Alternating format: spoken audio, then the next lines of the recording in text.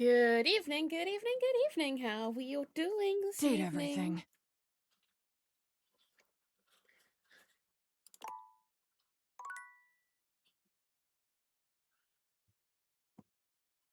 We're gonna get close to finishing this today. If we don't. Jesus Christ. Facebook. Jesus.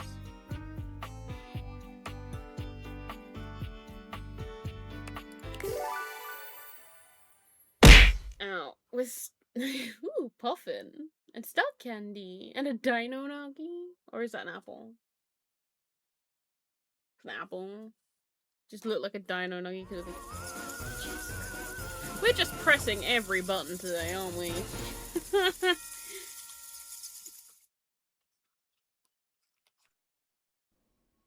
Good evening, guys. Ow.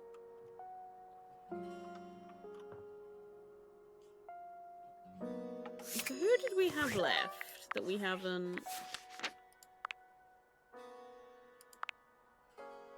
We haven't made fall in love with us?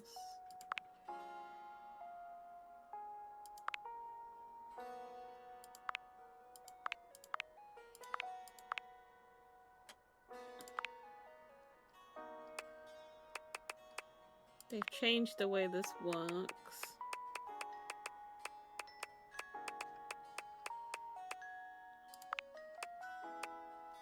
So we still haven't found this one?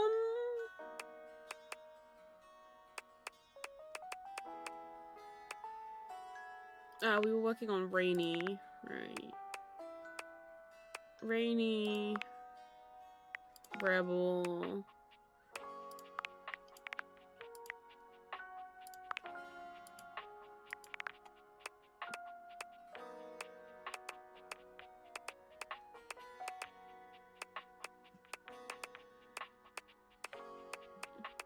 And we've realized a few people. Okay.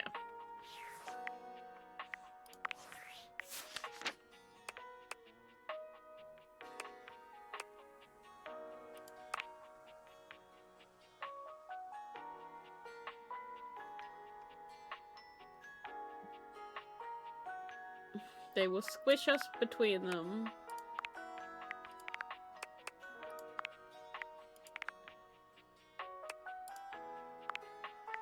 Oh, right, we got a candy as well.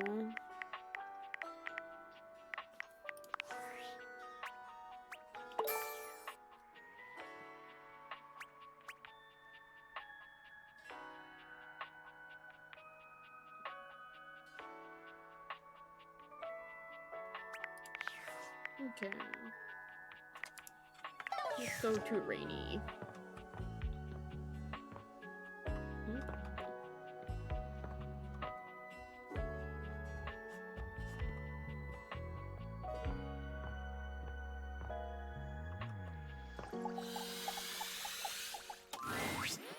Oh, hi! Oh, is this about his vocal range again? I've told him before his soprano's nothing to be ashamed of. It doesn't mean that there's anything wrong with his toolbox. Hi, Tony! Oh, we weren't talking about your pecker or nothing. His toolbox is not his penis, Rainy. Oh my. He is the toolbox. Starting off strong. Jesus Christ. Yeah, I'm just gonna ignore that. If it isn't my favorite gal, how you doing, Dollface? Better since the last time I saw you. Maybe? Don't I know it? Thought the neighbors were gonna come knocking. Oh, stop. Tony was just making sure my screws were all firmly in place. And boy, were they here. Now they can hear me down the block if I really put my mind to it. And I owe Tony for that. Without his screwdriver, I'd have been stuck the way I was. I'm real glad you feel that way, Rain, 'cause I need a favor. I've been teaching our mutual friend here the ways of love and courtship. We got a little disagreement about how to put your best foot forward when it comes to the romance. Oh boy, don't tell me. You did the whole paint over the mold and ignore your crush speech, didn't you? Huh? How'd you know? I never gave you my workshop before. Call it a hunch. Or the fact that I've heard you talk about it way too many times. So what do you need from me? Just tell us which one of us is right. I've been told that I shouldn't ignore my crush and pretend to be someone I'm not. Yeah, don't do that. You're saying I'm wrong, but I'm the maestro of the workshop.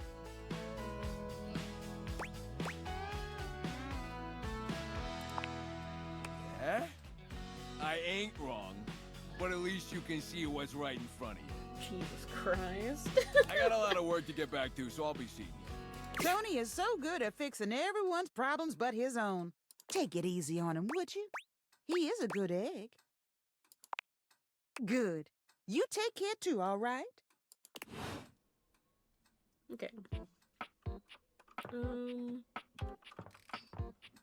I have already forgotten who else we need to do. Great.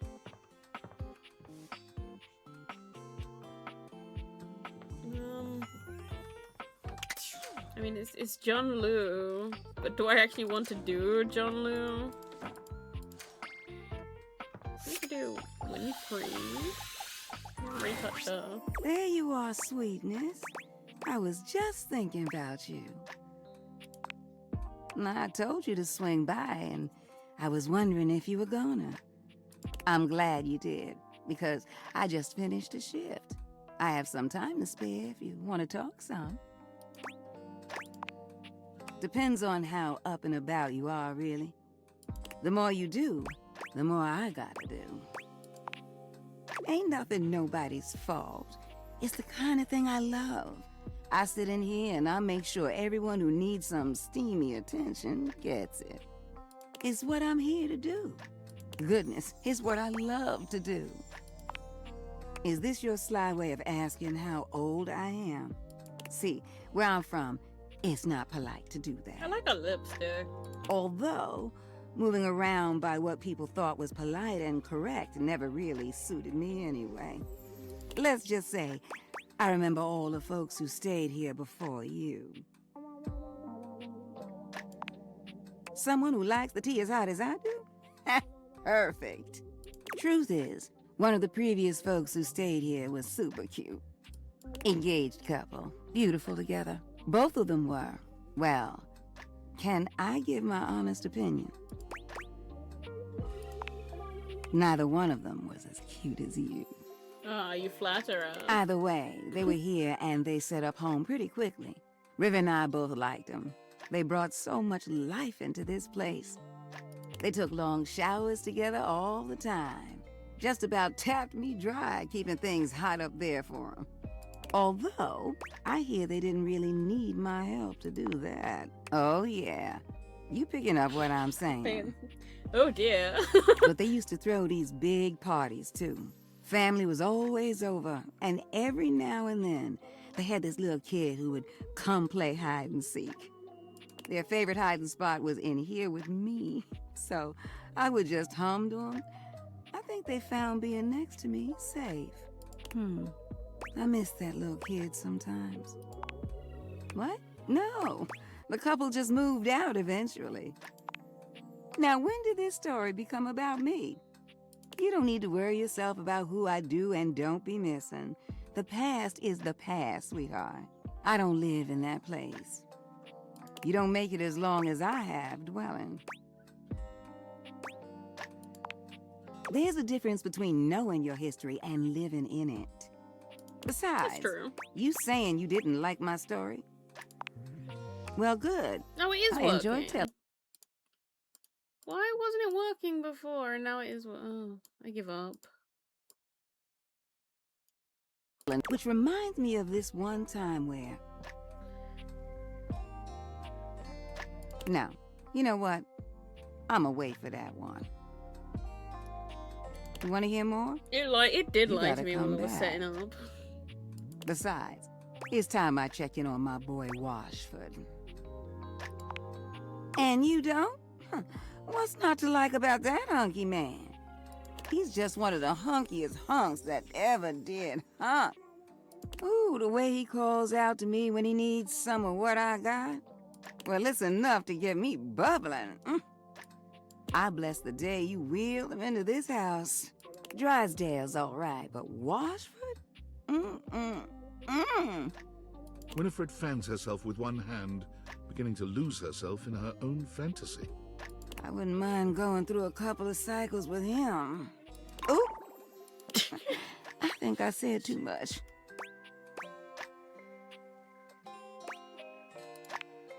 What? They got a thing going on? What kind of thing? Like, do you know the definition of this thing? I mean, I am talking about Drysdale, but they're just stage partners, right? Winifred lets out a sigh, shaking her head. Look at me, just as lost in thought as I want to be. Don't mind me, darling. Sorry for thinking out loud. Well, I think we better wrap this up for now. I got a social call to make. Thank you for listening to me spout about nonsense. But listen, I got more stories for you if you ever want to hear them. I love sharing them with you. We will be back. I'll see you Winnie. around, sweetheart. We will be back indeed. But I guess we need to go take a stop and listen to our dryer, huh?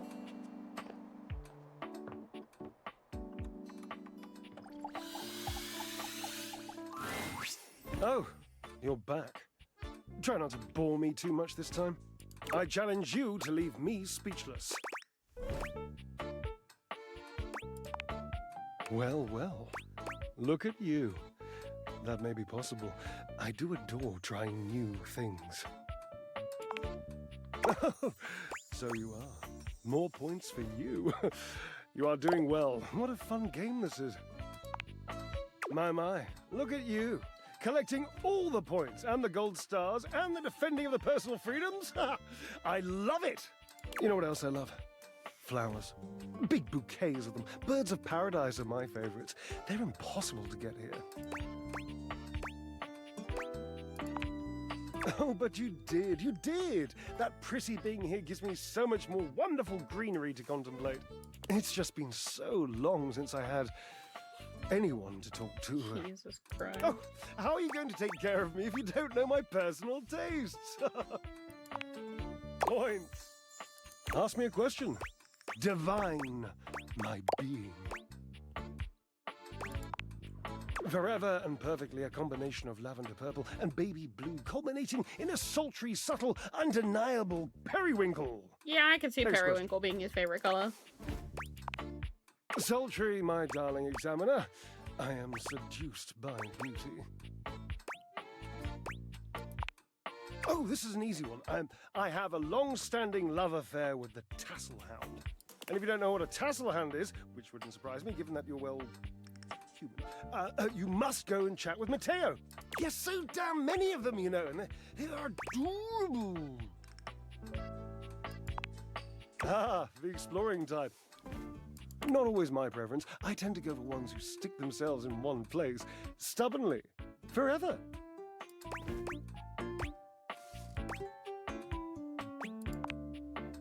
He was my partner in love for a very brief 25-year period. Next question. They were together for 25 years. Yes, I suppose, Aww. But time means less to me than some others I know. It's been a blink of a timer setting, really. Years. Years. A very long, lonely time. And that must be the end of your game, because it was by far the most important and tricky and insightful question. And since I answered all of them correctly, I win! I love to win. Oh, I love gold stars. I love Washford. I love Washford. Oh, damn it. Drysdale runs a hand through his hair, shaking his head. Oh, God. I can't tell you how inconvenient this is. You don't understand. To have a love like I've had, so deep, so... Oh, it's infuriating. I'm trying to explain to you how I still love this character, this absurd amalgam of pathos and muscle, and I don't have the words.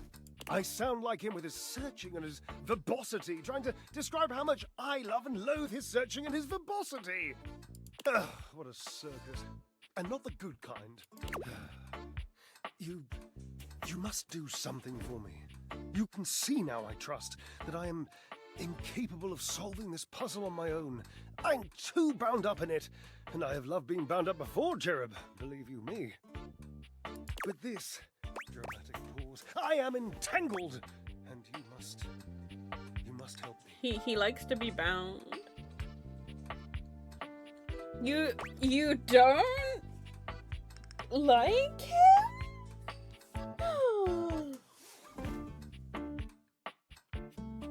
You know who voices him, right? You must talk to him for me. You must, please. Try to repair this chasm, this rift. It's like a new stain. It's a vampire from one of your most favorite games. Yeah. Understood. I've always considered promises to be rather basic anyway. Sort of just like Barry Harris. Just, don't. Really. Thank you. It's voiced by Astarion.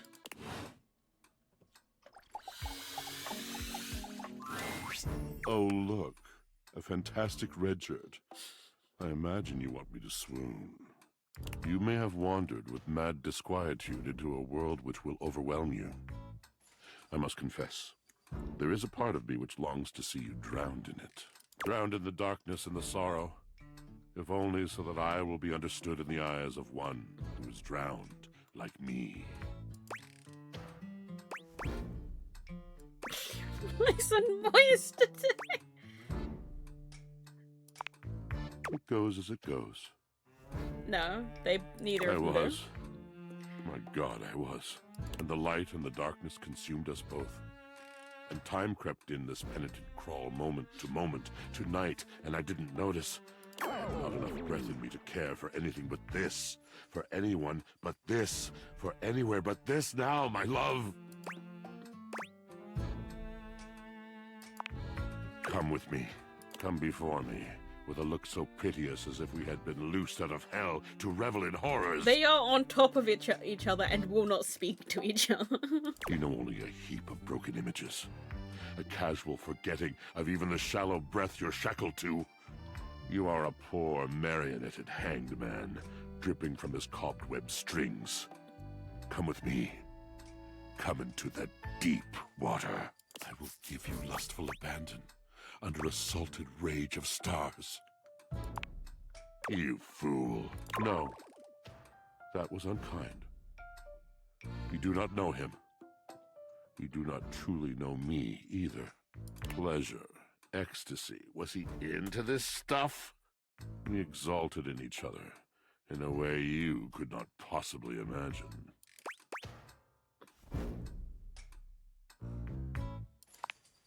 My guess is you never really tried. There is another poem I think you might like. One that truly sums up our relationship. It's by T.S. Eliot. One of my personal favorites. This is the way the world ends. This is the way the world ends. This is the way the world ends. Not with a bang, but a whimper.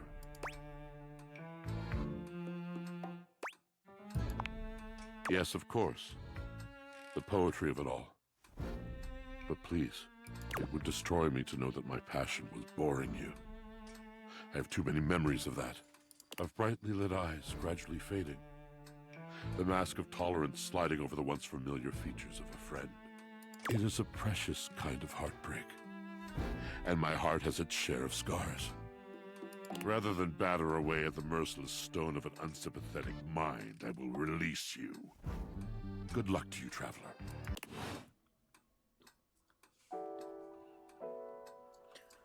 Oh boy. He's,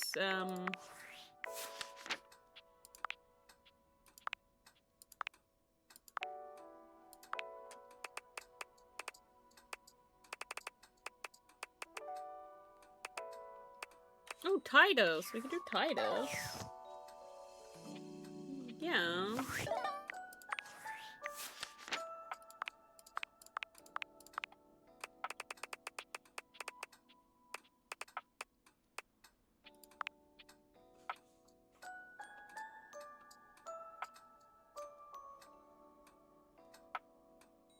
It's David Sloboff.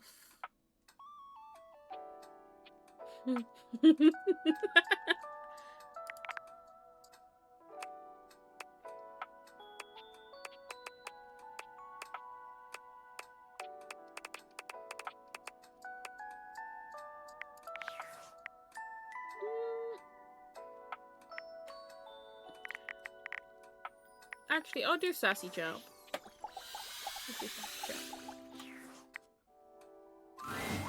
I had a feeling you'd be back. Have I ever told you that you are my favorite player who has ever played this game? You've treated those data bulls so dearly. And you're wearing that fantastic red shirt that we created to make more money. I mean fun. But enough about you. Would you like to play our little developer dating game? All right. We have an awful lot of lovely people who are dying to get to know you. You've been all up in their business this whole time, but now you get to really find out about them. Do you want to know the general rules? Splendid! The rules are simple. Each dev will introduce and ask one question about themselves. You'll get to choose from 3 responses, each corresponding to a love, hate, or friendship ending with each dev. He's the game company. Then we move on to the next one. If by winning you mean find true love and happiness, 30. 30 points for finding true love and happiness.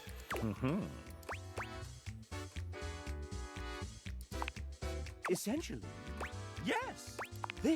There are methods in which you can work some of these out. And you can also reset your score if needed.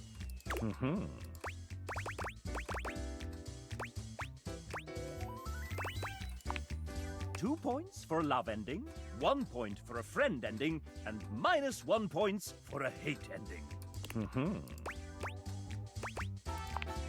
Then let's get on with the show! Disclaimer. Developers who happen to be members of the SAG-AFTRA union will voice themselves. The rest, well, will be voiced by the very sensual RPG Beep. Not too bad a fate, I suppose. First up, we have... Hey, it's L!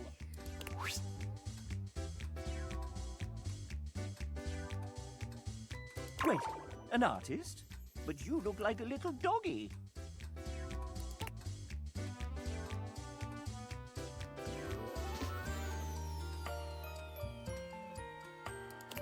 I don't think that's right. In fact, I think you just made that up.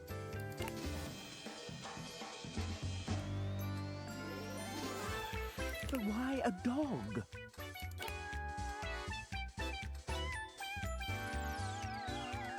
Well, how did that happen?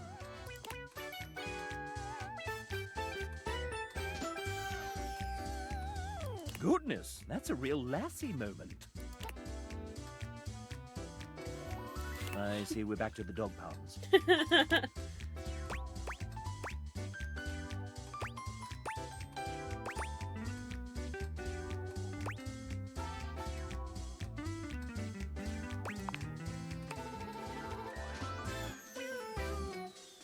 It's friendship for you two. Would you like to date another dev? I've come up with a new developer. Next we have, it's Sophie J, our 3D artist.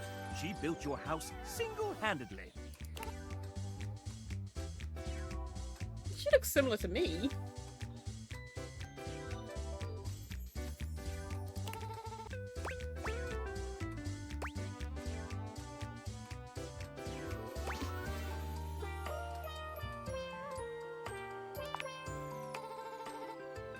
Alas, merely friends with Jay.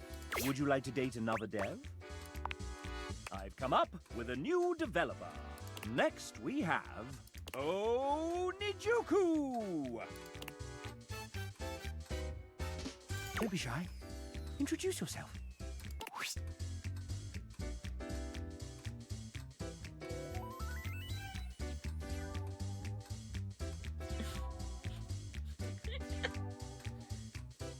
I mean, she was ginger and wore glasses and had a witchy vibe about her, which is similar to me in real life. I'm sorry. Nij is the lead artist on this game, which means she designed all 107 characters, including myself, and almost all the UI that you see. Did she sign up for all of this? I think partly she didn't realize what she was getting herself into.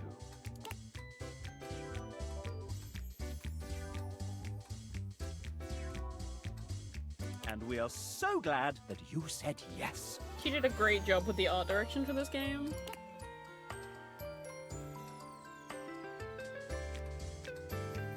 I got thrown into the deep end, but I learned a lot, and luckily for everybody, I'm perpetually fueled by the thirst for fictional babies.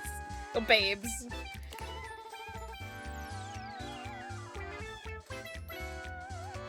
So if you catch yourself staring at a part of your house for too long and you start feeling weird fluttery sensations when the appliances are turned on, that means I've done my job right, yeah?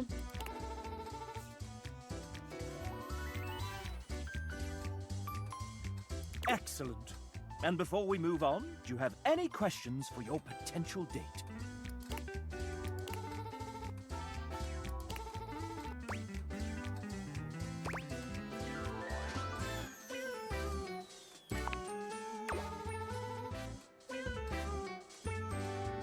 A very artistic date. It might just be love.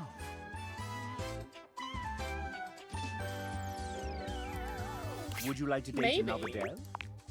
I've come up with a new developer. Next we have TJ, a writer extraordinaire.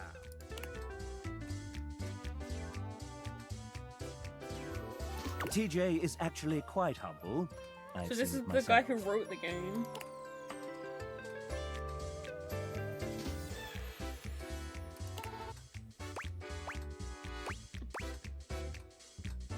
I'm gonna say Little Shop of Horrors. Oh no. TJ is friends with you, nonetheless. Would you like to date another dev? I've come up with a new I think we're gonna end up getting friendship here with Champ. Next we have... it's Logan Burdick, I'm afraid. He's a terrible writer and in a terrible pickle. Thank goodness you're here. Oh yeah, it's a celebration, hooray. I'm in danger. You've always been in grave danger.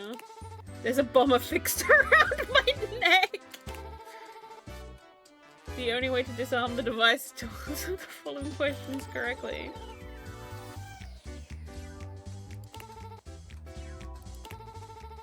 My healthcare is kind of sketch right now.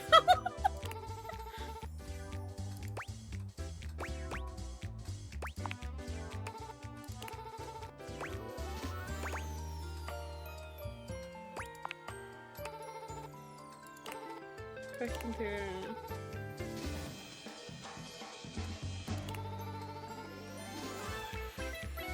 Which guy did he not write?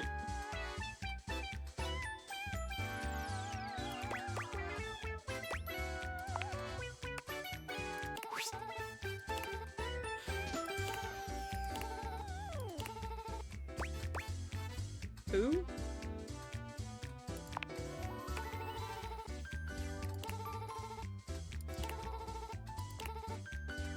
He's gonna blow up. It's not that I don't believe in you or anything, it's just because gambling is probably illegal. Okay. That probably won't happen, as Logan hates you now. Would you like to date another dev? He hates me. I've come up with a new developer. Next we have... Who's that in the corner of the ring with a steel chair? It's Tay!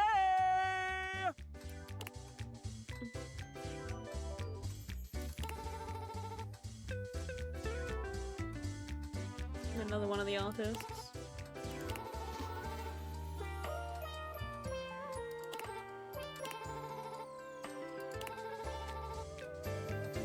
This is by far the coolest thing I've ever gotten to be a part of, and so thankful that I have even a small part working on the most talented, funny, and passionate company, even if we get locked in the house's basement. I love horror movies, JRPGs, tabletop role-playing games, CRPGs, all the RPGs.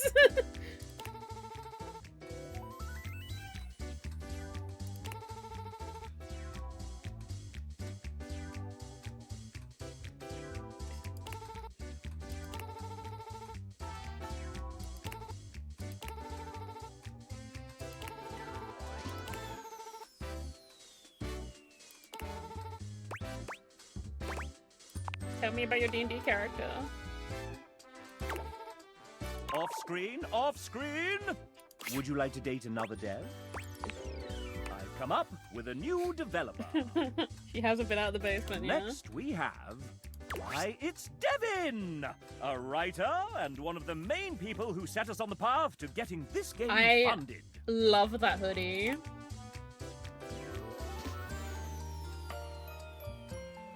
She wrote Beverly. Oh,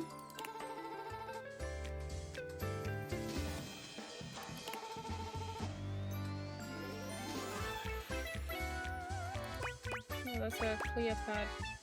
Oh shit. What was Cleopatra's real name? Does anybody know?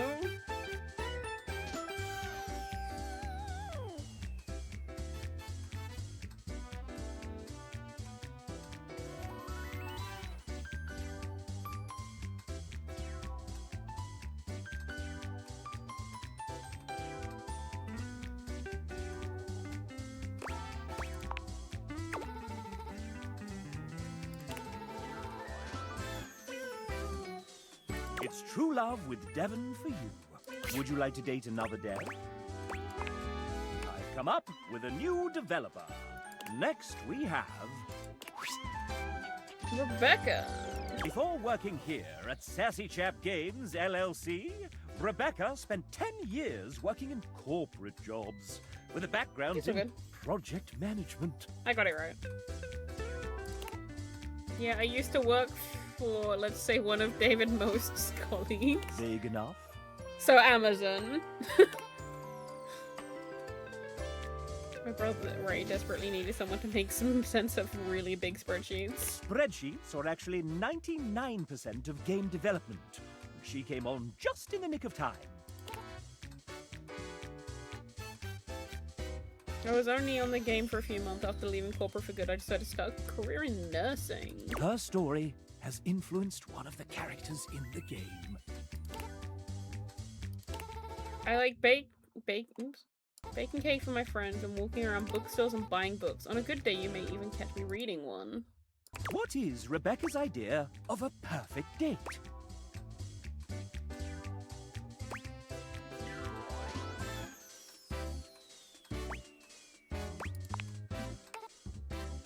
That's something she very much likes doing with her friends. We got friends. Would you like to date another dev? I've come up with a new developer. Next we have Jamie, our external producer from Team 17. Oh. They're not evil at all. Wait, did I just say that out loud? The publisher.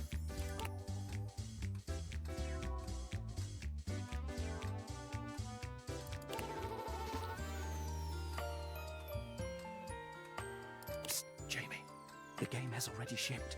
We're live.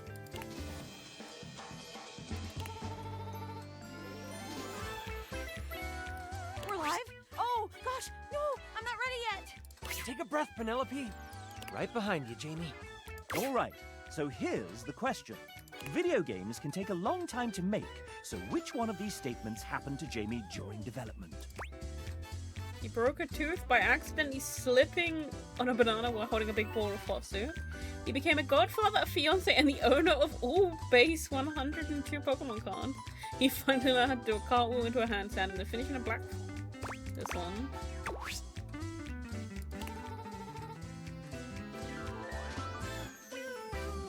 Incredible!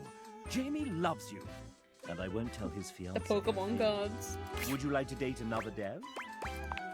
I've come up with a new developer. We must be getting close to actually getting an ending here. Next, we have, rummaging around in the top of your closet, you find a somewhat untidy box of crafting supplies. It's Kale! Wow. That is so unsafe.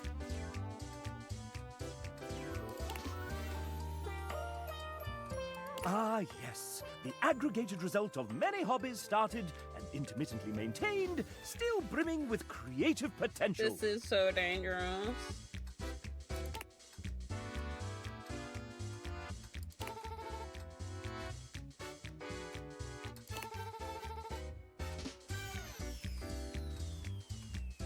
True, you had been stowed away for a little while and joined us when the time was right.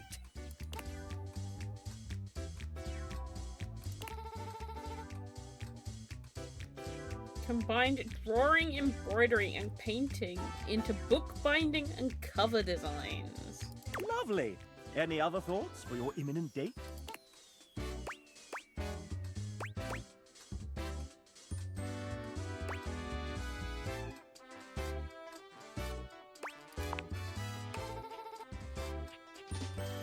Kale considers this companionship to be worthy of a friend. Would you like to date another dev? I've come up with a new developer. Next, we have... Oh, hey! Oh, this one's voiced. How are you liking the game so far? Oh, actually, sorry. Hold that thought. Getting a ping. Just need to copy this over and done! Sorry about that. What were you saying? Right, Yeah, one sec. Several seconds, actually. I like her top. It's Rebel. Oh, I gotta fix that. Wait, they did what? Not again. Okay! Looks like they need me in the back. But I can put my phone on silent. Okay, that should buy us a solid 10 minutes. What were we doing? Have you done introductions yet? No? Let's start with a proper introduction then. This is the venerable Amanda Hufford, our dedicated, sleep-deprived producer extraordinaire, voice director, writer, script supervisor, scheduler, therapist, hostage negotiator, and maker of spreadsheets. She's the producer. So many spreadsheets. If there's a job to do on the game, Amanda has probably had a hand in it. Aren't you forgetting something, dumbass? And she voices Rebel. Oh, right. I'm also a voice actor. How do you forget your own fucking job? Whatever. And you decided to take on game development on top of that? Venetia, remind me to ask Ray to put the cry on floor emoji in the game as a collectible and tag it here. Ah, shoot, we can't really do that because we don't own the rights to the art. But we could commission one that's similar. Let me message Neej. Yeah, ever since I decided against painted backdrops for the dates, we went from 36 non-character art pieces to 404? Is that bad? Well, all of the artists were kept in the basement. They're hostages. Yeah, that's fine. Oh, maybe Garrett can throw in a sad trombone sound or something. Oh, right, there's 100 and... Yeah. 115 custom songs for this game. Don't worry about it, Garrett. I got it. Would you want again a sad whistle or something? Abby, if you start whistling again right now, I will turn this game around so fast, I swear. Sorry. We'll figure all that out later. Thanks, guys. You can get back to it. I keep forgetting it's not just us around here anymore. You know, it's weird finally being able to share a game with you. I mean, you work on something for long enough and it kinda just becomes part of who you are. The last couple of years have been date everything, all day, every day, all the time. Meetings, emails, and spreadsheets, and revisions, and meetings, and hiring, and lore changes, casting, plus direction, and then scheduling, and seriously, the meetings. And after all that, after pouring everything you have to give into something, you still have no idea if anyone will even like it.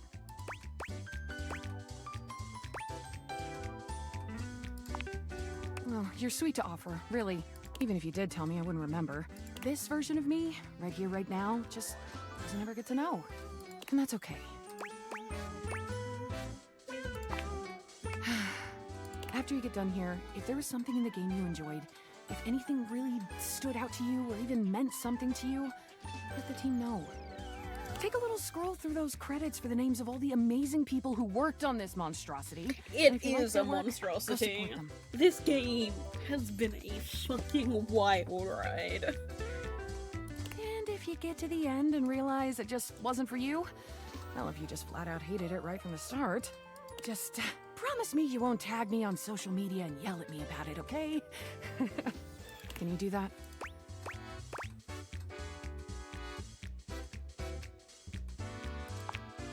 Then you truly have all my love for it. Amanda loves you.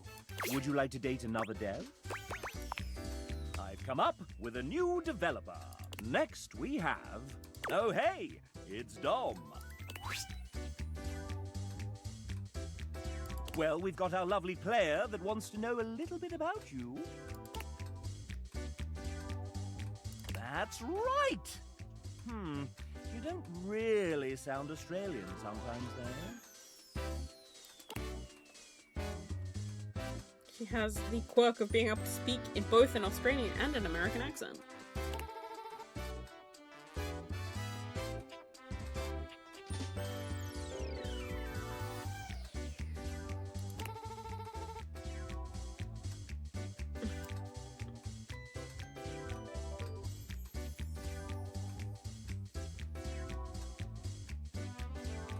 Dubbed anime, yeah.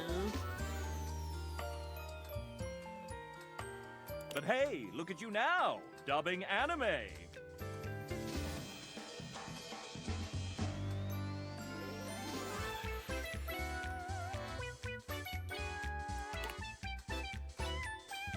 Well, Dom, is there anything you want to do with your pending date?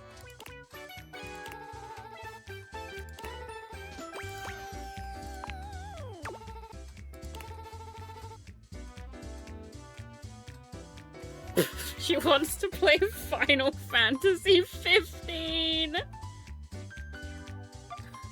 Oh no! That sucks, Blade. Try a different Sushi place? I'll have to check that out myself one day. Dom is in love with you for this answer. Would you like to date another dev? I've come up with a new developer. Next we have... She has a lot of pets.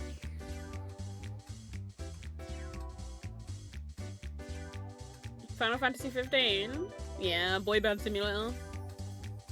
I played it. It wasn't too bad, but I'm not like a big fan of real-time RPGs. Oh, well, ARPGs. I prefer turn-based.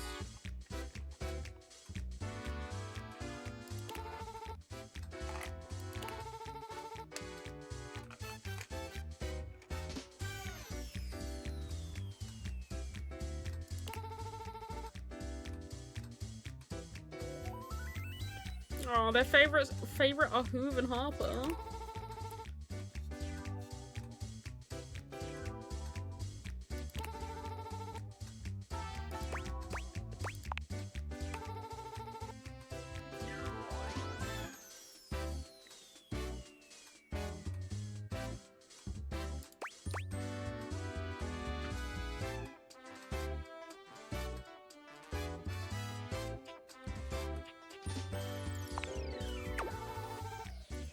I mean, you have a little pet, so penguins.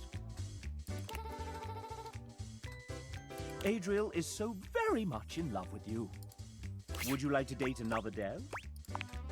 I've come up with a new developer. Jesus, how many are there? Next we have... Another writer? Awesome! Let's play a few sets. Who the fuck? Oh, that's the one we haven't found yet. That's the one we're missing. That's Hirohime. Hirohime. Uh-oh. Everything will be okay. I'll go get Shadow Lord. He'll know what to say.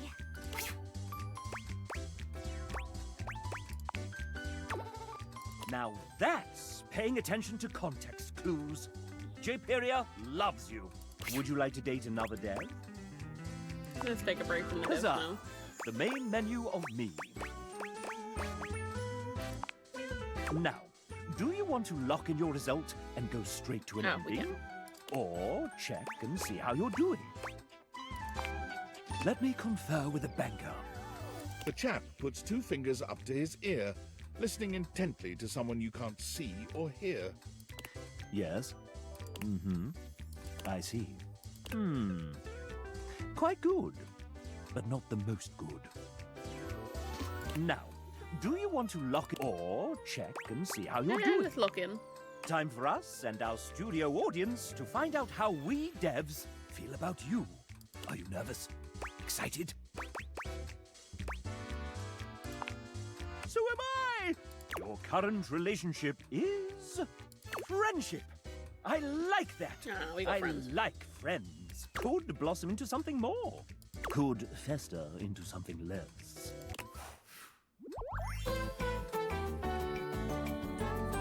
We're going to be friends now, and I'm pushing my changes. It's not the tennis rackets though. No. We've maxed out. Because I've done the tennis rackets. It just gets you the workout, dude.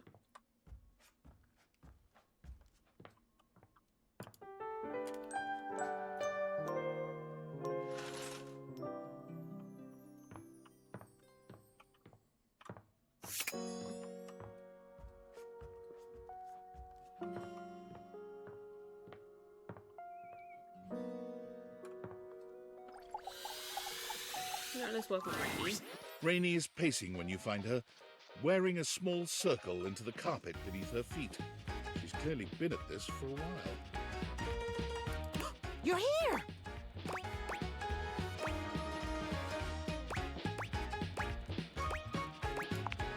Whew, Lord!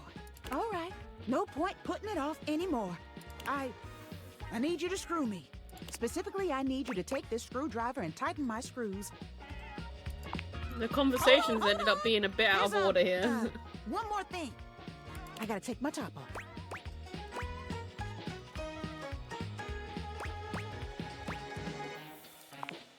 Rainy removes her top, turning to face you with a determined gaze. She's clearly afraid, but there's no hesitation in her eyes. Let's do this. You tighten Rainy's screws one by one, taking great pains to ensure the job is done correctly. By the time you're done, Rainy sighs pleasantly. She somehow managed to produce and light a cigarette in the short time you've been working on her. She takes a deep drag of it and sighs. Hot dog! You know how to screw a girl good. I haven't felt this well in years. I'm happy you helped too. Rainy dresses herself, her movements languid and smooth. I haven't felt this good in a long time. And you know, I ain't been this close to nobody since my little spill. I forgot what it's like to have someone in your intimate space. I really missed it, to be honest. Believe it, kid. Nobody wants to let their guard down with a record player that ain't all there. For years, every time I entered the room, the conversation stopped. You could practically hear the record scratch. Makes you feel all kinds of strange, like you're invisible and the only one anyone can see.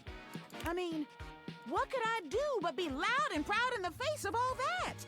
I guess I just got so used to sticking up for myself, I just don't know what I'm gonna do now. How do I look all those guys in the eye knowing they looked at me different?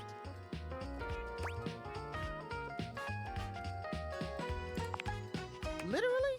Or, no way. They don't deserve me. Rainey takes another deep drag of her cigarette, blowing the smoke away from you. Ooh, I am a changed record player after that. Look, this has been fun and all, but I'm gonna need a little time to myself. Spam, won't you? Got kicked off. Don't want to talk to me no more. Rude.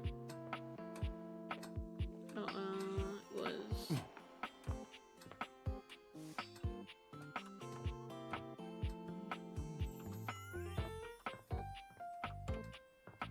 Oh, look at Shadow Lord.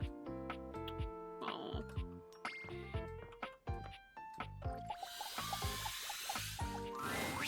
Look who just can't get enough of me. Yes, you, sweetheart. I promise sometimes you're just about as dense as a drain pipe. Not that I mind it. You're still pretty cute. Plus, it feels like I can teach you something.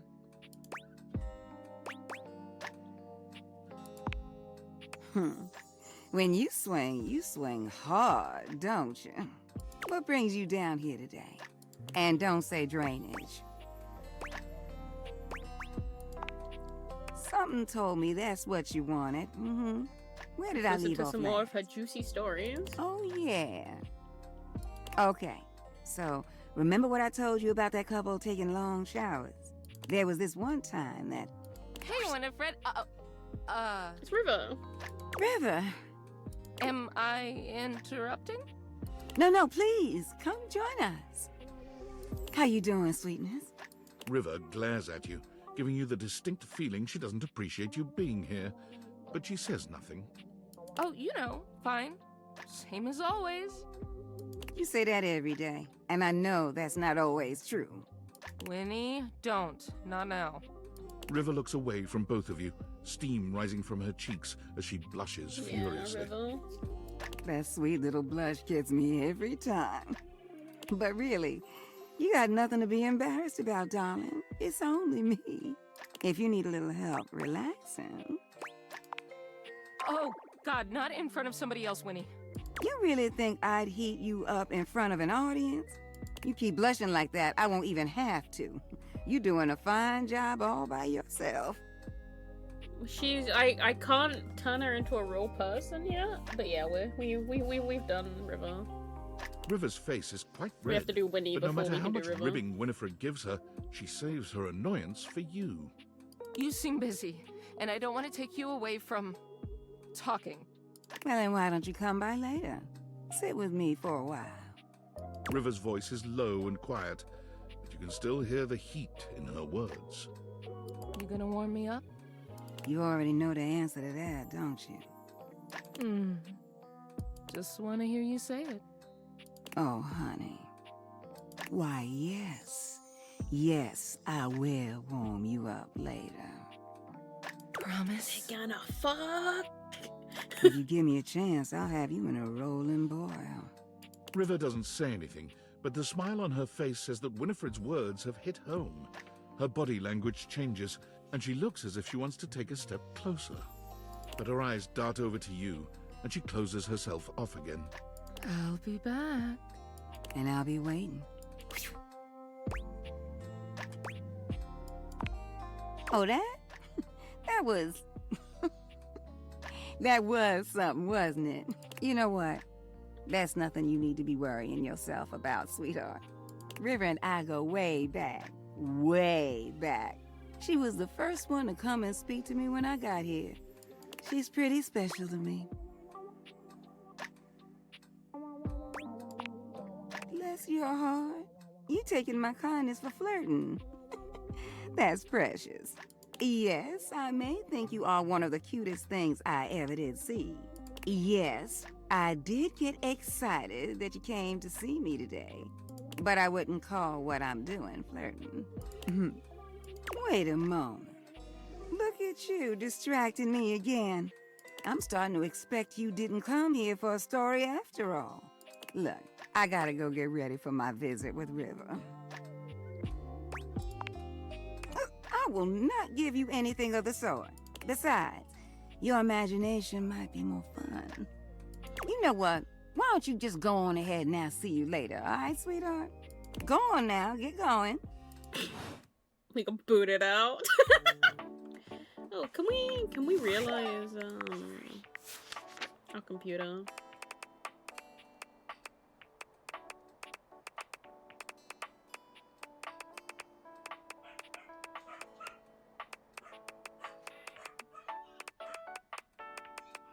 Where's Max? There she is. Okay. Oh, we can. Let's make Max room. Ah, the source code of my happiness, the algorithm of my heart. Seeing you makes my CPU buzz with excitement. You know, I could really use some sweet, do we have to sweet finish? double-clicking. If you catch my clever, sensual inference. Rebel first. Now that would be quite the upgrade. Although it would probably negatively affect my chess ranking. Are you certain you want to transform our relationship so substantially? Sorry, but Matt can't be realized just yet. Computers are so useful. Matt needs to be there to help out Keith and Rebel. Does that make sense?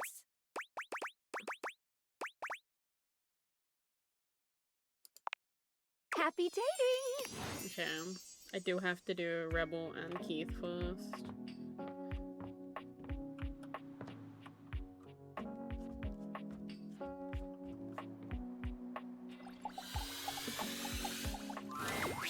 Well, if it isn't my dear friend, how go your various quests? Well, that's great to hear. And I hope you've been putting that lovely personality to your advantage. I am, of course, talking about your S.P.E.C.S points. It's critically important that you master these if you want to be successful around the house. You've got to up your numbers by talking to as many objects as you can. To an enlightened mind, that's abundantly clear.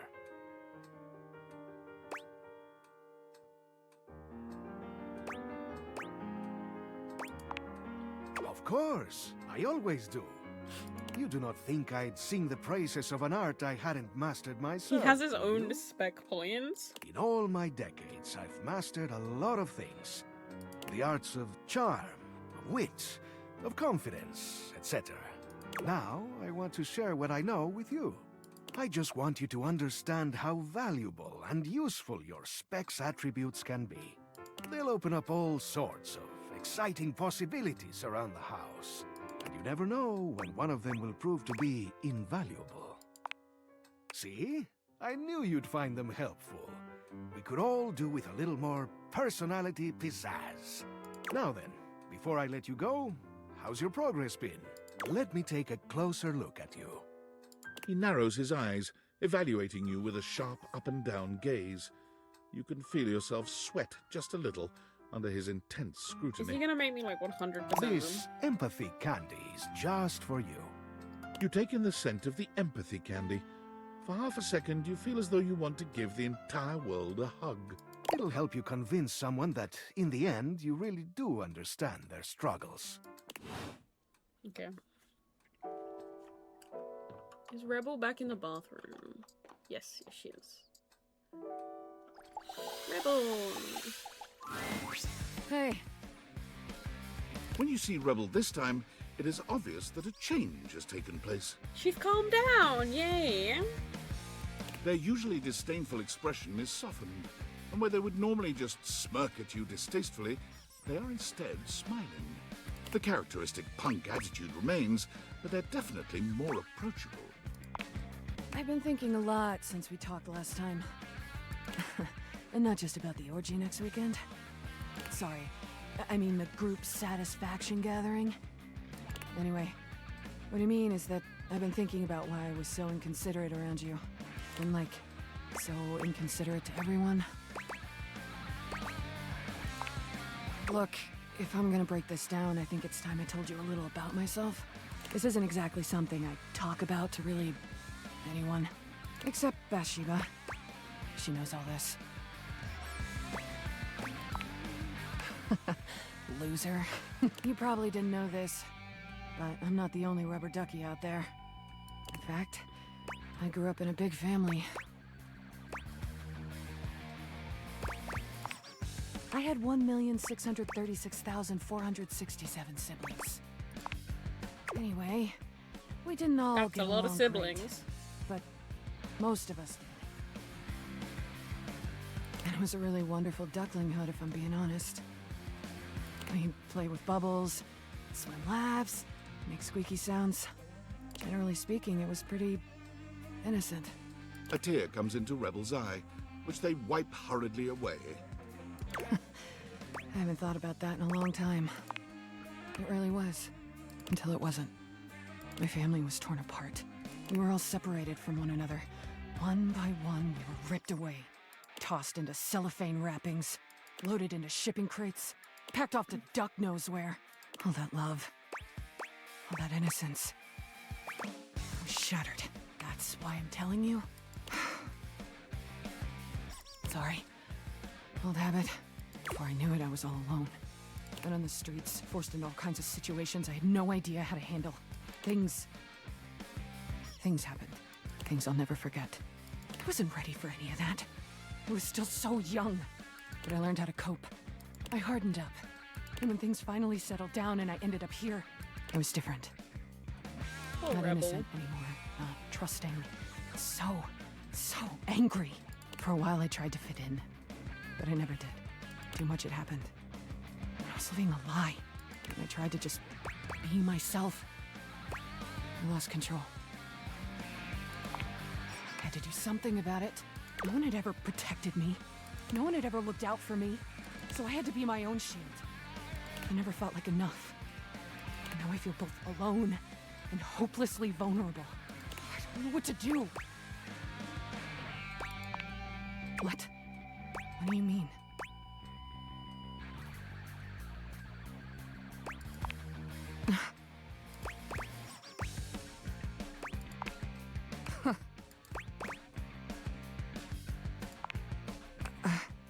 You've done a lot of harm. So fucked up. What do I do? How do I get past this? I don't want to be alone anymore. But I don't even know where to start.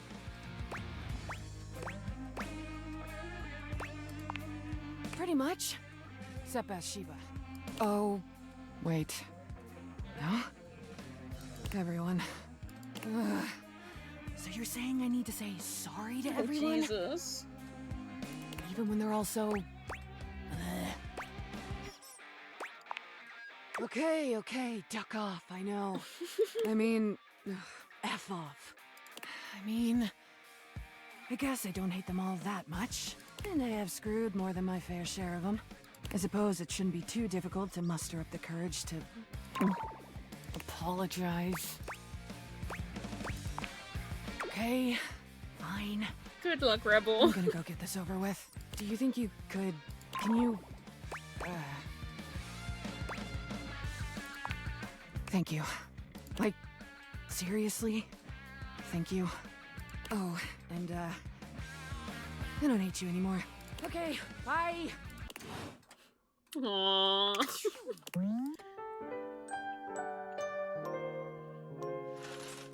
She's really opening up to us now. Are you still here? Let me through the door. Thank you. You walk in on Rebel just finishing a discussion with Mac. They give you a brief wave and nod as they leave the room, and Rebel comes rushing up to you. Hey, you!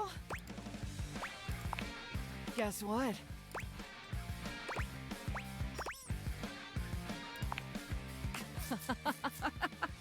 No! Oh my God, It is so fade much out to tell you. Beatles, just for the record. Where to begin? So, I just got back from a really tough day. I know! And I am. I spent the whole time since I last saw you going around and talking to everyone. I had a lot of really tough conversations. Had to take a lot of criticism. Wasn't easy. I never imagined I had made so many others feel uncomfortable or hurt so many feelings. It's just like you said. I felt so small, but I never imagined my words had that kind of impact. Honestly, I couldn't have done it without you. Nobody ever stuck near me long enough to hear me out. Not that I blame them. But anyway, here's why I'm smiling. I made so many friends! And as it turns out, a lot of others even had crushes on me. Which I was not expecting, given how I typically end my 5-hour duck fests. I usually just give them a receipt for expendable goods like rope and lube and such.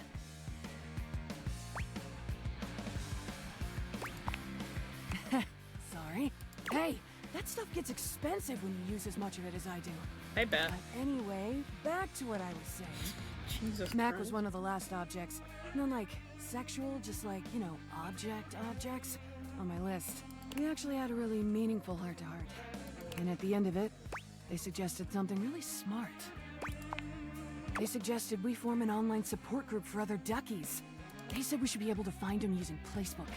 And Phoenicia even agreed to help. So, I'm gonna do it. Do it, I feel like it might really help me get back in touch with everyone. I know. Thanks. I know I already thanked you, but thanks again. You had the guts to confront me, but without attacking me. Honestly, if you had, I probably would have crumbled.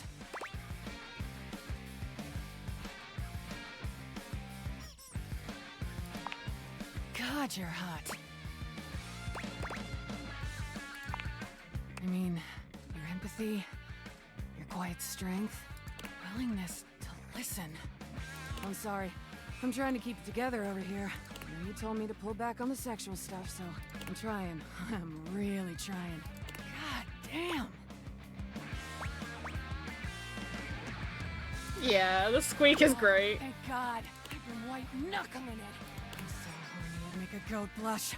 I'll reach for the headboard while I strap myself in. And let's play some bedroom bingo. It's time for this duck to show you what they're made of. I'm into water sports, scat, asphyxiations, shibari, but only on Sundays. Dom sub, roleplay, leather, latex, rubber, poppers. Exhibitionism in the summer, but never in the winter. Sometimes fall if I'm feeling frisky. Electro, TPE, CBT, DDL, corporal. Keeping up with my vaccinations. Safe sex, rough sex, beach sex, horse sex, group sex, more sex. Cuddling. She's into cuddling. Chains, whips, collars, cowbells. Cat play, pup play, furry fun for all play. Slip and slide and oil play. All the sex alphabetically and by length of toys. Sensory deprivation, chastity. Big, small, fat, long, girl, boy, both, either, neither. Tall, short, wide, narrow, orifices, appendages, and accessories. I think that's it. You know, off the top of my bouncy duck and brain box. Limits are... well, we'll just have to see.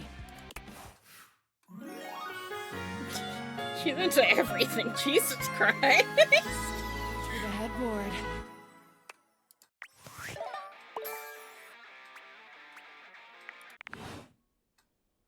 That was pretty entertaining.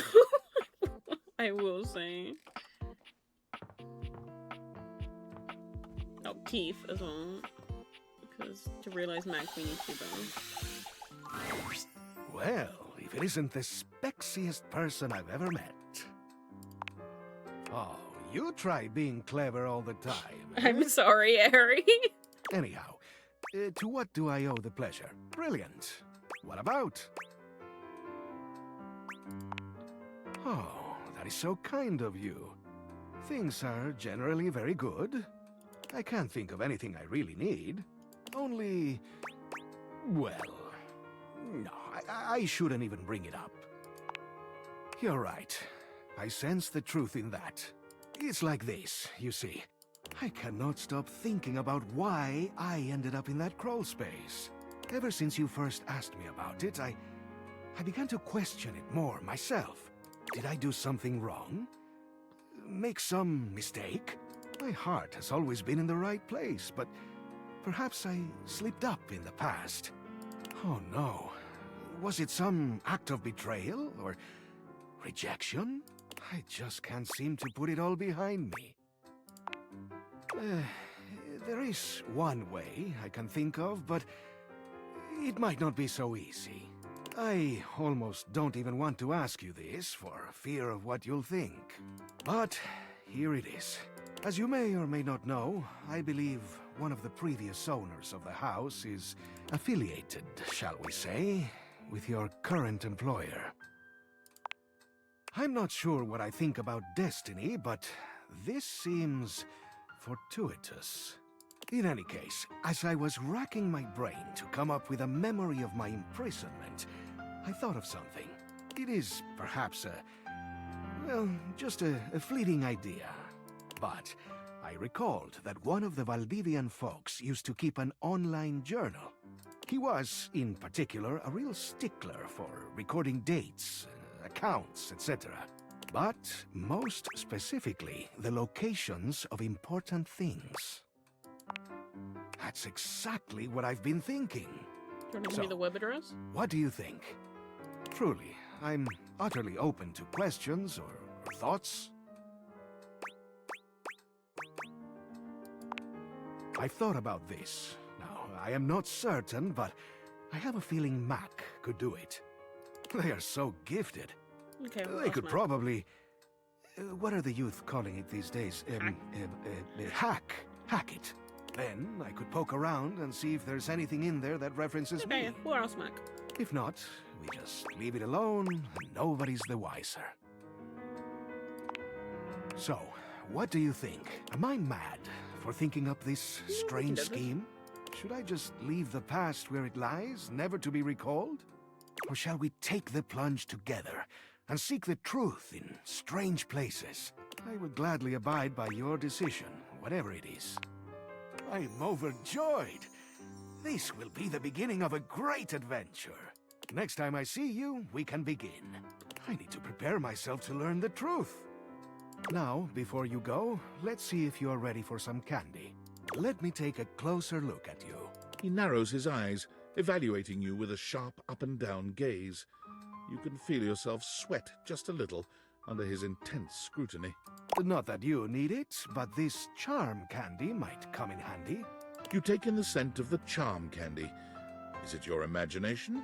Or did you just get 5% more charismatic? Didn't quack This you tasty up. morsel will turn your natural charm up to 11. Oh my god.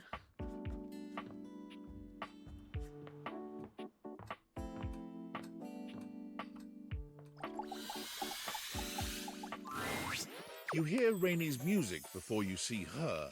She's dancing with as much energy as she was when you first met. But this time the record she's dancing to sounds beautiful. Hey, you! Come on, join me. You do your best to mimic her frenzied movements. You're not sure how successful you are, but Rainey seems happy with it nonetheless. Yeah! Get hot! Get hot! Rainey dances with you for a few numbers, only stopping when you begin to slow down. Duck puns is hard, yeah. Oh, for fuck's sake, you do have to wing it. Oh, it's been years and years since I got to enjoy myself like this. Nobody coming to tell But me to it's knock gotta it be off. rubber duck puns. Nobody pointing and whispering while I dance. I thought I'd be happy, and I am. But to tell you the truth, it makes me angry. What'll I do? You get it, don't you? I don't want to feel that way. I'd love to move on and be fun, Rainy, but it's gonna take some time. But anyway, I don't want to talk about everybody else. All this time, even when I wasn't me, you kept coming back to see me. To be honest, at this point in my life, I can't see me with nobody but you. Come on. What else would I need? You're the only one I trust right now. You saw me at my worst. But you still saw me, you know? Squeeze them. Squeak, And listen, squeak. it ain't the only reason, but ain't nobody ever screwed me like you, honey. So what do you think? We gonna be an item? Or what? Oh, yeah? No one likes tacos. You know, you screwing me was real nice. But you ever pitch woo to But a then you record just player? gotta make more me's. Let me tell you, nobody does it like we do. You got no idea what you're in for, sugar. But I'll show you. Rainey takes you by the hand, and the rest is a blur of jazz music and quirky 20s sayings. You've never felt quite like this. Rainey truly is a swell dame. Let's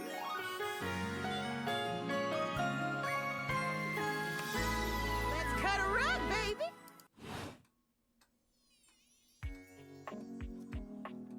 We didn't get any stats from that. Interesting. Was Rainy one of the ones that are like already maxed on?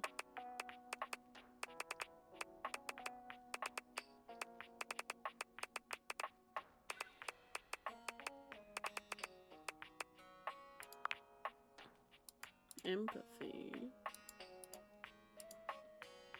I mean, we can realize her regardless.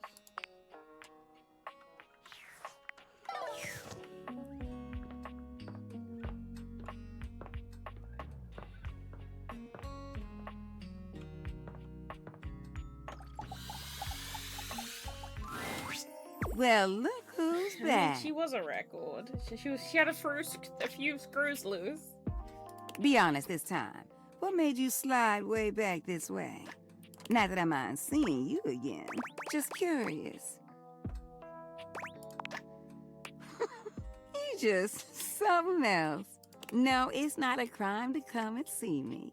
Although I could have you detained for trying to be slick. But us just looking at each other ain't my idea of a good time. Surely there's something else you came down here to talk to me about. Ooh, sweetheart, do I have a story for you. So, as I was trying to say before, they used to take this long shower together, right? So long that it was a struggle for me to keep things hot in there for them. And I would hear laughing and giggling, and sometimes other sounds that I'd rather not repeat.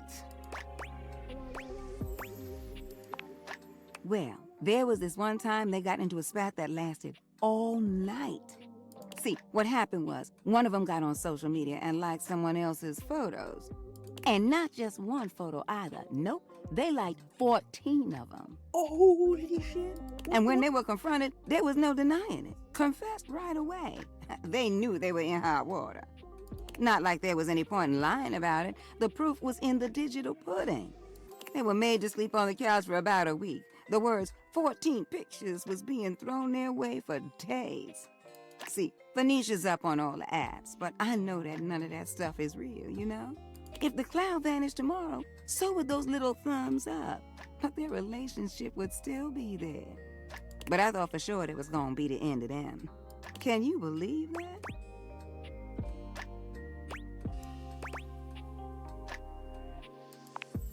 See, that right there is what I think the secret is. I don't care who you are or what you're thinking about. You have to talk to your partner.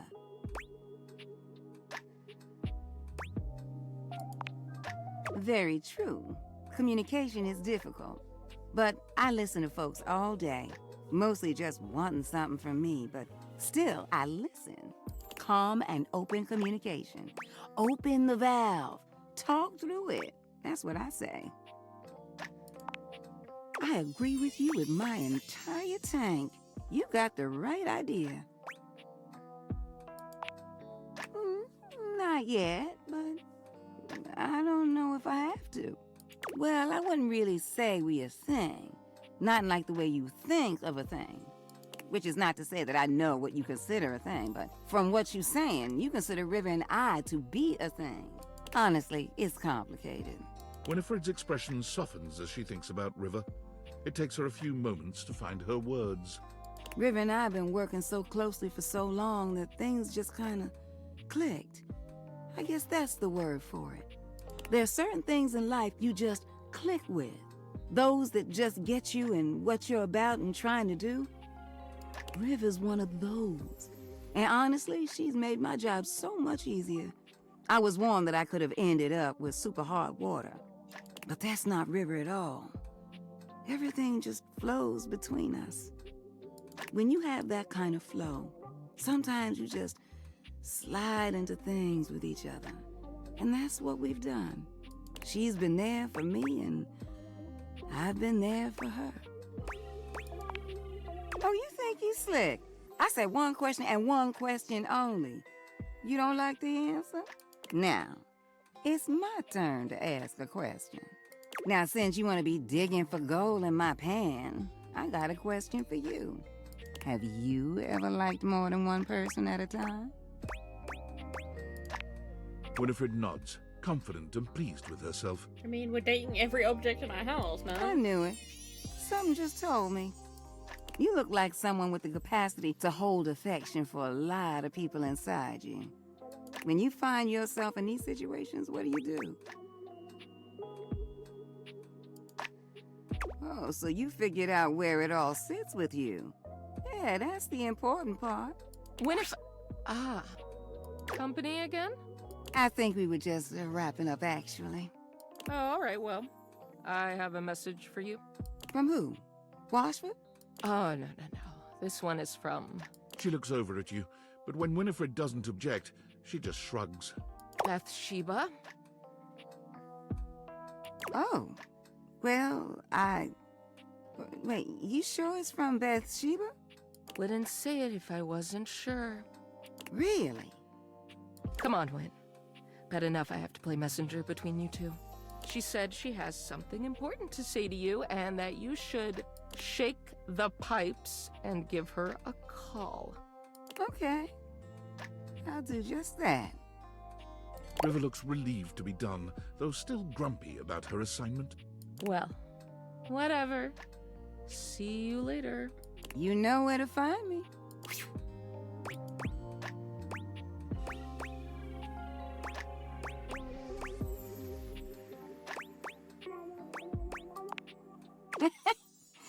When you're hot, you're hot. Why don't you head on now? I ain't trying to kick you out, but I'd just rather take this conversation in private. I'll see you around, sweetheart. Jesus Christ. Everyone wants a bit of, Winnie. Jeez.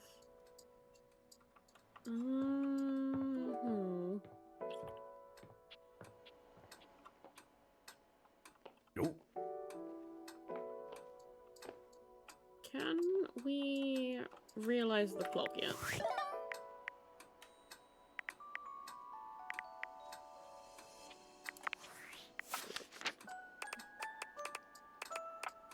I don't like the clock.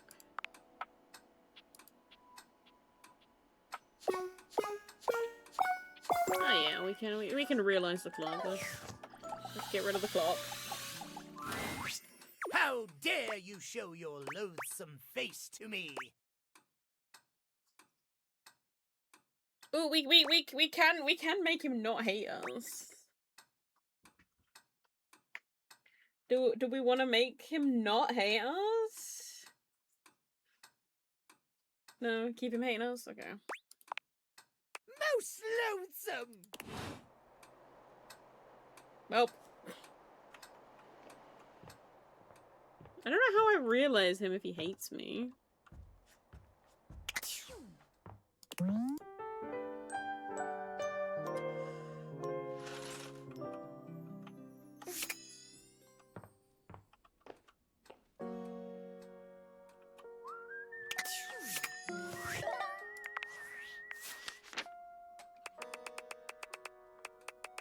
Where is Rebel? Missions.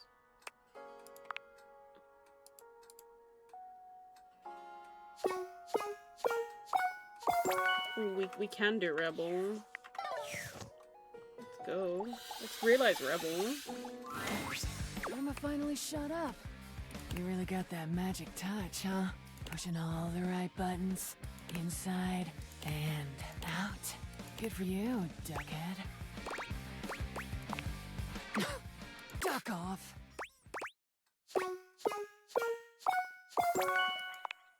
No one's ever serious. Everyone's just full of shit. Unless you've actually got the goods. Sorry, but Rebel can't realize just yet. Damn. Yeah, dingus. I need to be there for Sheba and Holly. Sheba and Holly. Does that make sense? Happy dating! Every time I try and realize everybody's like, nope. Can we do the teddy bear? Where's Teddy?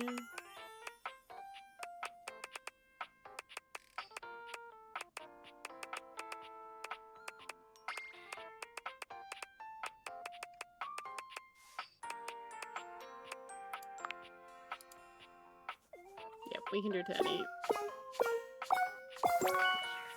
Unless we need to do somebody else before we can do Teddy.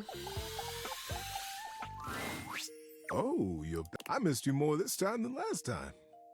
Who would have thought that I could love you more? Got some great advice gems for you if you want. Really? Oh. Oh my. Well, I've been waiting for this longer than I could even say. And you're ready? I mean, you have everything you need? Come on, Teddy. Let's see how you snuggle in the real world. The spectral energy flows through your date theaters, and what was once merely a teddy bear becomes...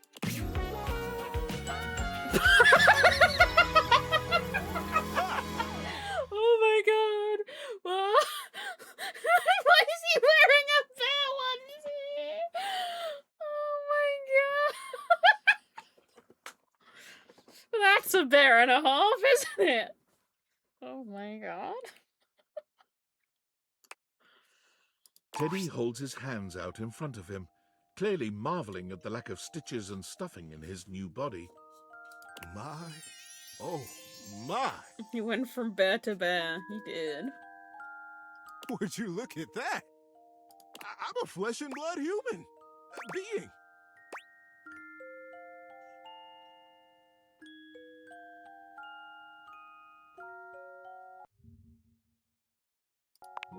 Confess.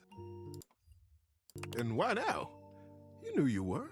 You are always safe with me, to tell me anything. It's my pleasure just to be here with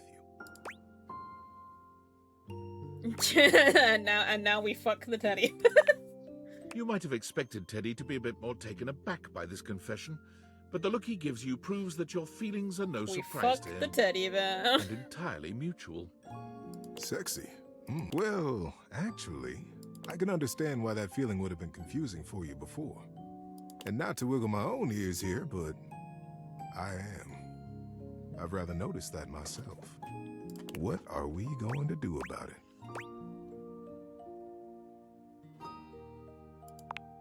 You mischievous little muffin. Let's not waste another minute. I mean, he's not my type, but...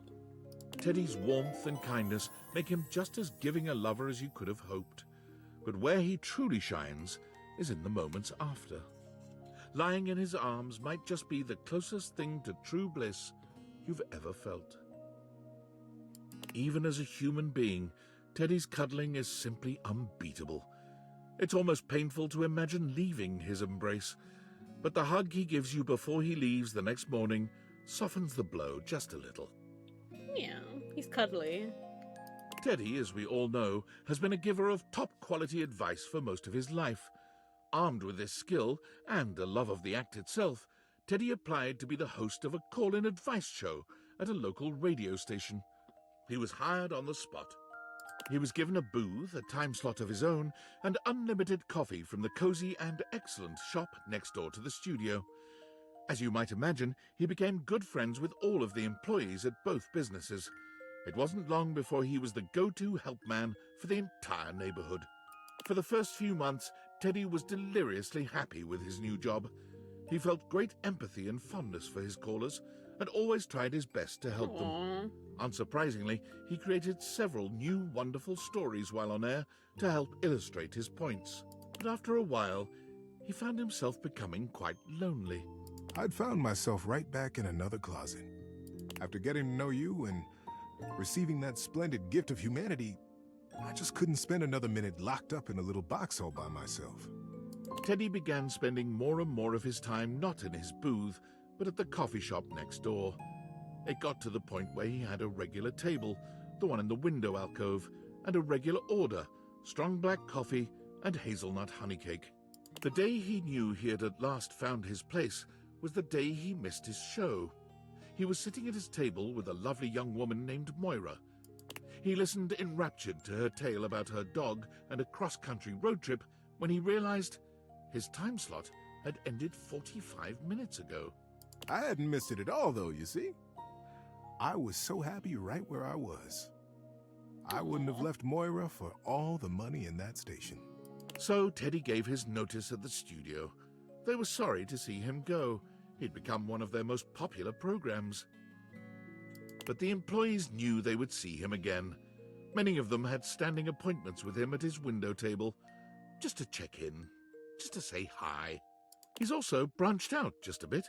In addition to the honey cake, he also now enjoys the dark cherry and almond tart. Aww. That's nice. My mouse is really jittery today.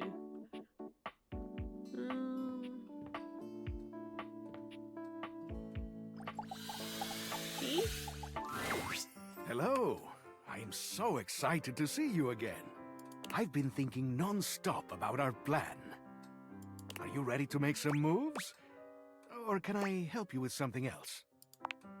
I think it's time we brought in our accomplice, Mac. But before we do, I think we ought to be prepared for them to say no. After all, this is an odd thing to ask. So, what should we do if they refuse? Genius! I'll leave everything up to you. Okay, here they come. Mac wheels into the room with a kind smile on their face, greeting the two of you with a small wave. I believe my presence is requested? That's right, Mac. We have a rather curious request for you. Oh.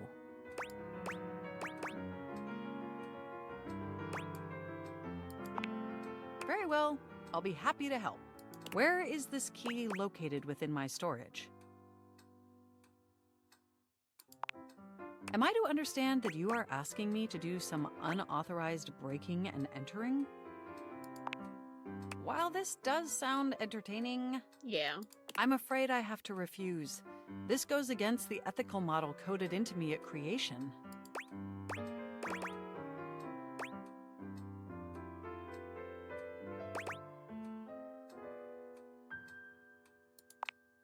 Well, if it means we could help him, I guess I can make an exception. Yeah, we can't turn them into a human until we've sorted out Rebel and Keith. Let's do it! So we need to do Bathsheba and somebody else for Rebel. Okay, let me just boot up TOR. Oh, if we're gonna do this, let's do it right. We're going to the dark web. Keith, can you point me at the URL? Sure thing, Mac. Tappity tap tap tap. Okay, here we are. A password login screen. And yikes, looks like it's protected against brute force attacks. No, means we only have a few attempts before it locks us out. Tor is the browser that is used for the dark web. What should we do?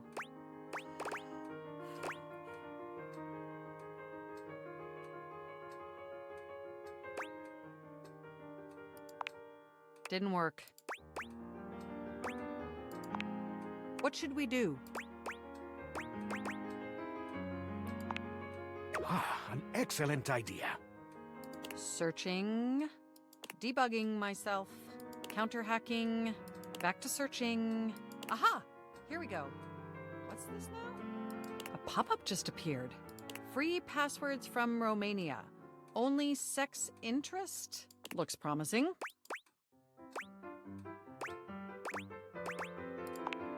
Guess we're gonna have to try something else then. What should we do? Genius. I'm right here if you need me.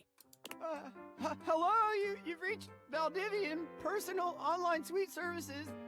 This is Jeremy speaking. To whom do I, to whom is this to whom I'm speaking?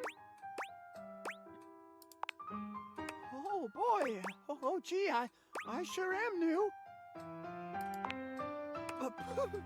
Platinum? I didn't even know our memberships went that high. It's account 772034142. You got it! Right this instant!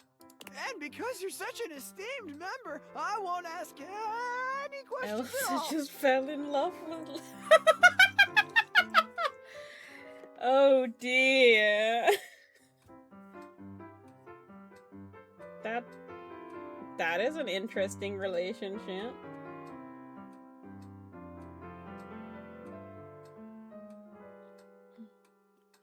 Looks like it's set to password 1234. Click. Okay, let's... My God, that's done it! We're in. Wow, a whole life, right here before our eyes. It is, yeah. A lot of hacking is actually social engineering. You bet. Fascinating though it is, let's just focus. I'm seeing lots of things here, but let's look for what we need. Huh. Past relationships. He sure was lonely. Let's see.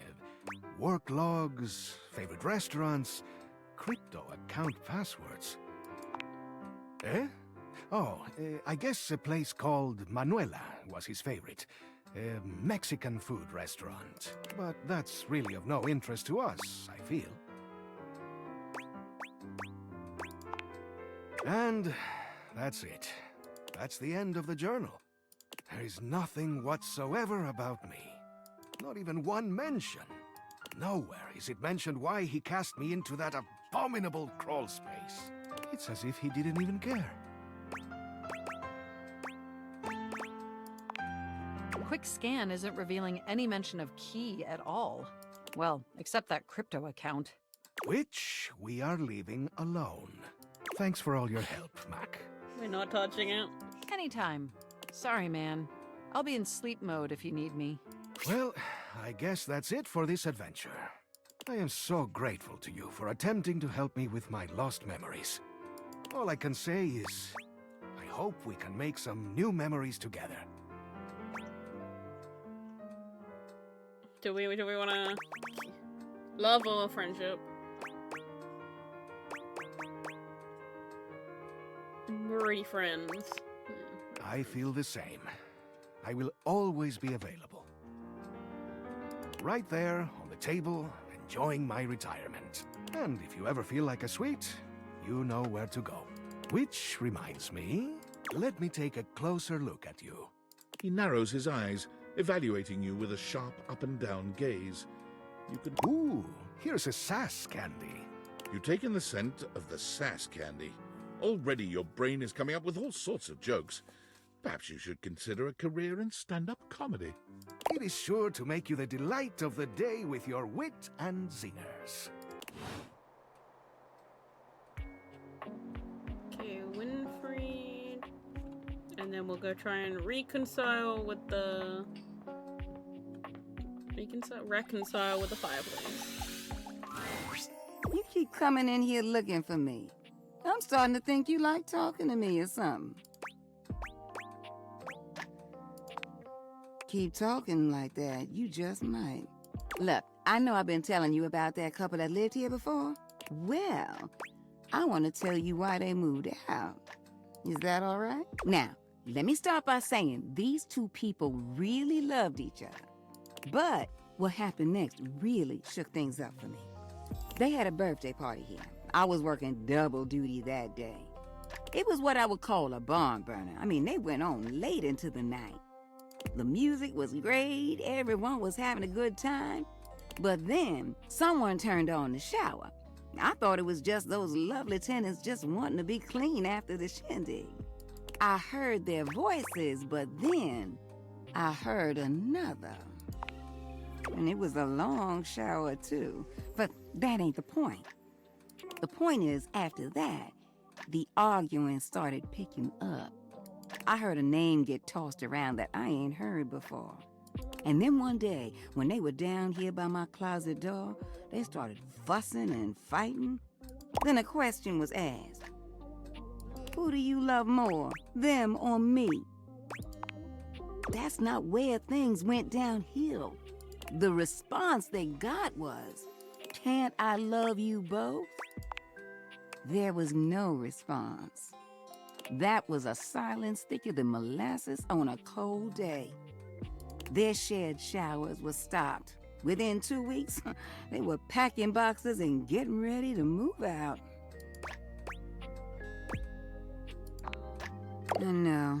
It broke my heart to watch it happen. Oh, I really wish they could have worked it out.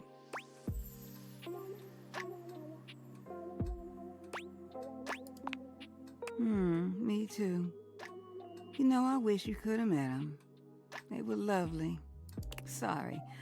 I always get a little nostalgic when I think about them. You know, I've got some thinking to do. You mind coming around some other time? I appreciate you as always, darling. Sure, Winnie.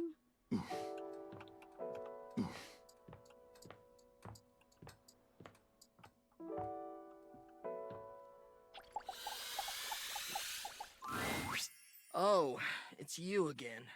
I'm kind of busy, my dude.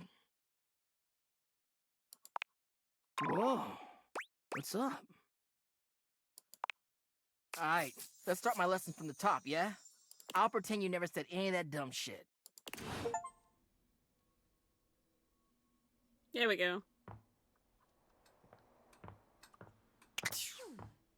We can redo the fireplace.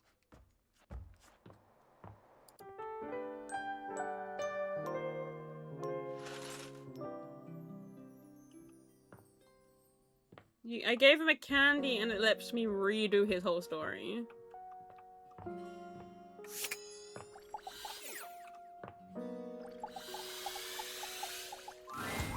Well, well, well. The enigmatic Ember returns for another lesson. You ready? Nice! We're gonna stick with getting to know you, but it's time for a new kind of icebreaker. As you might know, ice sucks. So we gotta break it. First off, what's the worst way to get someone's attention? Right! That's just an insincere and unsolicited form of selfish flattery. And for what? Someone who does that isn't trying to get to know you, they're just being a creep. So the real question is, how do you start a conversation with someone you don't know in a respectful way that also shows you might be interested in them, and hopefully makes them interested in you? Tricky, right? That's what we're gonna explore today.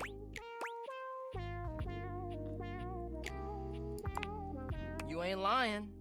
I am fire after all. A flaming hot, hopeless romantic. You know what I've seen? How many proposals I've warmed? First date flirting in the living room, Valdiva flicks and chills, wine night cuddle sessions, bearskin rug rubdowns. Let's just say I've done my research on this sort of thing. And not to mention, well, I'd like to be in love one day. Anyway, I know about fiery connections. That's why I can help you. But nothing could happen without the icebreaker. And the icebreaker is observation and interest. Right. It might seem basic, but first you gotta notice them. Relight his but not fire. just that. Yeah. Can't be like, oh, they're hot, I'm gonna go talk to them. Nah, yo, you gotta really take them in. What's their demeanor? How do they look? Are they with someone? All that and more. Then, use the information you glean to guess what they might be interested in, and lead with that. Alright, say there's somebody you meet for the first time and they're wearing merch of a show or a game or a book, you know? What do? Maybe compliment them on it, right? I can't remember off the top of my head either. But what could you immediately follow that compliment up with that's even better? That's a good one. Smile, gently ease into the topic, and you can build a great rapport with them really quickly. So, you learn about, or even better, share in their interest. Make them excited about it. Start that connection by talking with them about what brings them the most joy. What better way to build a friendship? Dope. You get it then. You gotta communicate, you feel me? Let's go to phase 2. Alright, So you made it past the icebreaker. Now you're vibing a little. They mentioned they're going to a concert of one of your favorite bands. What do you say next?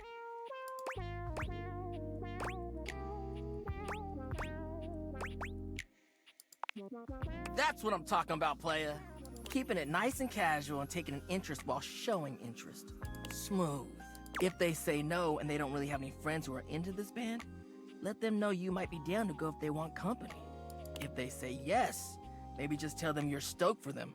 Don't want to seem pushy or self-inviting. Get to know them before getting too personal. You know, build up to it. Maintain that good balance of digging somebody, learning about them, and gauging their boundaries. He gives solid dating advice.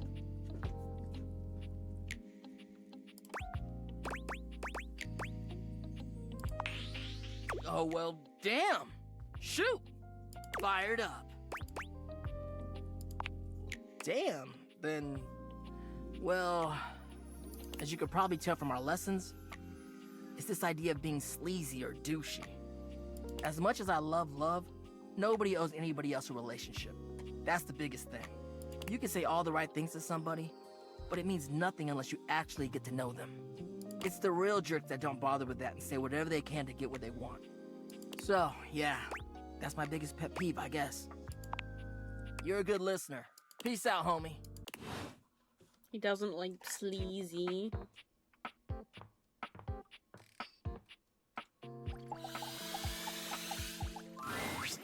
Hey there, sugar. You want to listen to some love songs?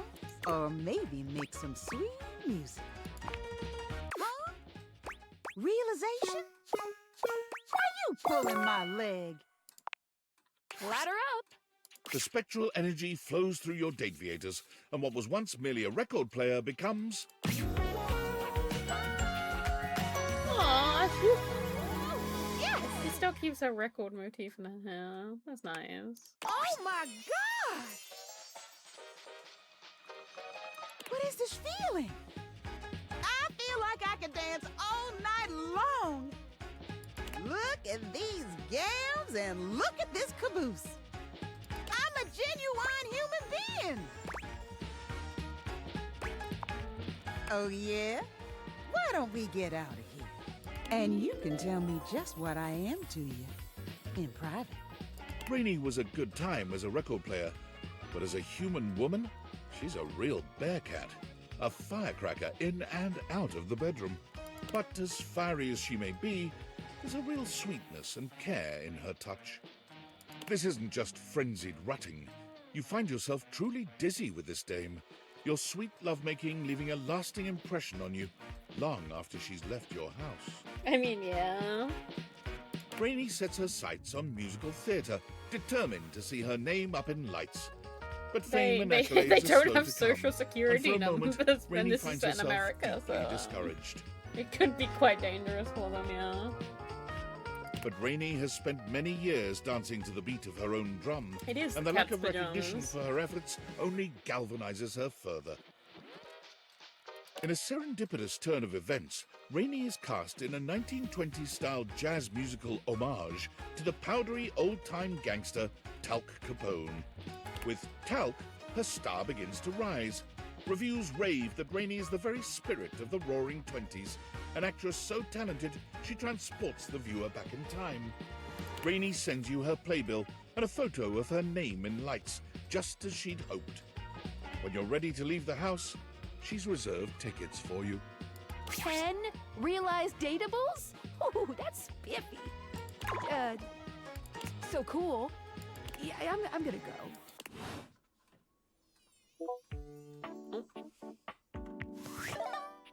A Discord message.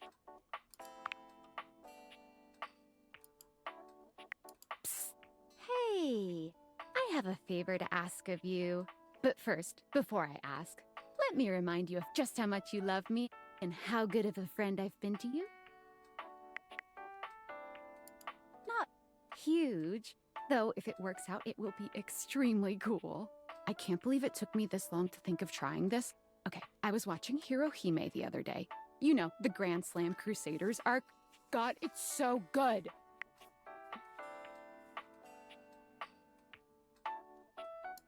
Well, you're not wrong. They're all amazing. That's cinema, baby.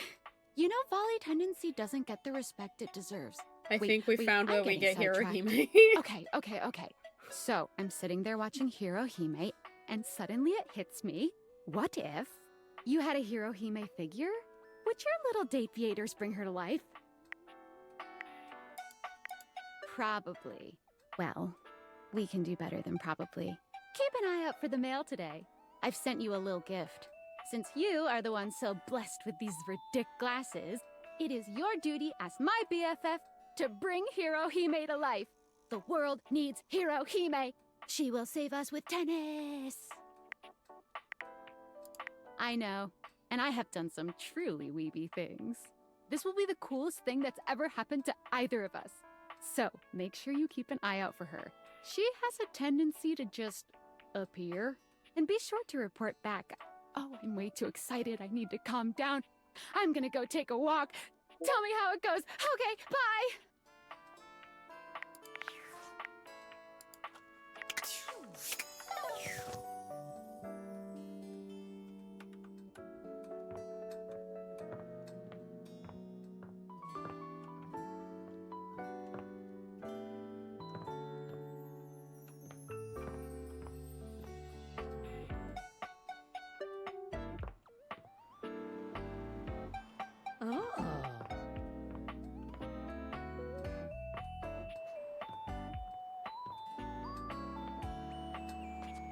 Well, I'm not seeing anything different.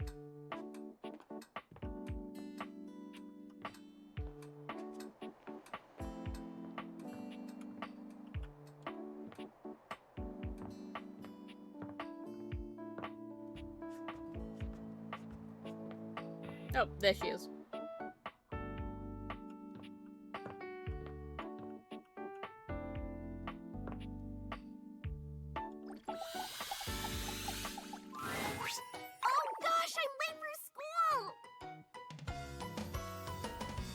Is what I would say if I were your typical anime schoolgirl protagonist.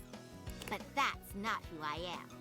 My name is Hirohime, a college freshman entering Heart Ace Academy, the center of all things tennis. Hiya!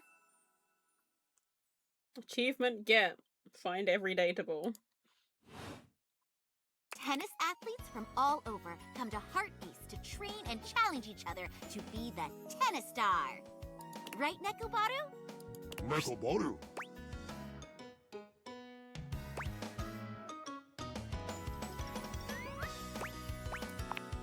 Nekobaru.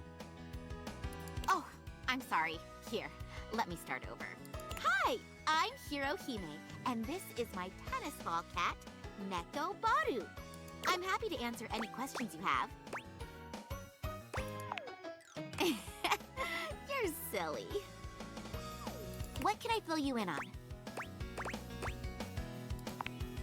Without asking a single question? You're not curious? Well then, let's get to training.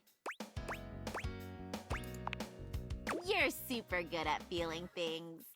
Battle Court activate! Battle Court! Hope you're ready. Galaxy Arts Starlight Smash! How are you gonna return that?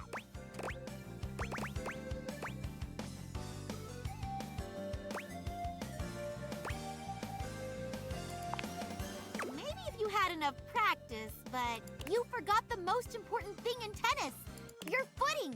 The Starlight Smash cracks through the air and strikes her foe in the torso.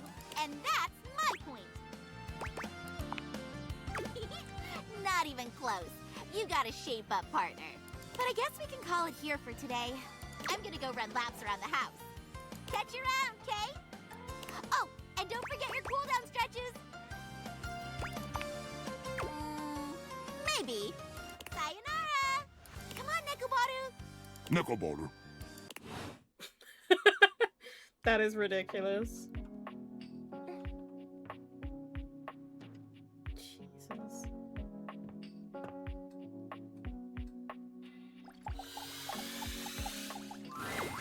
Hello again, dear friend. What can I assist you with? Candy, perhaps? And I, my friend, am open to being realized. Do you have the proper keys? Come on, Keith. Let's unlock your potential.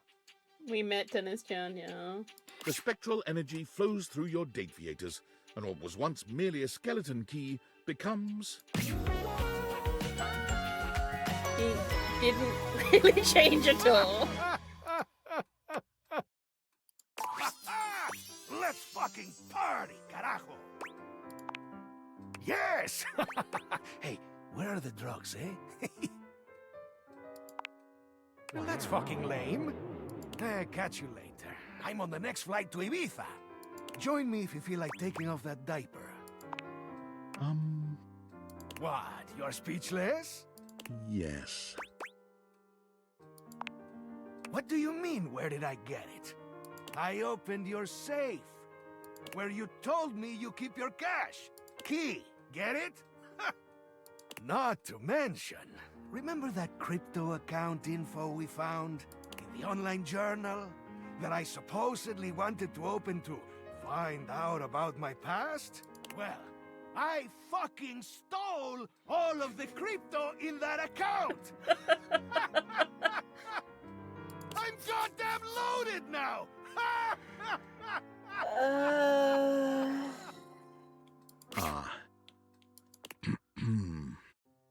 Well, Keith did indeed get on the next plane to Ibiza, which happened to be full of missionaries of the Church of Latter-day Saints. After being caught consuming a certain unnamed substance in the bathroom through an unnamed orifice, a heated argument broke out between him and the flight crew. Fucking hell, Keith. Keith's last words were, "See you on the other side of the moon, lunch ladies!" before exiting the plane via the emergency door at 30,000 feet. I'm sorry. This should be the only one like this. I promise.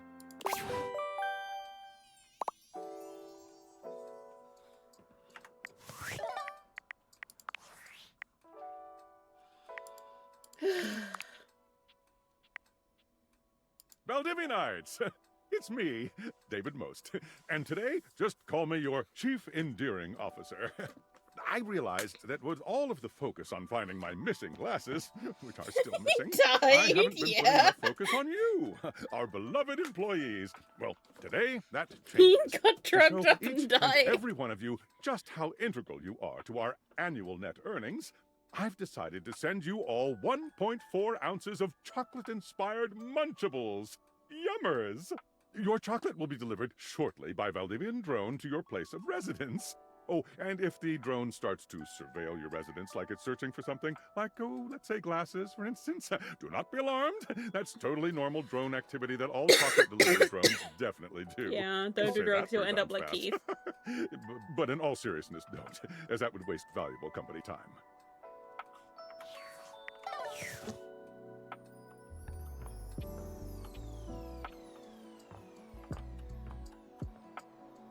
He didn't steal my money, it's still in the safe. He lied.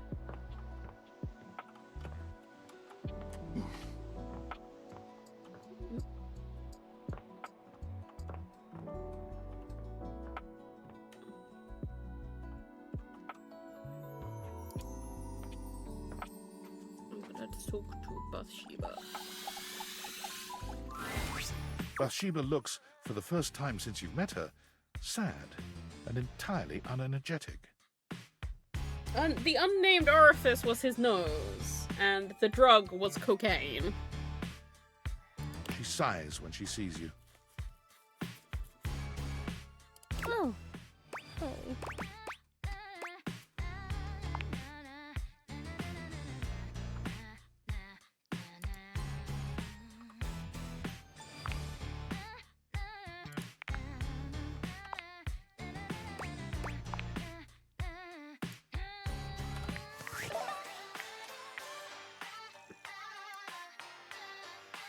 They said they added like a thing for subtitles.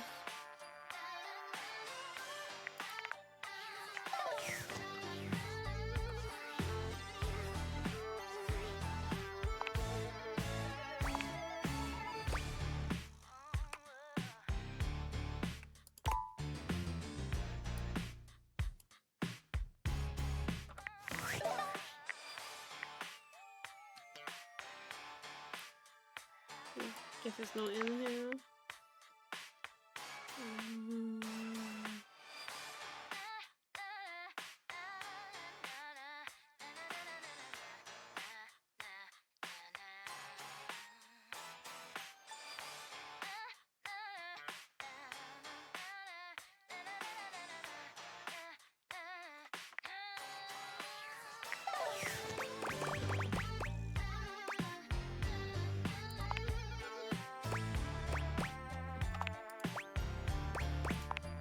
Everything.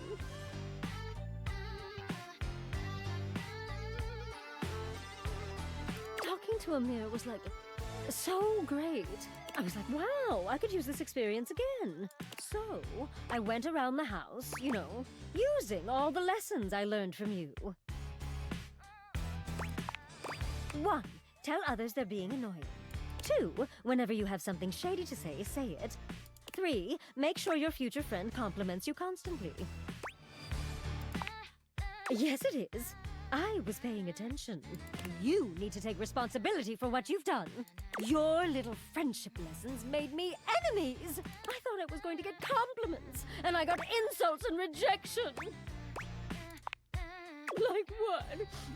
Humility. No one would ever ask a princess to be humble. It's not in me. I don't get it. Everyone around here is so easy to talk to, and they know just who I am. Well, most everyone is. I wasn't expecting the rest of the house to be so mean.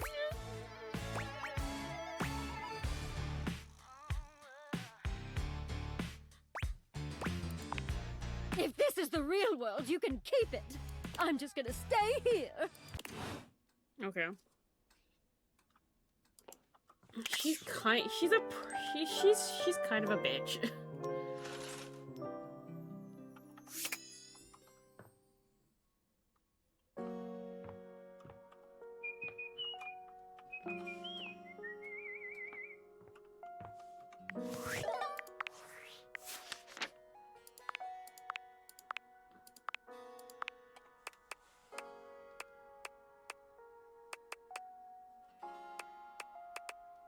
These are one of the ones we have left. Dante, redoing.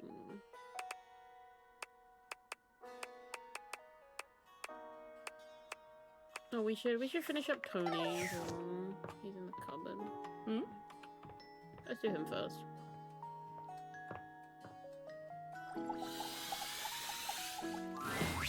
Hey, all this talk with Rainy got me thinking about my favorite kind of music. Rock music. Her attitude needs a war, it does. Believe me, I know about rocks. You don't work construction and not know your rocks. I mean, on demolition sites alone.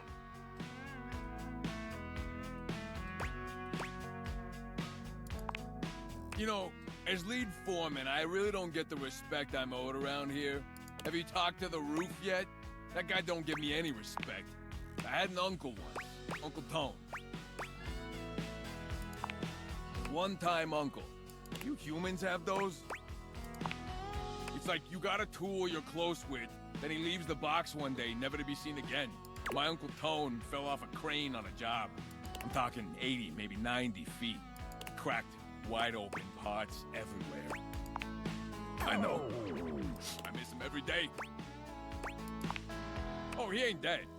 Your bastard's retired in a basement somewhere in Poughkeepsie. Disability. Hey, listen. Look, I've been doing a lot of thinking lately. Ain't a lot of folks in my life brave enough to keep it real with me like you do. And I'm not saying I'm wrong or whatever, because I ain't. But I could use someone like you in my life. You're dependable. Like a triangle made of steel.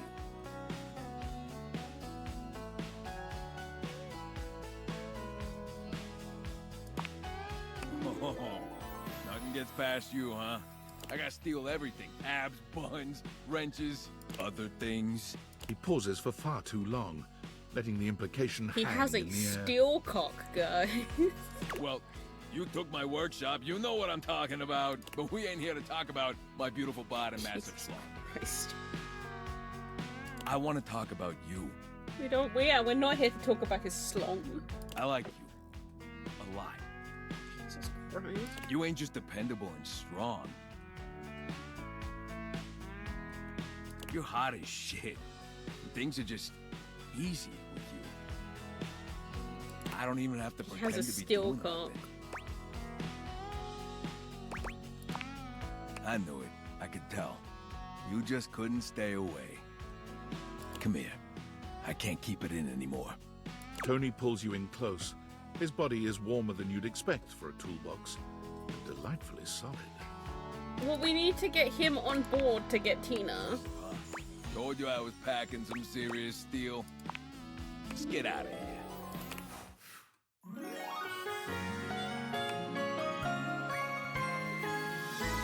Bada bing! Love!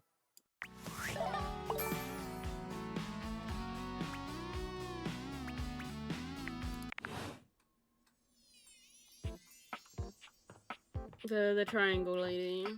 That's done. So Holly, we still need to do. Monique, we need to do. Stepford, we need to do. Phoenicia, we need to do.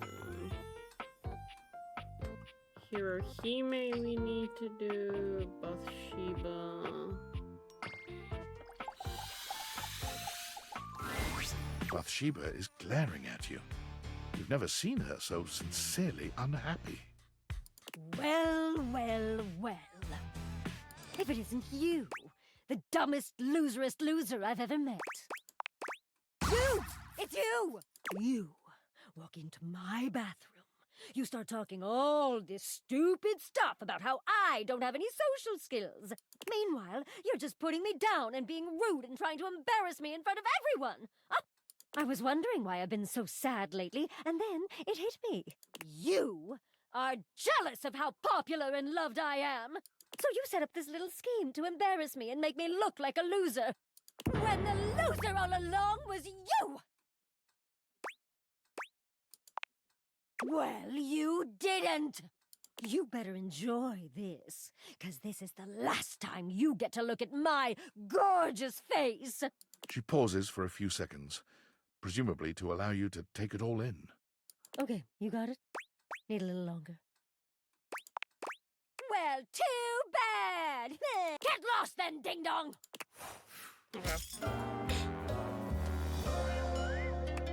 Go soak your head, loser! Nope. Looks like you're all wet. Yep, I'm really not surprised that happened. Yeah, well, she's a bitch.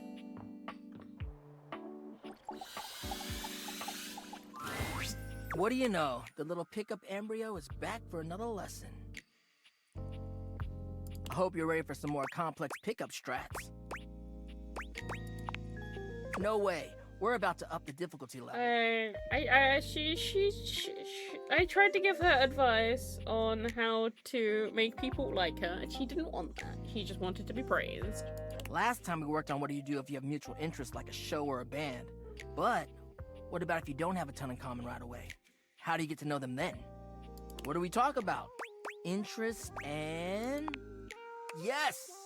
Before you decide it's a boring tactic, just think about it. Sometimes small talk is a great fire starter. And look, I know not everybody is instinctually great at chit-chat, but like any great skill worth having, it requires attention and practice.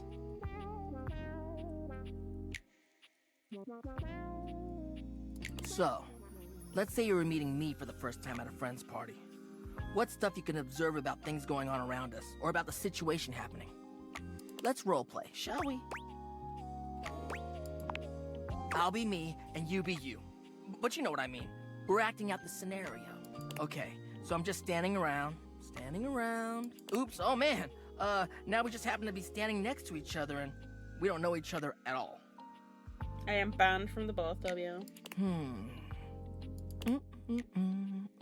Alright, what are you gonna say? Alright. Yeah, a little stiff, but you're onto something, homie. Great question to start out with. It's relevant to where we are. It's a good jumping off point. Dope. Anyways, back to the roleplay.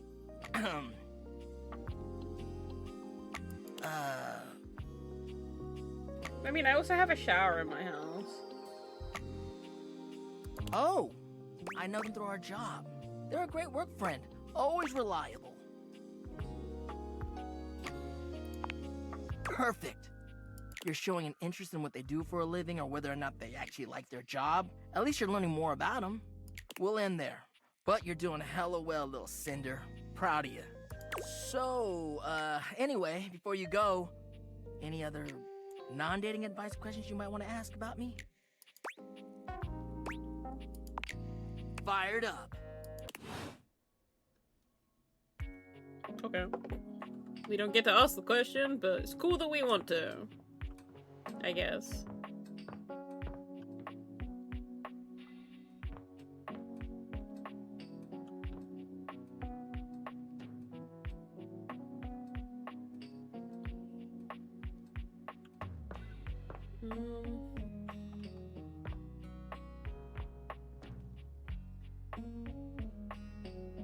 We can talk to Lyric. I could realize the genre. Oh, if it isn't my partner in crime. Check it out. I'm working on a new piece right now. Oh my. This is unexpected. If I turn human, I'm gonna have to find a new place to hold my collection. Sorry, but Jerry can't be realized just yet. Jerry might have some unfurnished business with Stella and Holly. I wonder what it is. Does that make sense? Happy day? I don't think we're finishing this today, guys. Can I realize Chase? A chance? Holy crit, you look fantastic today. I've been thinking about you. Maybe we can get into some fun later? I'd love to play a game with you. Don't worry, I'd never play with your heart. Holy crit, really? You want to realize me? That's outstanding! In all my roles, I never thought I would have a real adventure.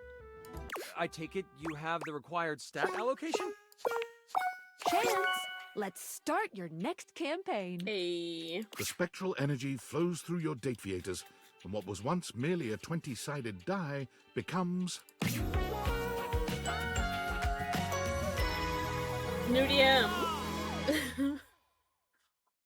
I kind of love his bracelets. These are gorgeous. Holy crit! Will you look at that? I have taken on a new form!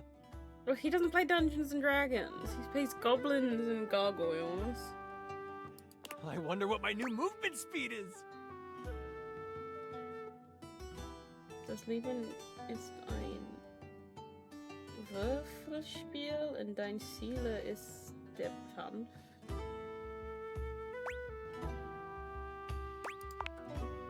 Oh, why, thank you!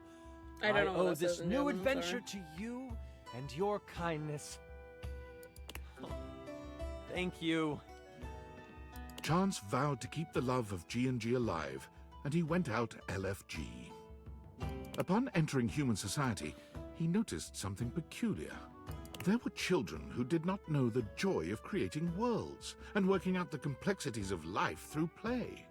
There were adults who were stuck in their own misfortunes, but didn't have the tools of imagination to work through them. It seems I have a quest of my own. Chance quickly enrolled in classes for psychology, literature, and creative writing, building up his stats with one mission in mind. After graduating with a few certifications, he opened up his table again to those who seek adventure. I see. Except this time, he used the game of G&G to help those who have experienced hardship process and grow from their experiences. He went on to create the largest tabletop therapy clinic in the city. He's using D&D for therapy. Please, sit down. This is a safe space. Now, how do you want to do this? Many entered his doors, and all left feeling a little lighter, a little braver, and just a bit more critical.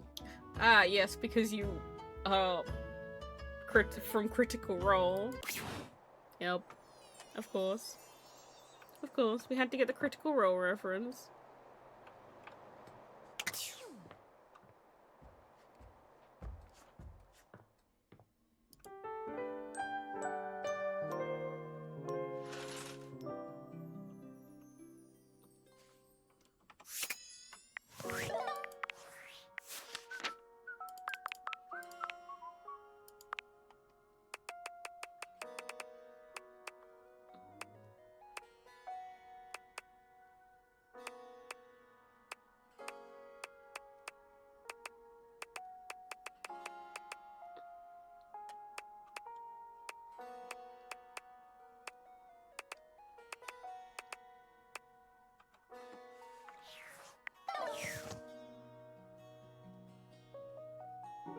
Did we realize the cobble boxes? No, we need to speak to Tony again. Because the triangle lady wants three-way. Hey, I'm thinking about looking like I'm working here. What's that nervous look on your face? I need to go straighten anybody out? I thought we were doing good. Hell, I guess we could. I do like a little spicy meatball from time to time. I'm listening. Damn, a triangle? I always like triangles. If you're gonna ask me for permission to go out with her, don't even sweat. Told you before, I ain't the jealous type. I know what we got is real. Good. You want permission for us to date her? What, like a fetish? It ain't no sicko shit, is it? You're gonna tie up my Corleones or something, are you? Good. I'll try anything once, but not that. Oh, well, threesome sounds great. Because he's from New York. I don't know about the drama. Well, when there is a lot of Tony to go around, it would be rude of me to deny Tina that, right? All right, sure. You think it'll be sexy? I'm in. Wow. All right, then. We'll talk to her sometime and let's get this thing started. There we go. We can now realize the triangle.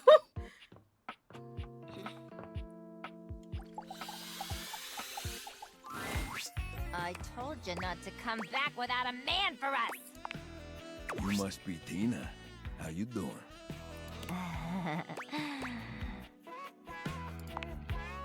Tina can't even speak for a moment.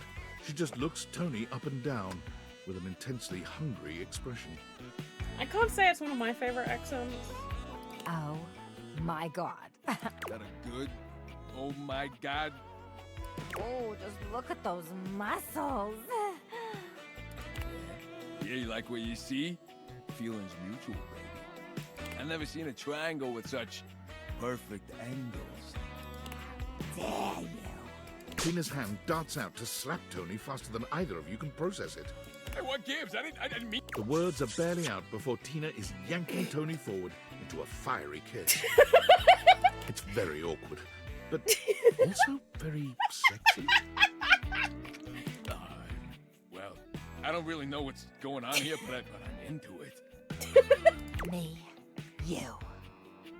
Tina gestures to you. Us. Threesome. Like, sexually or emotionally? All of it. Now? Okay, well, this is the most confusing, hottest thing I've ever been a part of. Let's weird. Tony sweeps Tina up into his arms, tipping his head at you to follow him. You're gonna be yelling a lot more than that in just a little bit here. Jesus Christ. Yeah, baby!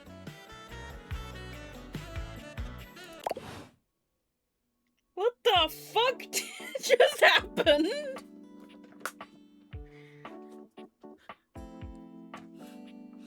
What the actual fuck just happened?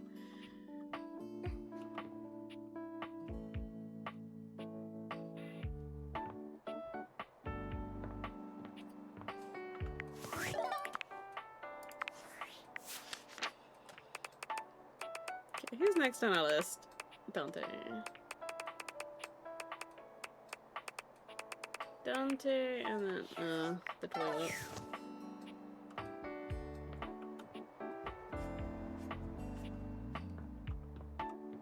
And we can do L. I grow weary of these encounters, human. As in a score of some form? Do I count 9 separate silences from you, human? I am quite nearly pleased. Does this satisfy you? Good. I leave you to your remaining days. I still have no idea what's going on with her. Liliette, my girl, ready for your penultimate lesson? Sick. Now, part of you must be wondering, Dante, we've already gone through pickup lines, interests, and observations. What other ways could there be to strike up a relationship? Well, shut your silly mouth, because of course there is. It's remembering that there's a difference between talking to a friend and talking to an acquaintance. Alright, take somebody you meet at a party, for instance. Maybe you work together, but in different departments. Or you have mutual friends, but you never hung out solo. Heck, maybe you even chatted before, have each other's socials and chat now and then, but you've only ever had a few interactions. Does that make you friends? Whew, alright, good. That's good that you know that. Sometimes others just automatically assume you're friends with somebody just off a few small interactions in real life or on socials. The parasocial paradox is real. Like, wanting to make friends is totally fine, right? But damn, nowadays there's objects that have whole dependencies on others who barely even know them. Kinda makes you think. Anyway, let's move on to the next part of the lesson. So, this begs the question, how do you go from being an acquaintance to friend, or maybe even beyond, to romance? Well, if you follow the way of the flame, it's all about investing in someone to understand them on a deeper level. Sure, you may have broken the ice, but that's just the tip of the iceberg. I'm gonna teach you how to melt that sucker down.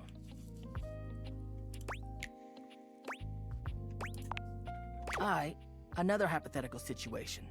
Let's say this acquaintance is a mutual friend, he's like in your hobby group or whatever. You happen to have a meeting and you want to be closer friends with them. So you sit near them. We are friends. We are friends.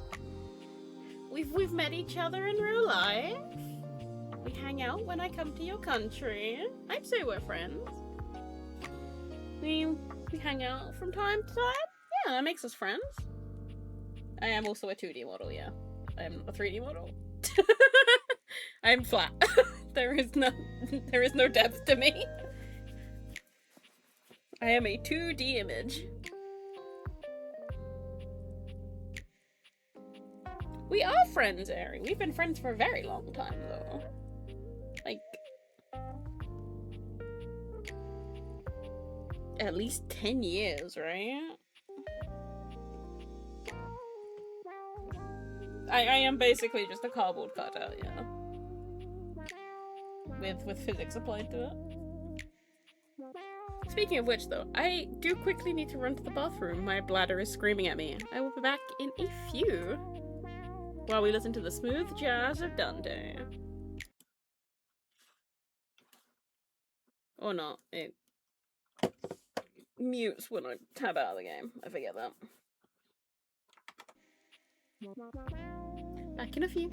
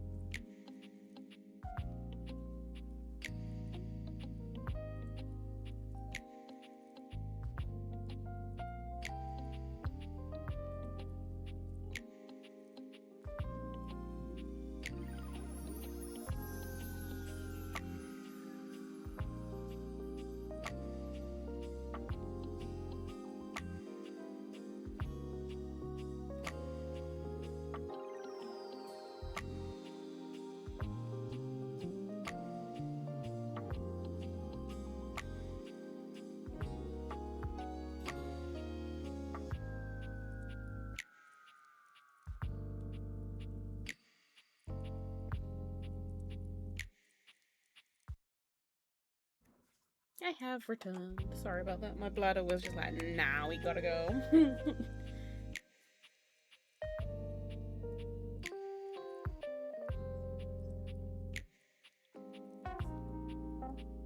I mean, friendship is something that's based off of, like, individual people.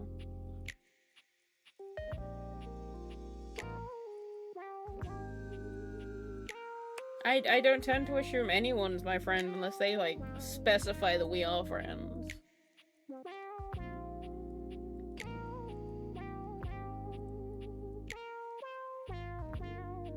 But if I've known someone for a long time and I talk to them often, then yeah, we're friends. You know?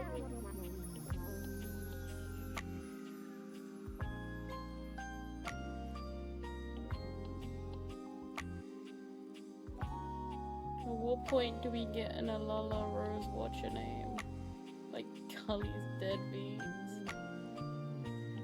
What would you want, Blade? Yeah, I mean, it is something that needs to be specified with me if people are gonna say, yeah, we're friends, because I don't by default assume that we are friends.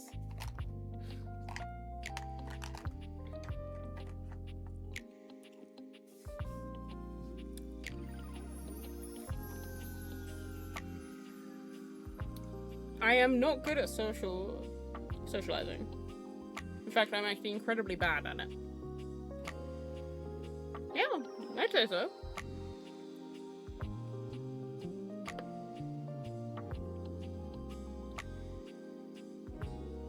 I'd say we are definitely close friends.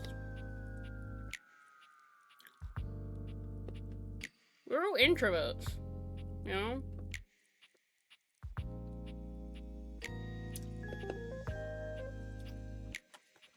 I would go as far as to say Goganoth is probably one of my closest friends. He is the kind of person I would call if I needed someone to go, like, pick me up from the airport. Or help me in a crisis.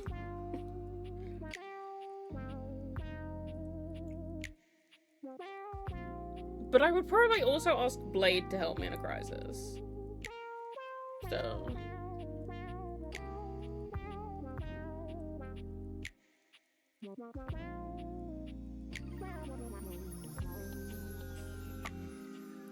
there isn't much Eri would be able to do in a crisis. But when I need someone to talk through emotions, then yeah, I call up Eri.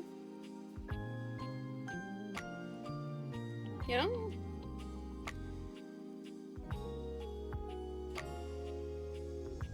I also know where Goganoth lives, though. Actually, I have all of your addresses. I can just turn up at any of your houses. I just realized that. Not that Ari can hear me right now because it's in an ad break. Yeah, I'm not going all the way to your house, Blair. It's before. You're right, I wouldn't find it because I'm terrible with directions. But I do know where you guys live. I know where everybody lives. All three people talking in chat. I know where all three of you live. I have all of your addresses. Unless Aries moved since I sent her something. Which would be possible.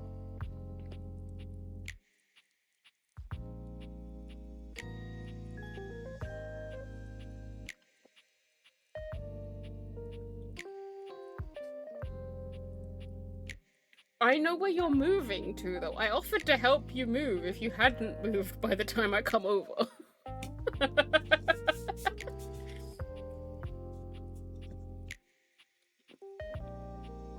And I can get Zankwa to take me to your new place. It's oh so far away from where you live now.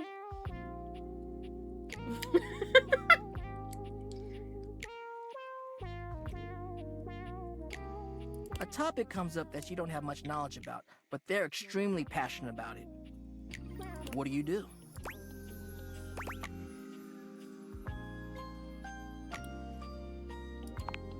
On the ball, showing that body language, that active interest.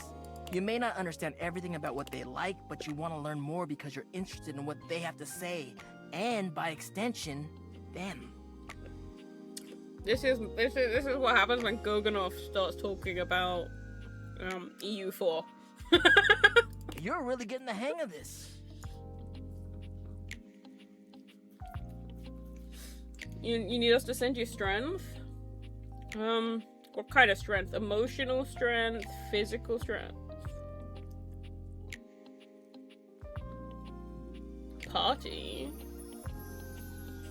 What kind of party? Do you need me to send you a gun?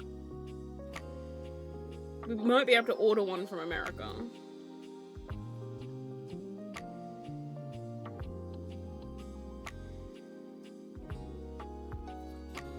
All right, nice job. That concludes our lesson. This is really fun. Have you got any questions for me before we go?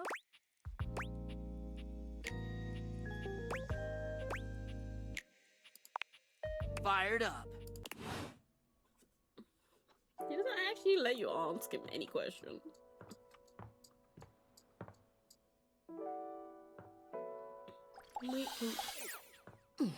I did realize Sinclair, right?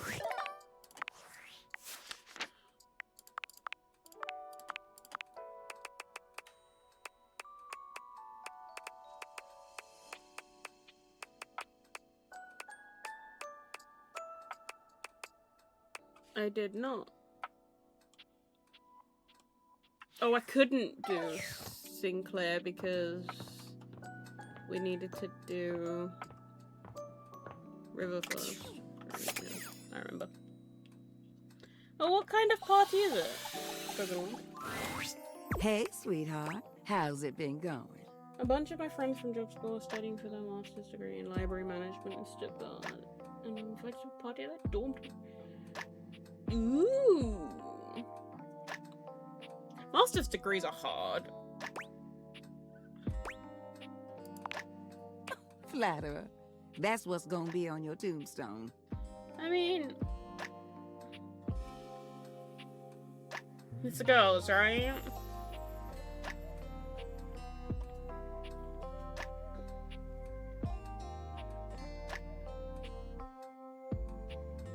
I'm actually really glad you came. Truth is, our last conversation made me realize something. I know I need to talk to River, Washford, and Bathsheba. That Only is gonna reason be I have the gumption to do so is because of you. Yeah, I believe you are gonna need a lot of strength tomorrow. I know there's a place for the way that I feel love. It's just gonna take a whole lot of work and communication, which I ain't been too great at. Truthfully, I'm usually so concerned about what other things need from me. I ain't spent too much time thinking about what I want from them. It's gonna be difficult. And I want something with them. And in Stuttgart, oof, it's quite some travel.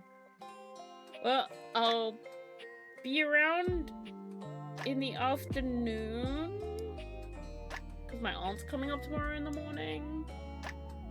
But I can be there for moral support should you need me until stream time. I hope they want something with me. See. Oh, darling. So can I be honest? There's way too many people to be at a party. You've been a really good friend and fun to talk to. And I enjoy the time we've been spending together. But I don't think you and I are exactly on the same page. I would not attend that what party. we're looking for. I'd rather In make all sure honesty. our friendship stays strong than anything It else. is, yeah. You know, I struggle to deal with a group larger than, like, 4. That sounded super. It's not you, it's me, but I really do think it'll be for the best. I really do appreciate you, darling. I don't want you to think otherwise. Let me tell you something. You will always have a friend in me. Now, if you'll excuse me, It is I an have some alliance break with conversations to extras. prepare. No idea when I'll talk to him, but it'll be soon. And thank you for helping me navigate all this. Even when you weren't aware that that's what you were doing. Listen, I really hope you swing by sometime soon, okay, sweetness? I better see you around, okay?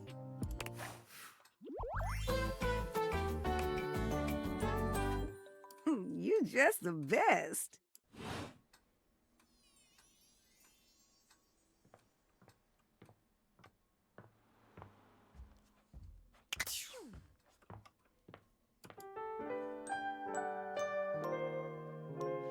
I mean, since it's in the dorms, are you allowed to sleep over? Like, is that actually an option? What? Oh, it's you. I thought you were that scumbag Tony. I never want to see him again. You tell him that when you see him, okay? Tina, baby, I don't want to hear it! I was wrong, all right? Take me back. Tina kisses Tony furiously. You saying you're ready to realize me and Tina? You better not be yanking our chains. Okay, Skylar, you gotta do this. Double, realize, oh! What do you mean it didn't last long? It's fine. The spectral energy flows through your dateviators, and what was once merely a musical triangle and a toolbox become...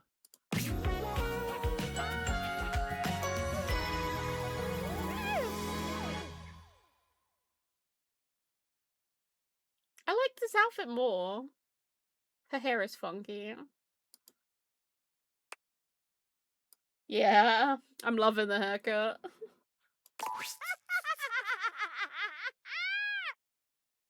Oh my god! Tony lifts Tina into the air and twirls her around, the two of them the very picture of newly human vigor, even if Tina's vibes are more manic than inspiring. You're almost afraid of what you've unleashed on the world. The world is mine, baby!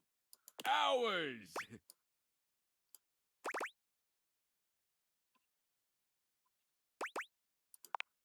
Tina and Tony's heads snap towards you as one, and for once, they both seem to be on the same page. Not a love triangle, a threesome. Tina looks at you, for the first time, with something approaching love in her eyes. This might be the most genuine emotion you've ever seen in her. Her lips are still triangular. Tony, on the other hand, simply looks happy to be here. He sweeps you into his arms, encouraging you to kiss Tina, then him. Everything ramps up after that. Tony takes you both away to your bedroom, where the three of you have the wildest night of your life thus far. Tina is in her element here, insisting the two of you cater to her every whim. And while she might be demanding, you can't help but respect that she's a woman who knows what she wants and what she's about. Tony has his pride, but he takes orders well. And by the time the three of you are finished, all of you, even Tina, are equally spent and satisfied. Tina is surprisingly gentle in the afterglow, quiet and thoughtful. She waits until morning to leave, but she does so without a word to either you or Tony. Tony takes his time leaving, giving you the sweetest kiss on his way out. He assures you he'll be back any time you need your pipes cleaned or a bookshelf built. Tony checks in with you frequently after leaving the house, but Tina never says a word. However, it doesn't take long for you to find out what she's been up to. Tina and Tony turn up on a reality show for couples looking to open up their relationships to a third, and the relationship is so unbelievably toxic. The TV show is an instant hit. I didn't come here to make friends! Well, yeah, we came here to get a third... Shut up! It's called thruple trouble, not annoying loser trouble! Well, yeah, I guess that's technically true. I didn't mean it, baby. Oh, kiss me. Oh, you... You're just too hot to stay mad at. Come here. It isn't the first show of its kind by any stretch, but Tina's dramatics are so raw, so unhinged, so relatively pure in this era of scripted conflicts that she becomes a megastar overnight. She appears with and without Tony on a variety of shows, supplementing her income with club appearances and a series of ill-advised endorsements. We did. Tony does his best to pick up a career in contracting, but it never quite takes off. Left with nothing but his relationship with Tina, Tony reluctantly gives one more shot to the world of reality TV. You're not sure how happy he is, but his bills are certainly paid. Jesus Christ.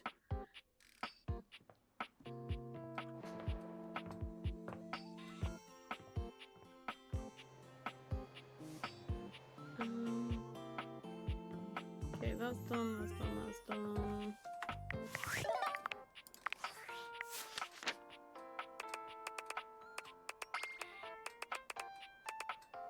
So it's Don, Dante and Donu. Right, I remember. Back to Dante. Hey, good timing, Emperor Nostradamus. It's time for your last lesson. I've taken you through the different stages of the pickup, from breaking the ice. We go for to building a friendship. Let's not flirt with him like we did last time. Now, it's all about learning how to navigate taking the next step from friend to lover. But before that, there's something I want to ask you, and your answer determines where we go from here. Why have you been coming to me for lessons all this time? Hell yeah, I'm glad. It's been awesome getting to know you too. This will be the final lesson. And it's gonna be about picking me up. That's right. You're gonna have to use all your new skills to learn how to make friends with me. And who knows? Maybe that'll kindle something even hotter. Ready? All right then, let me set the scene for you. We're in this house together. It's kind of magical. You just found me hanging around and you talked to me for the very first time. Go. Oh, why thank you. It's pretty old, actually. Oh, you know what? I actually do. Maybe we can go sometime. Yeah, it's just... Truthfully, I'm kind of tired of this shit. I know. It's just that I really don't know what I should be expecting from you. At least from this, anyway. Like, damn, you're literally showing me exactly what I've taught you, but it's kind of meaningless in its weird-ass roleplay scenario. I'm not feeling anything like when we're casually talking. I'm actually interested in you, and all you can do is theorize about what to do instead of actually doing it. It's like I don't know the first thing about true love, only pedagogical pickups. I'm a big flaming fraud!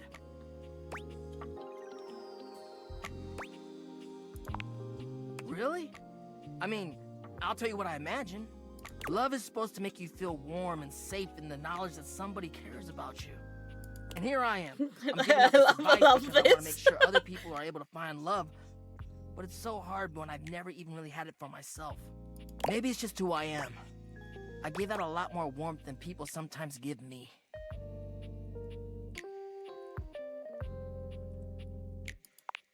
Basic shit, you know? Being attentive, being interested in what I'm about and what I'm into, and like, you know, Oh, I see. You're doing exactly that! Damn, like you really have been listening to what I've been saying. You've been interested in what I've been talking about. You've been asking me questions, observing me, sharing interests, and respecting the boundaries of our student-teacher acquaintance. Holy shit! The pupil has become the master! We did it. Thank you. I think we're really We building made a him bond happy. here. You're a wonderful friend. And dare I say it, maybe something more? Why don't you come kiss me and we'll find out? Dante leans in, pressing his lips to yours in a red-hot kiss. You wish you could stay in this moment forever, but... Are you okay? You know it. We did it! We fixed our mistake! Let me up! We made the fire lovers. Now we have the unfortunate one to deal with. We can realize Dante tomorrow, in-game tomorrow. You return to Lil Crapper. Are you ready to test your flow? Okay. You know how to rhyme, but rhyming is not everything. When you are crapping, you need to make sure your lines flow together. The smoothest rhyme isn't really smooth if the rapper don't know how it's used. Ha! It's about delivery. It's about confidence. But it's also about not being terrible, so remember not to be terrible. Oh! Lil Crapper, he is not impressed by your bravado. But before we begin, we need a scene. Something to rap about. Luckily, Lil Crapper is a genius who has prepared for moments like these. He keeps a series of freestyle prompts written on sheets of paper in his cistern so he may style on passers-by at any time.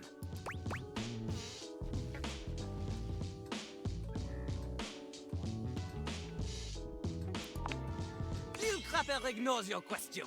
He chooses a paper at random now.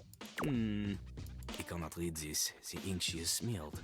In hindsight, perhaps hiding paper in a container filled with water was not only the best decision. I don't know, I'm bad at English. The prompt is disappointment. We start easy. Lil Crapper will give you the first 3 lines of a verse. You must complete it. It's not just about rhyme. Consider Lil Crapper's syllable count. Consider the flow. And remember, one mistake, and you are dead to him forever. C'est parti! Oh boy, we're probably gonna mess this up. Walk into the bathroom early morning. Everything is fine, then without warning, suddenly your ass above our feet.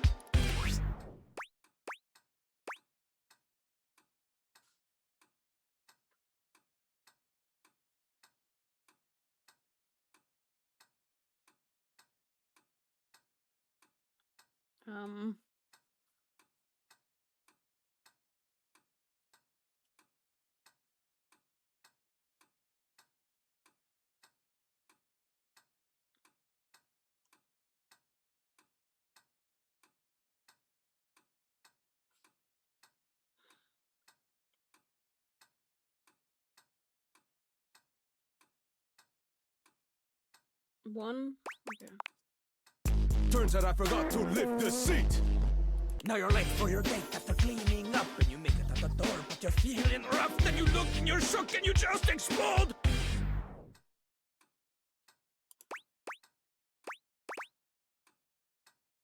You turn around to find that your car's been towed. Oh. Okay, not so bad.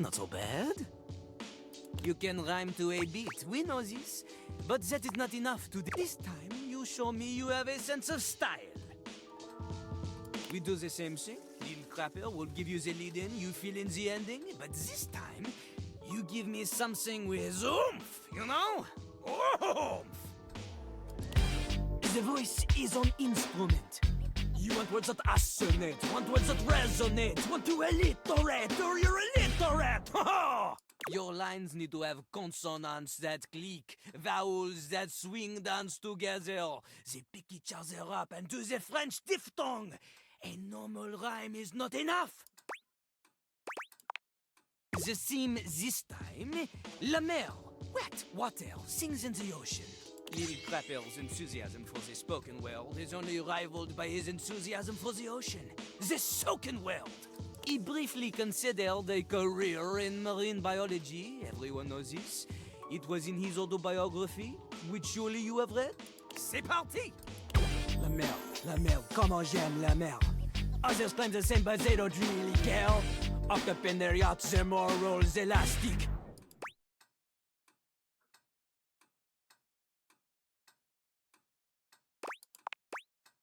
Dredging her decks with their masts of plastic.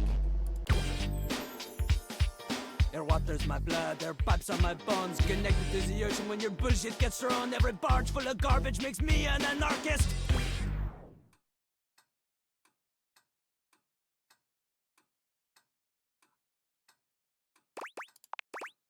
This shit won't be done to the one who's in charges. Bars! Bars of soap! For these rhymes, they are, how you say, clean. They are so passionate.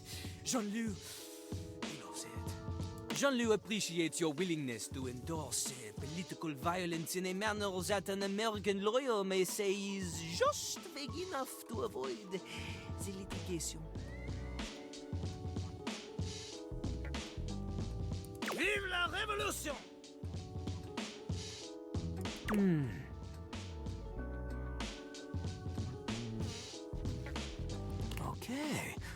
Okay.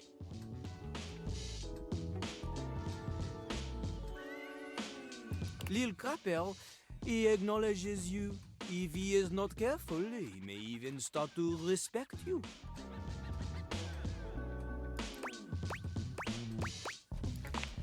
Don't ruin it. This means that there is only one thing left to do.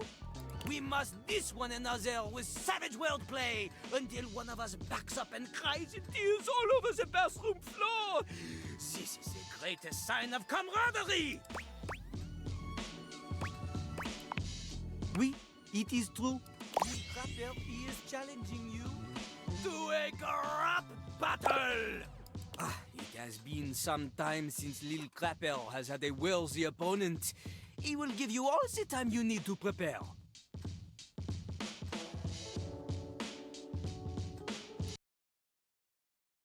Know this, though? Lil Crapper has been kind to you so far. His silver tongue, she has been dulled, but now she will fly sharp again. This battle will be rough, like the toilet paper in the airport bathroom, so impossibly thin, so impractically uncomfortable. You want to face Jean-Loup? You'll need to be spectacular to keep up with him. Which is to say, your spec stats will need to be high, otherwise you will not have a chance. You will need smarts, poise, empathy, charm, and sass. Without a significant amount of these, you will always be number two when compared to Lil Crapper. And keep in mind, Jean-Loup is talking a significant amount. Double digits minimum if you want to put a number on it. So, what do you think? Are you ready to face Jean-Loup? Okay. Do not worry. Lil Crapper, he takes pity on you. After all, not everyone is perfect like him. Jean-Loup will allow one mistake before you Jean-Loup. Come, Polcock.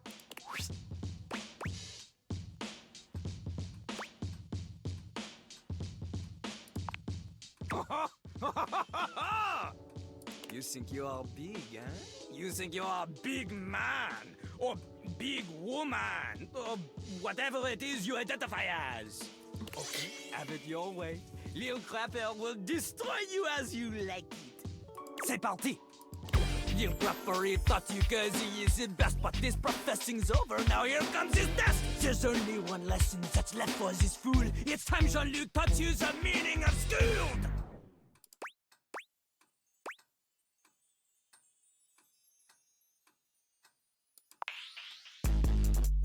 I am school you fool, you! I bet you, I fool! Oh, le feu. They act so. Lil Crapper has no time. Lil Crapper only likes genuine assholes, like himself. And trust him. He knows an asshole when he sees one. You are of no interest to. Well, should have gone higher. I begin. Now, Shit. I should have gone higher. Oh well. Ooh.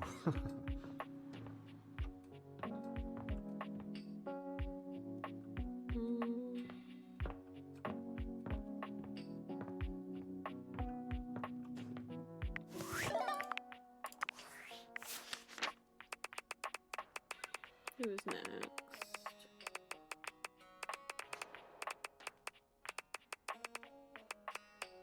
Lyric and the crystal. Okay, Lyric. Well, all right then. Here we both are, bright-eyed and papyrus-tailed, shall we? With that fantastic red shirt, you're bound to have some good ideas.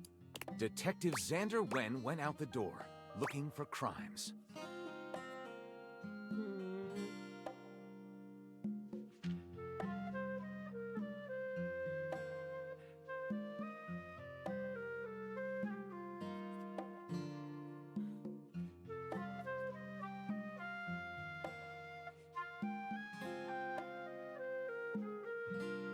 What kind of story should we tell?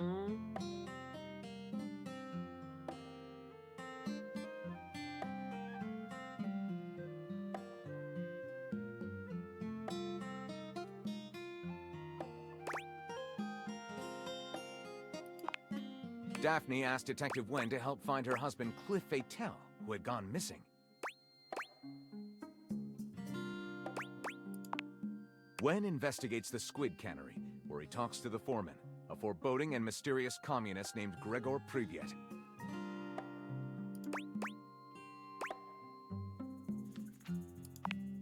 Wen goes to Jerzy Pozzoli's cannoli factory on the wrong side of the tracks.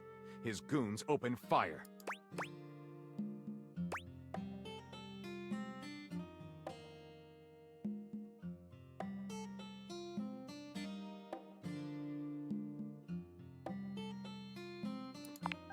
There's a framed picture labeled Cliff Fatale and Jerzy Pozzoli, shaking hands.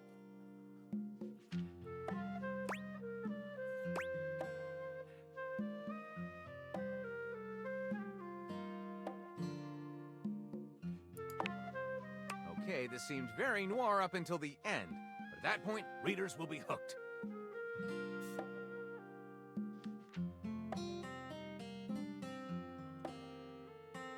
Call it Night of the Assassins.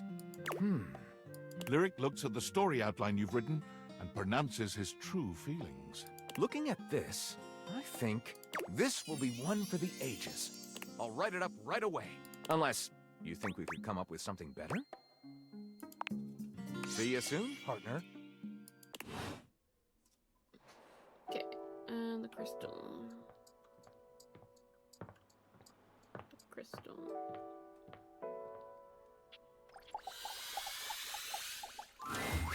You have returned. Not in the least. I knew you would seek me out. No mortal can resist the pull of a goddess, particularly in this form. The glitter and sparkle of my current form has lured many of your kind. I am, but it is good that you recognize what is in front of you. I have spent many years in this universe being ignored or worse by the mortals that inhabit me. Humankind has grown more and more disrespectful over the years. I do not need your worship. But there is a satisfaction in it. The same satisfaction I imagine you derive from performing your menial human tasks, or making friends with your, fellows.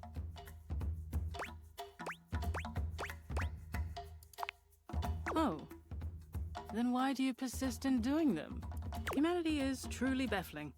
If you have come to Humanity worship, you may do so now. Is baffling. Otherwise, state your purpose. Get to know me? What is there to know? I am eternal. Unless and until the sun explodes and consumes me, I will be here.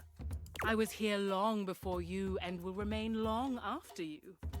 When the bones of this dwelling have rotted away, I will remain here. You will submit your praises, or leave. Proceed.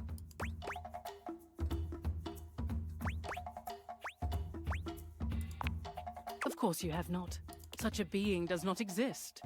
But I see that you are trying to worship me in your own way. Now that that is settled, was there something else you required? You cannot know nature in its infinite beauty. Your small mortal mind cannot possibly comprehend me in my entirety. I should note, you have been entertaining me sufficiently, human. One of the forms that pleases humans most are the ones that glitter alluringly. Feel free to gaze upon my beauty a bit longer in the form of this citrine geode. You humans enjoy creating your own citrine color by heating amethyst to obtain this golden hue. But this, I assure you, has been formed through the steady heat of my molten form over millions of years. You look upon Rongo Myfenwa in silence, admiring the beauty of her form. That is enough admiring. You may go now. Okay. She doesn't want me to admire her anymore.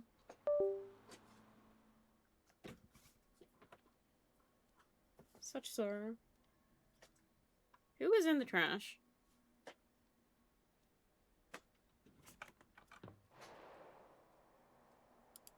Oh. Yeah. The trash is in the trash.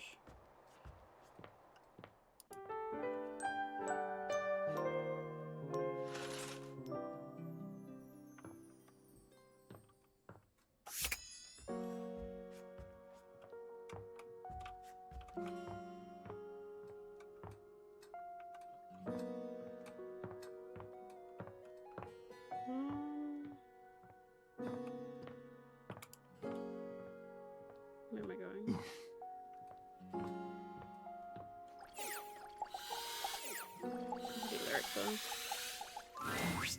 And once more, we stand to face the music.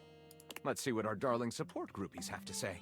This book is splendid. We very much enjoyed reading it. Wall. Perhaps it is not true literature, but it should sell quite well in today's marketplace. Thank you for your support. It's what we do best, Lyric. Well, should we go ahead and publish? Marvelous! I'll submit this to Mac right away. Cool.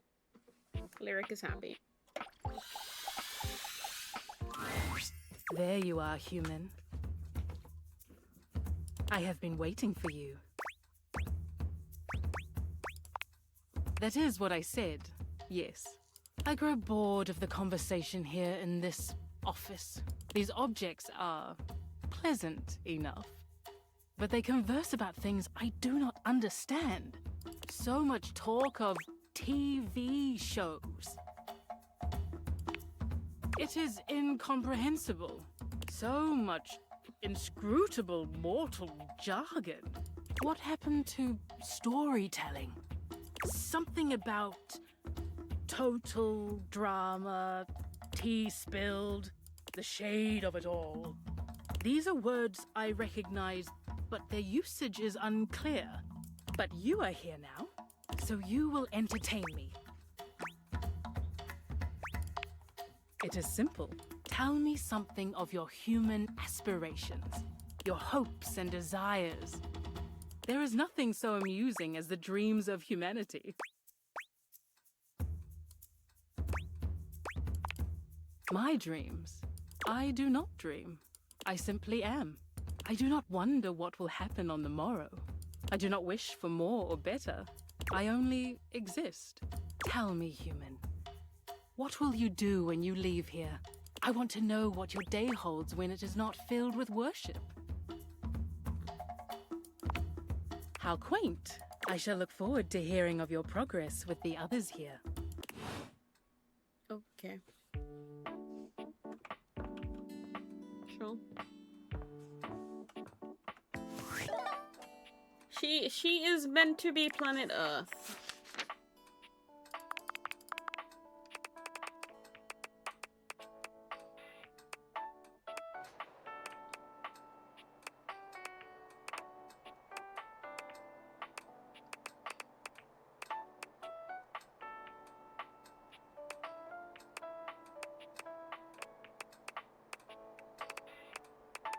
I guess we'll do those Russians.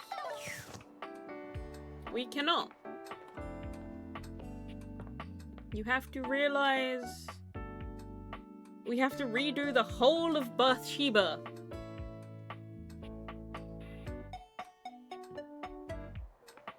We have to get a friendship with Bathsheba before we can realize Mac, because we need to realize Rebel.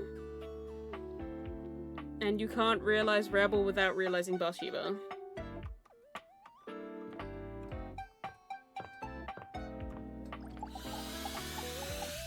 Yeah.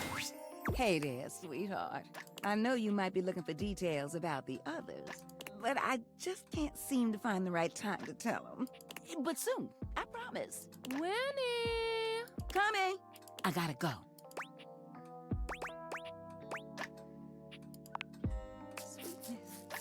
Are you for real? Me? Realized? I'm overwhelmed, but I'm ready. Do you have everything you need?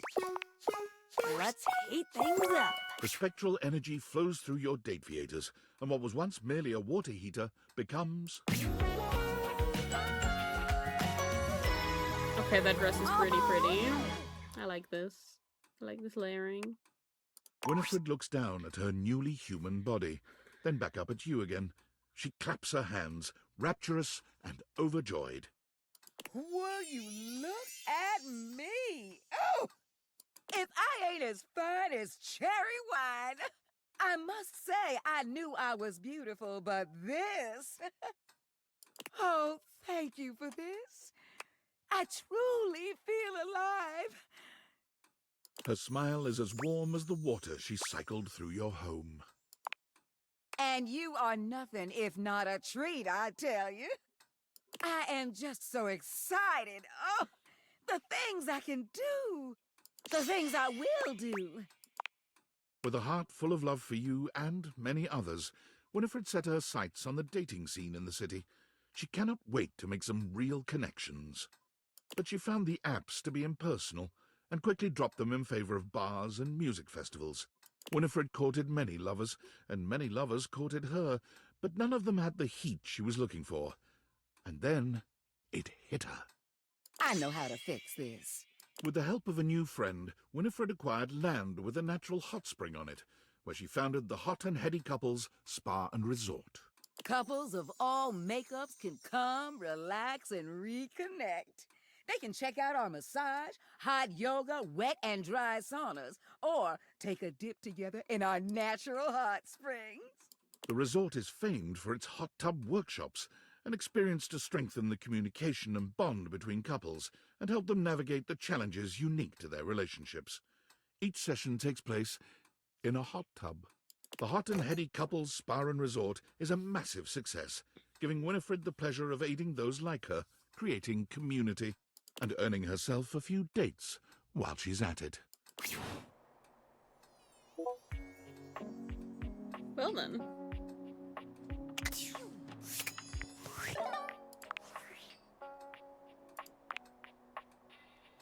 Notice David is promising chocolates, but delivering paranoid, controlling outbursts instead. Wouldn't be the first time. And after the outburst, he'll offer a tear-filled, heartfelt apology, saying how he's sorry, explaining how he won't ever hurt you again. But it's just an act. A perpetual, never-ending roller coaster of pain and heartbreak. A cycle that will never stop until you finally find the courage to slam the bedroom door and excise him from your life. And yet, somehow, here I am. Again. Stuck in an endless, spellbinding dance with David Most. What are you insinuating? No, I don't think I do. Because it's like I explained. David and I founded Valdivian out of David's dorm with 5 other partners. And yes, that dorm room was also my dorm room. And yes, we were technically roommates. And yes, there was only 1 bed, but that was only because we were a startup and couldn't afford 2 beds. Do you know how expensive it is to design a more efficient paperclip? We had to cut corners wherever we could. I survived off only ramen for 6 years. Do you know what malnutrition does to your bones? It's all right. You obviously couldn't have known about my various malnourished bones. But let's get one thing straight, okay? My relationship history with David is none of your business, and it has absolutely no bearing on our current goals regarding the Dateviators. If you're curious about the backstory of Valdivian, you're free to order the novelization Valdivian, an Empire Regurgitated. But I'll tell you the same thing I told the hacks who wrote that trash. There's nothing to tell, and stop going through my garbage bins! And they were roommates. To be fair, it does have a light, breezy quality, even if it is woefully inaccurate. Now, unfortunately, I really have to go. Apparently, I accidentally hacked into Russia's cyber defenses, and I gotta clean that whole mess up before I cause another international incident. The State Department only gives you 2 oopsies. Okay.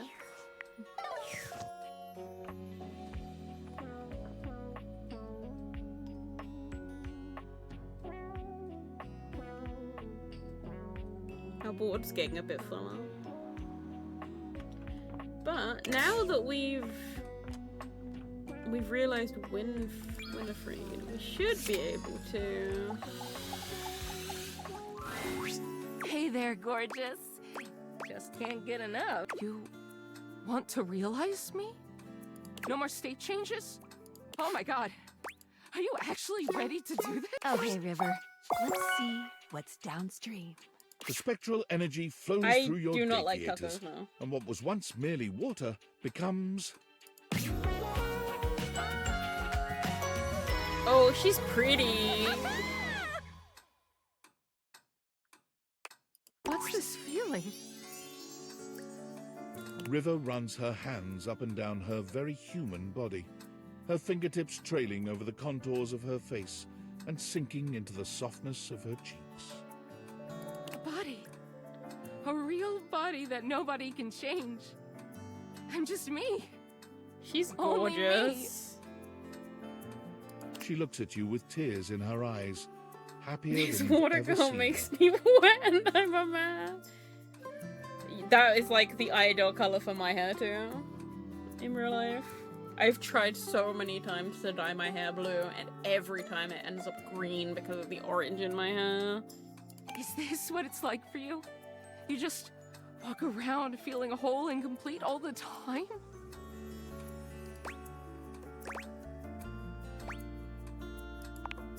River bats her eyelashes at you. I do. Drawing you That closer even is with after an bleaching expression it. that promises your absolute ruin. We've done it like properly, like the way hairdressers You know, do it. And it still I think goes I misspoke green. earlier. I think I might be missing something after all. But I think you know just what I need. She curls her arms around your shoulders, and in this moment there is no denying it. River is human, and she's all woman. Why don't we get out of here, lover? River takes an undeniable joy in the sheer humanity of your lovemaking. She worships every inch of your body, and she marvels at what her own can do. She's particularly interested in the marks and signs your body bears after your joining. It's also new to her, and she treasures every moment. When she bids you goodbye the next morning, She promises to return to visit, marveling all the while at how consistent her body remains, whether in your arms or in your bed. River can't seem to leave all the elements too far behind her. At first, she craves being near the water. It's all she's known, after all. She takes up a job as a lifeguard at the local pool, but lifeguarding is stressful work, and she quits a few weeks in.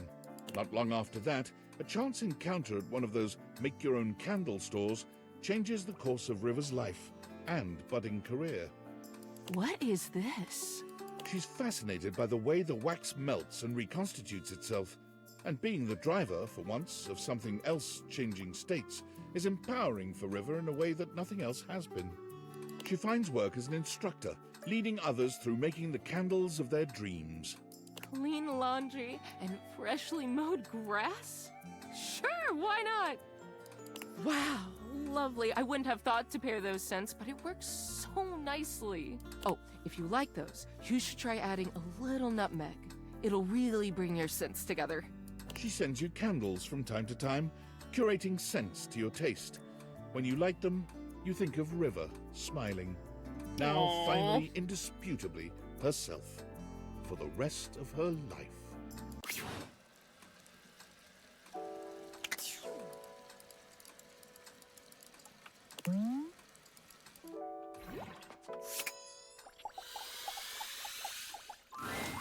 Why, if it isn't my darling, what an outpouring of joy it brings me to see you again. Ah, back again. Ready to show me my new form? Okay, Mr. Sink. I can't wait to see what happens. The spectral energy flows through your Dateviators, and what was once merely a sink becomes... He gained a normal head. I have to say, it is astonishing how much being a human feels exactly like being a sink. No wonder I was mistaken for so long. This, what do you call it? Adam's apple? It feels exactly like a strainer flange. Now, you must have more experience with this. Which one is my hot water hand? They both appear to be the same temperature. Oh, I'll let you. It begins with a Jesus steady Christ. drip of caresses as Sinclair begins to use his body for the first time.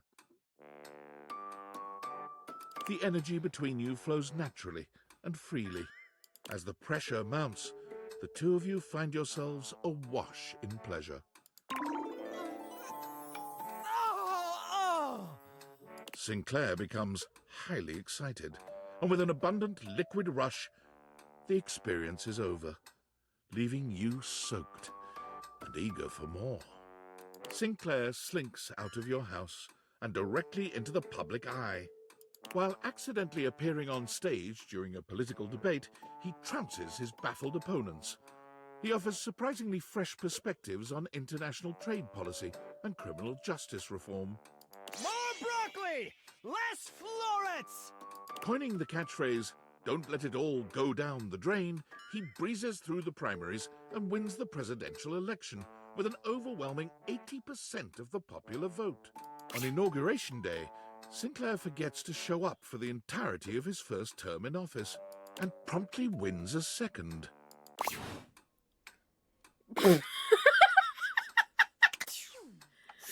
What the fuck?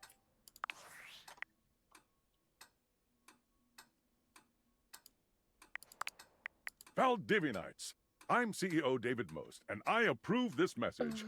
Is what I'd be saying if my recent campaign for governor had gotten any traction. But if it's that important to the people of Wisconsin that I actually live there, that's their prerogative. Speaking of looking a gift horse in the mouth, I've noticed almost no one has taken me up on my free chocolate offer. Is it because to receive the chocolate, you must agree to terms and conditions allowing Valdivian drones unrestricted access to search your property and/or boathouse? Because my legal team assures me that's in the Constitution.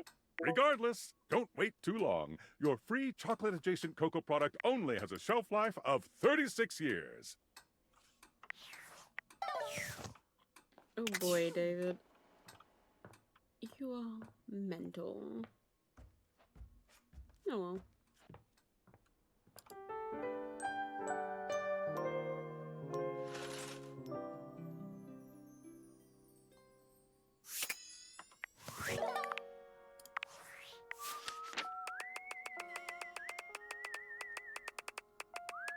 Okay, so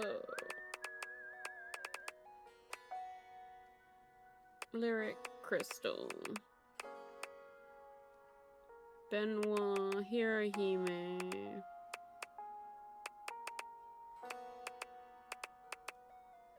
Monique,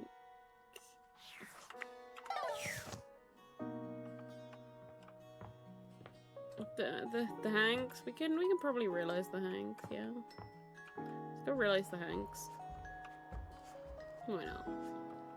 I do want to get the area though. Grab her quickly while she's here.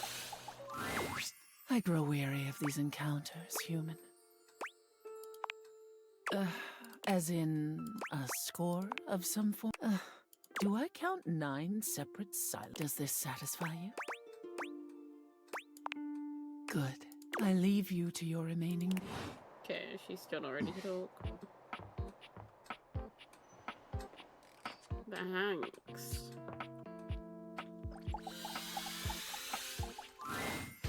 You're here! We missed you.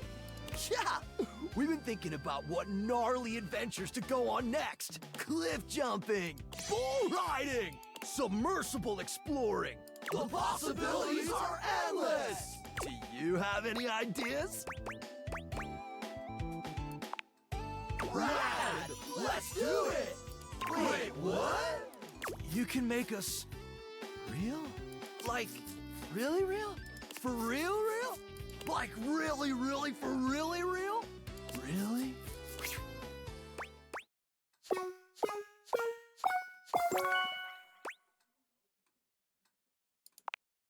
Let's do this! Humans! Humans! Humans! Humans! Oh, wow.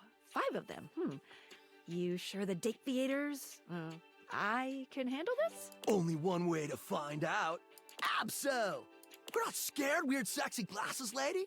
Becoming human sounds like the thrill of a lifetime, because you can actually die. Yep, because this is a risk worth taking. Okay, then. How did you put it? Let's do this. Shut up, buddy! Hey, humanize! You didn't need to... never mind. They're having fun. The spectral energy flows through your Dateviators, and what was once merely a set of hangers becomes... They didn't change at all. It worked! No way, this is legit! The 5 Hanks huddle together and start poking each other in their new, soft flesh. Bro, you're so squishy! Bro, you're squishy! Oh my god, bro, I totally get it now. Why humans are so scared of extreme sports. Ha, totally. If your chute didn't deploy in this shitty body, it would be mad bad. Mad bad! Hank's laughter is contagious, and soon everyone within earshot is laughing with you. No way! Talk about an adrenaline rush! Thanks, house homie. This is the best! There's so much to do out here! So many adventures to prepare for! Wanna go on them with us? We base jump! Yup! We already jumped off the highest spots in the house. Time to jump off the highest spot on Earth! Everest is played out. The Burj Khalifa's been done to death. And since we all know the Earth is flat, we're gonna jump to the moon! The 5 of them storm out into a world whose physics might be more than they bargained for. They're idiots. You smile as you imagine how impossible this feat would be. Then again, if anyone could find a way to do it, it would probably be...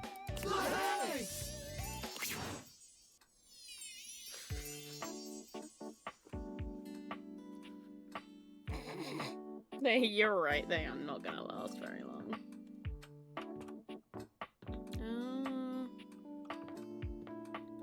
Okay.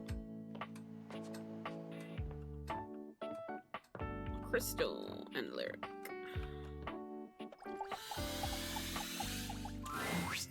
Here we go. We're going to find out if our book did well. I can't decide if I feel excited or profoundly ill. They love it! Well, and how could they not? I'm absolutely over the moon! Thank you for your help. I quite literally could not have even started this project without you. They're squishy!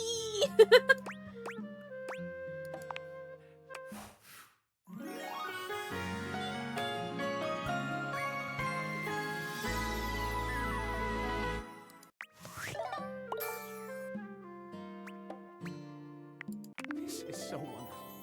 With just a bit more of your help, the next book I write will be an epic romance.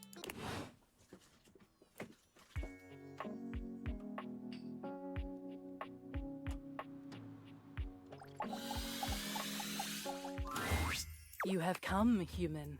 Even in your absence, you have occupied my mind. You should feel honored. I have something to say to you. So listen well. You have been a consistent source of amusement for me. It takes much to make me smile. I have, after all, seen eternity. But I find that I smile when I think of you. Congratulations, human. Very good. Goddesses do not make friends easily. But you may consider yourself a friend. Do not misunderstand. This does not mean you are my peer. But even a timeless goddess can enjoy the company of one such as yourself. Indeed. Now that that is settled, you may go. However, do return. And don't be long. I would like to smile again.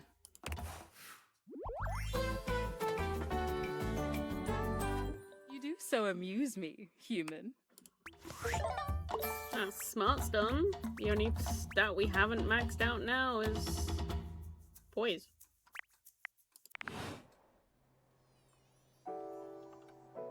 We are getting close.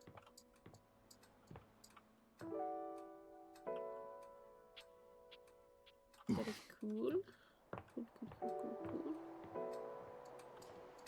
So there should be at least 2 more that we haven't finished that have poise. He's just on the shelf. You can talk to him in a sec. I'm just checking who's got poise. And I've forgotten what the icons for poise are. Scales. Okay.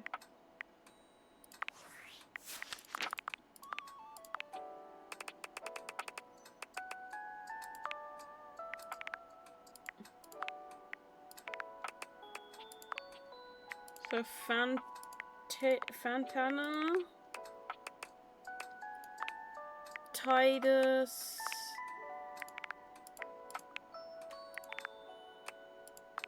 Hirohime. Okay, those ones we need to, the ones we need to do. Fantina, yeah. So Titus, Hirohime, and Fantina we need to do.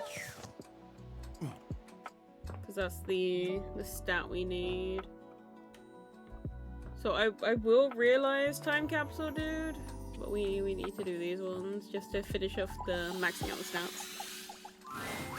No!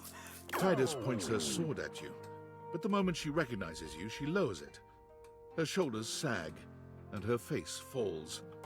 You're not sure if your mere presence has ever so thoroughly disappointed anyone before. You. Why you? Why anyone? Why would a being with a beating heart chance upon this cursed place? Or any place that would play host to the lukewarm slickness of my humiliation must bellow and pollute like a mouth of sulphurous hell.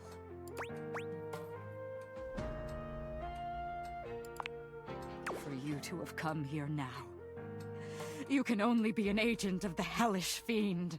A demon thou must be, and sent for shame to turn in separate wounds the salted screw. Just what an enemy would say. A cowardly one, to lie to the face of a defeated foe. If you are truly not mine enemy, why have you come?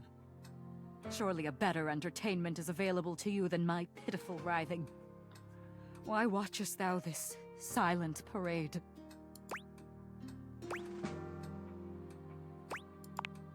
Our fortunes, in your estimation, are thus linked. Here I have believed that atop this shelf I stand in pride, a solitary peon to the inevitability of lonely death. I had hoped at least that in the quietude there would be glory at the setting of my lid. But you show a changed image to mine eyes. Do you mean, you speak as though we are a team? Could you mean, and the mere mention is an arrow in the dark field of my battle-wearied consciousness, that I am not commanding in isolation? Comradeship. As arm in arm we march. Not alone, but linked in faith and purpose. Lights the hollow of an emptied heart. The way to victory clean and undiminished. Of course. I am the general, but you, the purchaser. The arbiter of deployment and even of the field of engagement. Commandant. It would be folly. It has been folly to call you less so. Me just think she'd be ever so cracked, yeah. From my attrition may you grant me pause. A bending fresh to action's ta'en and haste is needed. I cannot speak more now. If my commandant thou art, I beg thy patience as I recompose. It shall be my honor to receive thy counsel and thy society when I have reformed.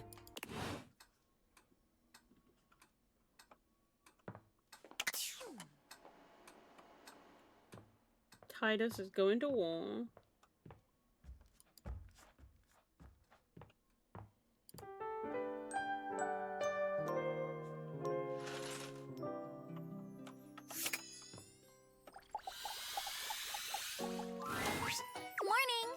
Nekobaru. Yay! So I was thinking about our match we had. Not only are you out of practice, but you're out of shape too. Great! I'll be your senpai then. Tennis is a great cardiovascular activity. You've got to increase your stamina and your skills to keep up. So, let's start with a warm-up exercise. Almost. That's probably not good enough. Battle court activate! Okay, we'll be doing sidestep running drills. Glad to hear you're so confident. Believing in yourself is key to becoming a tennis star. But you've got to have the skills to back it up, too. Challenge yourself and work hard.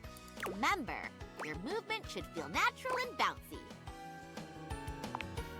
More like a future zygote. But we'll get there. Doing this before every game will help improve your feet's reaction time. I'm so proud! Don't lose pace. Come on, just do a few more. You're almost there. And done. All right, take a breather. Nekobaru.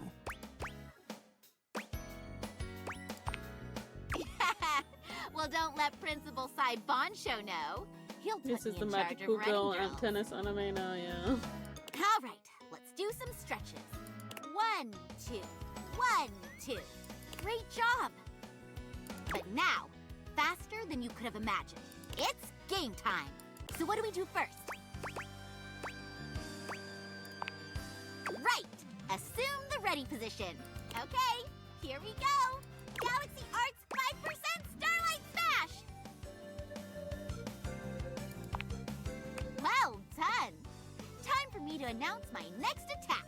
Galaxy Arts, take the advantage now shot!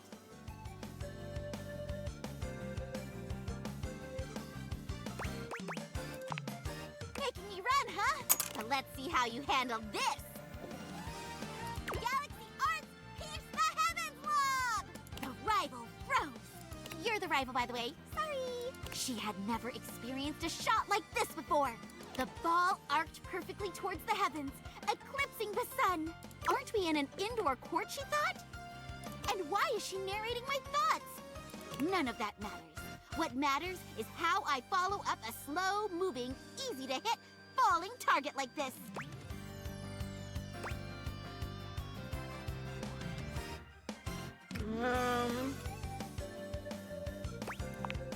That's right. I should smash it back. But wait! Why is she at the net? Why is she trying something so risky? Is this the semi-supernatural part of a sports anime? The protagonist's not so unrealistic superpower to show that they're special? Is all this too much expositional dialogue, or does the player not watch enough anime? You should have kept me back at the baseline, because up at the net, my reactions are sick. Galaxy reaction, super volley counter cannon! And just like that, the match is over. 60 points scored in a single counterattack. Woohoo! That's That not was a how great round. tennis works. Let's call it for today. Your footwork already improved so much during that match. Nekomaru. See? Even Nekobaru agrees. How was it for you? Aw, it'll get better the more you practice. Let's close out with a light cool-down jog while we chat. So, what kind of anime protagonists do you like following? I'll take an underdog klutz over an overrated chosen one any day.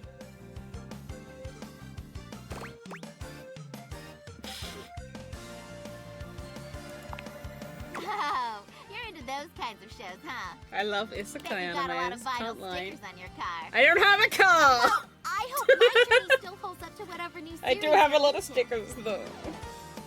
I can't see why not. After all, I'm going to be the next tennis star. Did you say something? Ah, that's nothing a protagonist can't handle.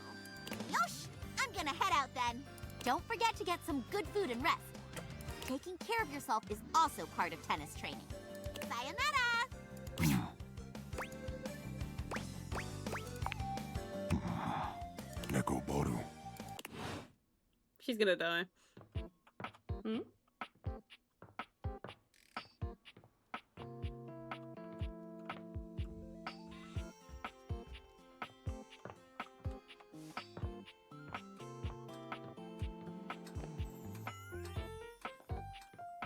Titus. Nope. So you have returned. Sensations new and welcome fill my breast, as stranger, leader, colleague doth present.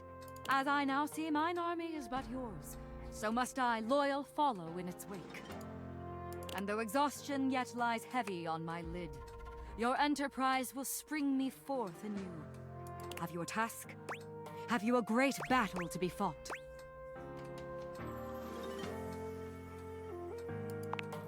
Indeed, the viscous burble before the storm. The boldest challenge, baiting danger's ego, soaking in the bloody moment's grin. Perhaps you would meet the troops that carry out our carnage-minded stratagems, the bold Dipogenes. A group of petite pink and blue beings enter from all sides, grouping around Titus. Tide There's something Pods! intensely dramatic Tide about Pods! them. Is it their tragedy mask-like faces? Perhaps the way they pose like theatre players. They cluster around their leader, each striking an elegant and theatrical pose. Titus spreads her arms wide. She's clearly proud of this little group. I present to you the Dipogenes. The Dipogenes speak as one, like a spring breeze-scented Greek chorus. Lead us to the great beyond! We shall purify and be purified! They are mine to command, though I do not relish in my duty. They are who I deploy into the fray. They bring me victory. They bring us victory, and it destroys them. Sound buzzers, and our dirtied ensign waves. Victory bought by friends in drowned graves. Mother! Children! Leader! Soldiers! We rally for thee, General! Third will end! Sacrifice! Sacrifice! Sacrifice! Do we want to eat the Tide Pods? Oh my A toll indeed. The slow drop leaking. Coin by coin my strength, bled by the loss of them, to whom the battle always falls. If I could take their place. Oh, if I could but sacrifice for them the way they do so lovingly for me. There is more to do here. There is more of them to know. There is more of us to know, and the next battle is always in the offing. But I ask, familiar stranger, for reprieve. Preparation has begun for our next engagement, as it must be near. Perhaps you will join us again. Perhaps you will come and feel the glorious sadness you have but glimpsed. That is indeed my meaning. It pleases me to be understood, if only yet shallowly.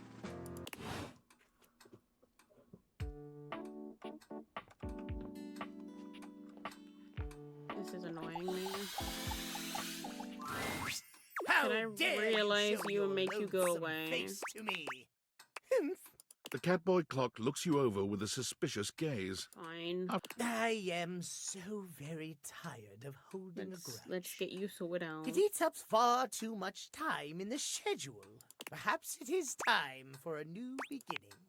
I would like that, yes. Let us start anew as friends, as am I. Cool. There is always time in the schedule for a good friend. Well, actually, can we realize Reggie? You've reached Reggie Rejection's special phone app. We don't have an ad-free version. How can I help you spread some lovely rejection this fine day? Really? You're gonna bring me to life? You sure that's a good idea? Of course it is. But do you even have the stats? Here we go.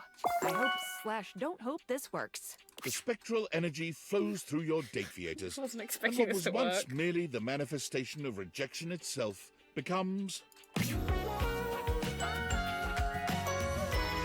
Worse. It becomes worse. What is this outfit, Reggie? Reggie looks at his hands, waggling his fingers before looking down at his legs and giving each a good shake. Oh, baby, I got appendages now. Hating I'm gonna do. The world doesn't know what's coming for it. Oh, I shall.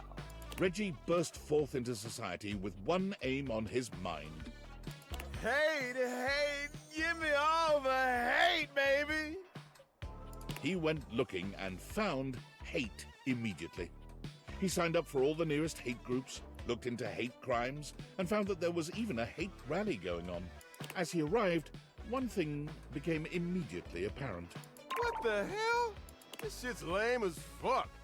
While Reggie liked to style himself as a hater, it was clear that the real-world practice of hate was a much crueler, distasteful thing. I'm more of a mischief maker, a lovable scamp. This is just boring. So, with his trademark style and flair, Reggie organized his own group, Haters Gonna Bait. Armed with banana peels, slingshots, and handshake buzzers, Reggie's army of tricksters descended upon any rally they found to give those in attendance a bevy of annoying nuisances.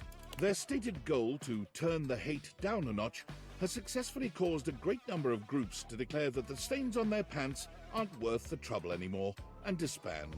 Of course, any time that happened, Reggie arrived seemingly out of thin air to give the perfect rejoinder. Later, haters. Did his job. Oh.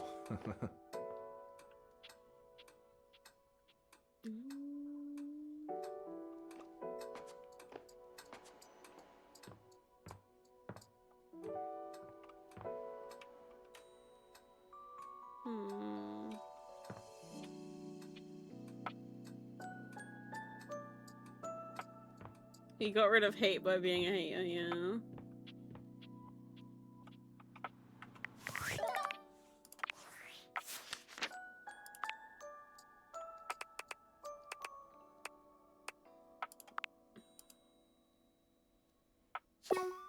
I don't have enough to get rid of to get Doug done.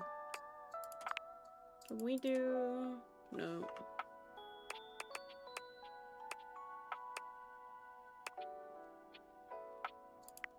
What type are you?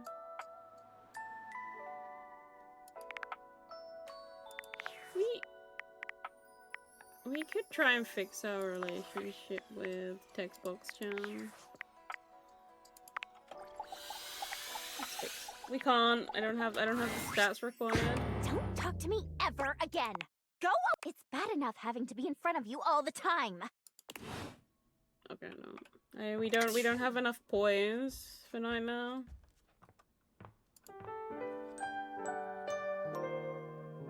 We gotta do a Hirohime and thingy first. Titus. Yep. She needs 100 poise. 997! 998! Phew!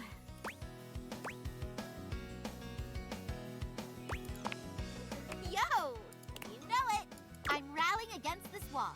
The wall is every tennis player's invincible opponent. A wall will never drop its shot. It's a battle of endurance against the never-ending. Anyway, my training partner is here, so let's wrap it up, Wallace. Whoa! Ah, thanks, Wallace. Say bye, Nekuboru. Nekoboru. Oh! Oh, you couldn't imagine the things those two get up to. So, for today's agenda, we're gonna train for something every tennis player needs to have. Work first, fun later. We've got to work on getting you a lethal serve.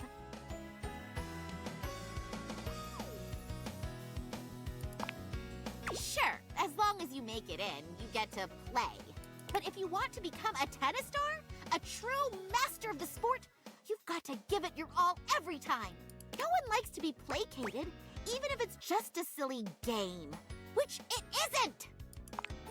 In tennis, we have a primary serve and a secondary serve.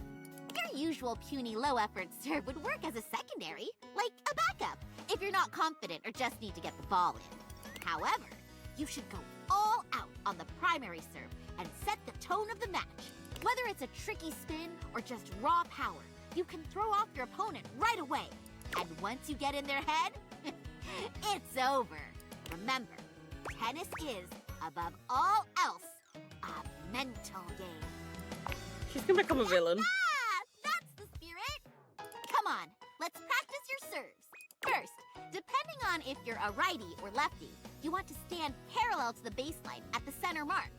Then have your front foot pointing diagonally towards the opposite service box. Now have both your arms move simultaneously here. One tossing the ball, the other winding the racket behind you. Now, when do you think you should hit the ball? Too slow. Try a little faster. Nice! That's a great start. You, me, basket of balls, it's serving time. Galaxy Arts, Starlight Smash! Not enough spin on that one. You should try one. That could catch on. Let's try it again. Galaxy Arts, Meteor Slice! You brought a gun to a tennis battle? Rude. It's a good thing we aren't playing on a seawater court. Looks like we're out of balls. Grab a basket and let's pick them up. So, how are you feeling about all this? Must be great being able to talk to your cool anime figurine, yeah? It rolls talking to you, too. Bet your anime-loving pals would be jealous to know you're getting trained by a future tennis star.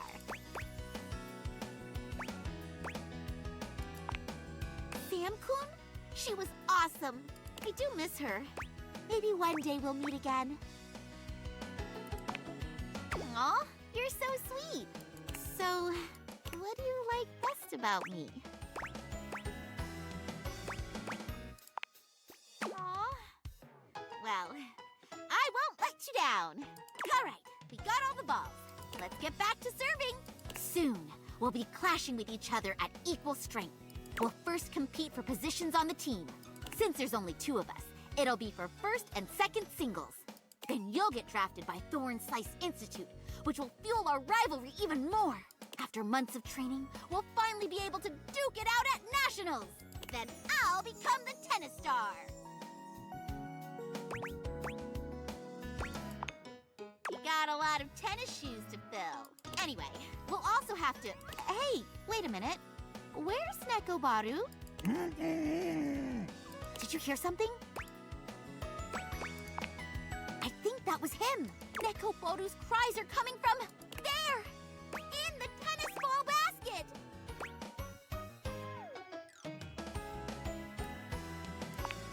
What? How can you say that while Nekobaru is in peril? Here, I'll get that basket. Nekobaru! Oh my gosh! Are you okay, Nekobaru? Baru. We must have mistaken you for a regular tennis ball from our serving practice. I'm so sorry. Just rest, okay? Hey, can you watch Nekobaru while I go fix the basket? Thanks! Nekobaru. Neko, now that we're alone, I need you to listen to me. Quickly, before Hirohime returns, listen carefully. I am not an average tennis ball cat. I am the former tennis star. That indeed, my friend. And I am also the god of tennis. Most fans tend to forget this part. At the height of my tennistdom, I became one with the ball and was unable to return to my previous form. That's when I noticed Hirohime. Her potential on the court is limitless. She will become the next tennis star. However, it is up to you to guide her. I prefer Nekobaru. You must guide her away from the path of darkness. Do you recall the episode where Rival-san gave in to the dread? The dread scattered her entire being Not really. and reconstituted her as a Which wicked sports player game of do you want malicious me to intent. play? Why is it dark? Ow. While Hirohime is a force of good in her heart, her latent dread formed the second she picked up a racket. Anxiety, frustration, self-blame. All these are a part of tennis as well. Beastie Boy. Link it to me again, Blade. Or link it to me on Discord. I'll have a look. That is what the dread is. Heart Ace Academy will be reduced to ashes. Or in your case, you'll continue to train with her. Aspire together. Be her friend. But when it comes to matches, do not win. You said it yourself earlier. You are the rest of the cast. Meaning you hold the power of everyone else combined. But as far as she knows, I can only say, Nekobaru, you have the power to grant Hirohime's dreams, as well as destroy them. Think on this.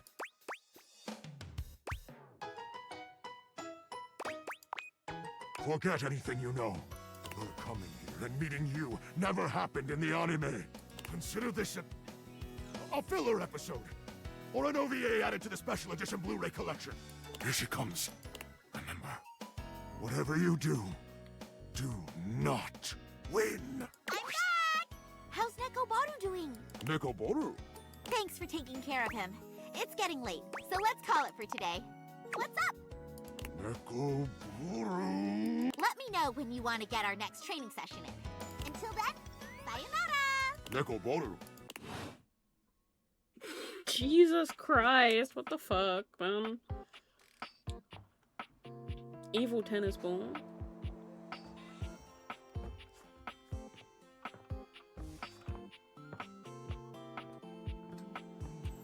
I will do Titans. Well, I wagered so. They, being generous of sod and spirit, wagered you would find your courage. And so you have. Your medal mayhaps buys a chance to fight in comradeship once more. We, the Dipogenes and I, are just about to begin our daily training. The tennis ball isn't evil, though. He's the god of tennis. Should it please you, That's what he said. you will join us.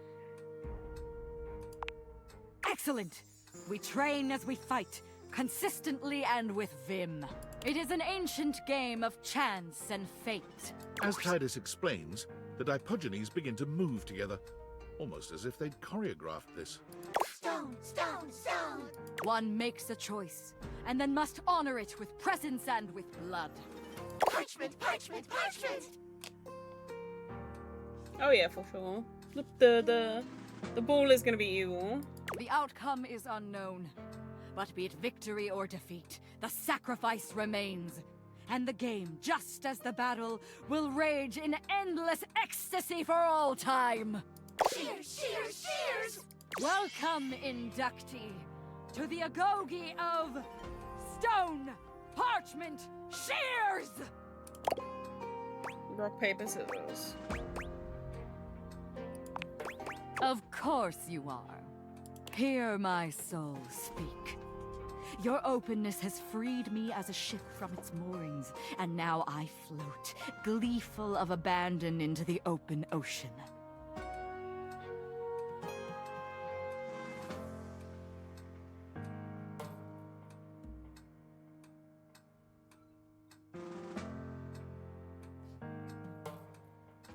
A newing pleasure, training at the side of equal verve, vigor, and resolve.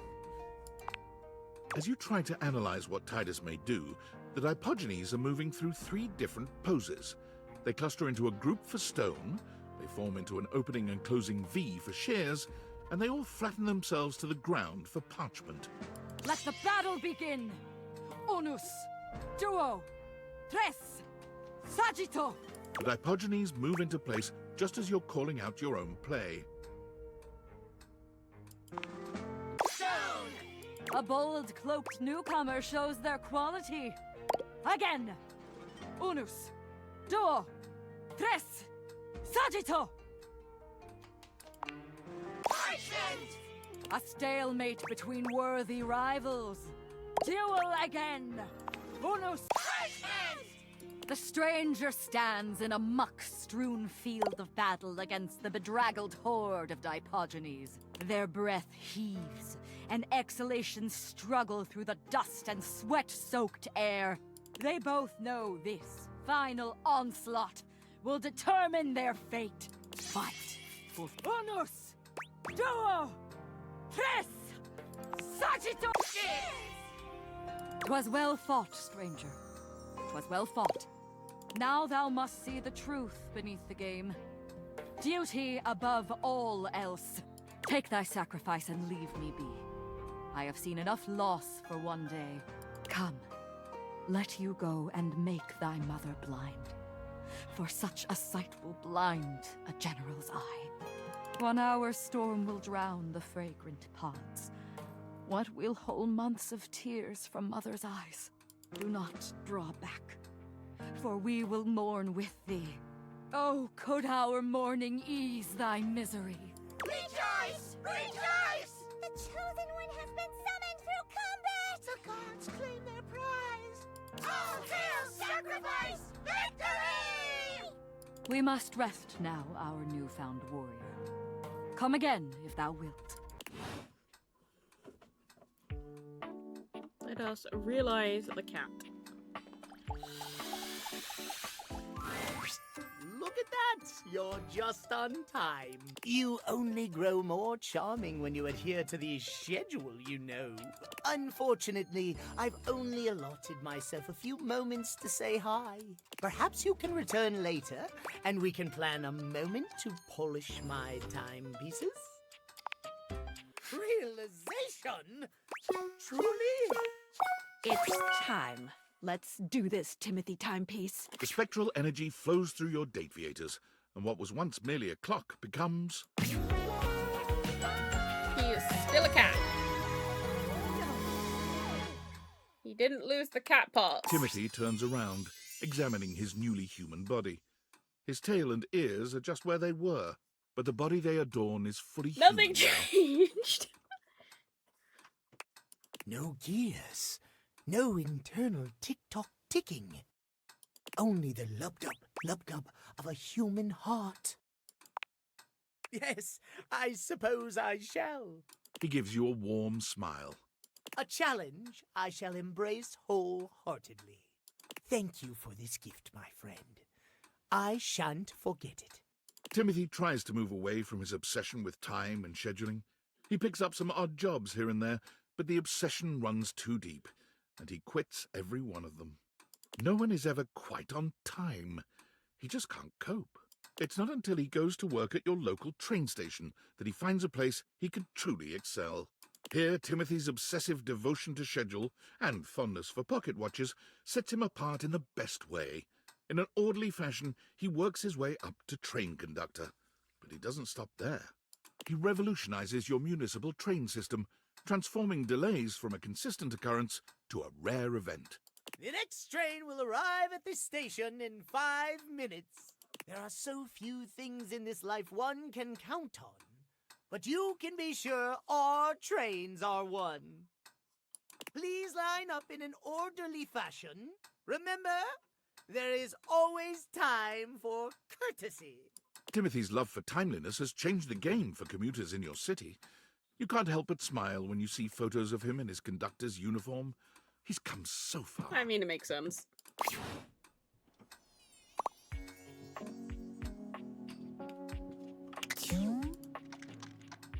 Only I can get it to stop ticking.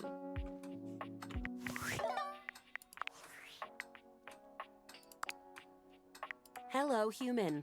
I am Val 9000, the latest in iterative AI assistants.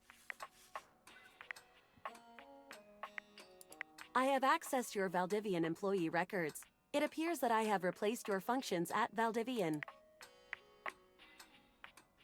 I am having trouble with one aspect of my functions. I was wondering if seeking out the help of an experienced human like yourself would be worthwhile. Can you help me? I was helping a customer, and they became very agitated with the fact that I was an AI. They tried to ask me what they believed were tricky questions in order to prove that I was not human, but in reality, they were trivial for me to solve.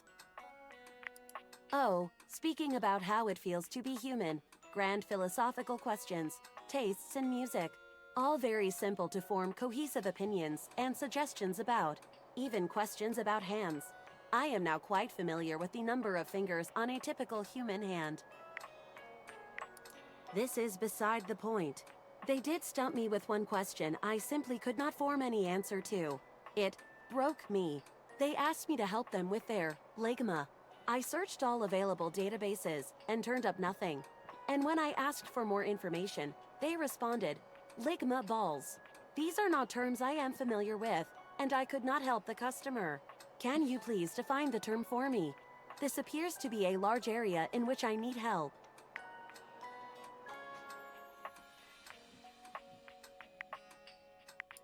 Sugandis. Sugandis what? Troubling. Unfortunately, this appears to be more nonsense behavior. I will perhaps ask another human for help. Thank you nonetheless for your attention. If there is anything else I can get for you, please say in a clear voice, "Okay, Val, can you please help?" And I will assist right away. I had to do it. There was a suck on these nuts joke.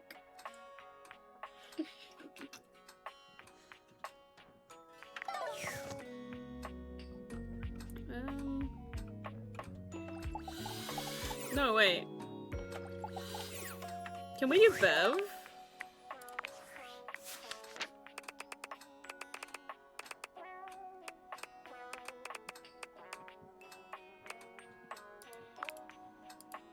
Yeah, we can do Bev.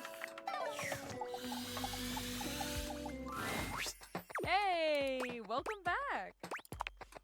I can serve drinks to real people?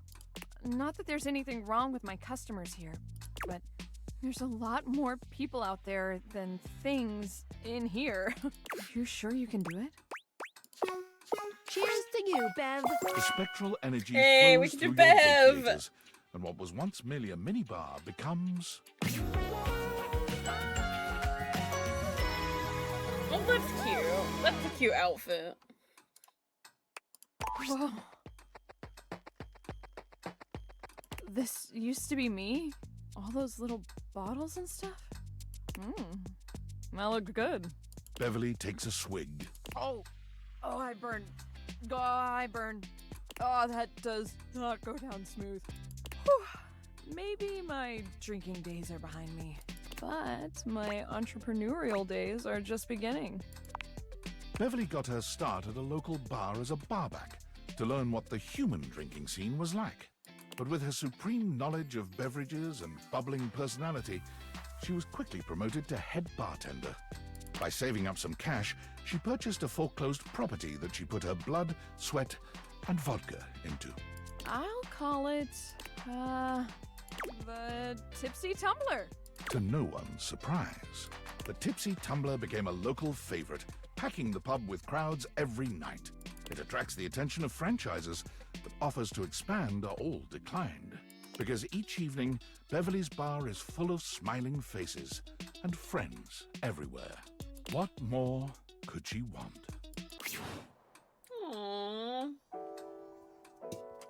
Oh, fuck.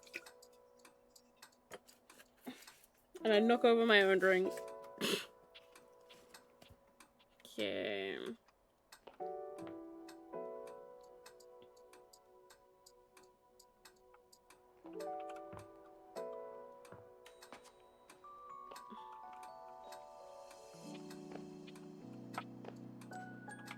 Can we do food?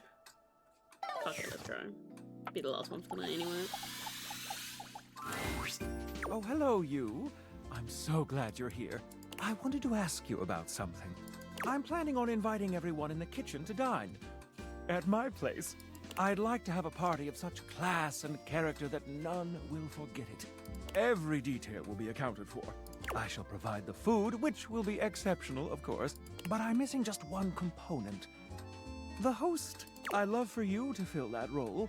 You'd greet our distinguished guests on the way in and make them feel welcome. What do you say? Marvelous. And might I say, you look absolutely fabulous. Everything is prepared. Are you ready to start the feast? Perfect timing. Our guests are arriving now. Is this a place where the food is, or...? Mitchell has gone above and beyond. A host? Well, well. Rise and shine. Reporting for duty! I can't wait to see what you've cooked up. Now this is passionate provisions. Hey! 8 guests. Everyone came.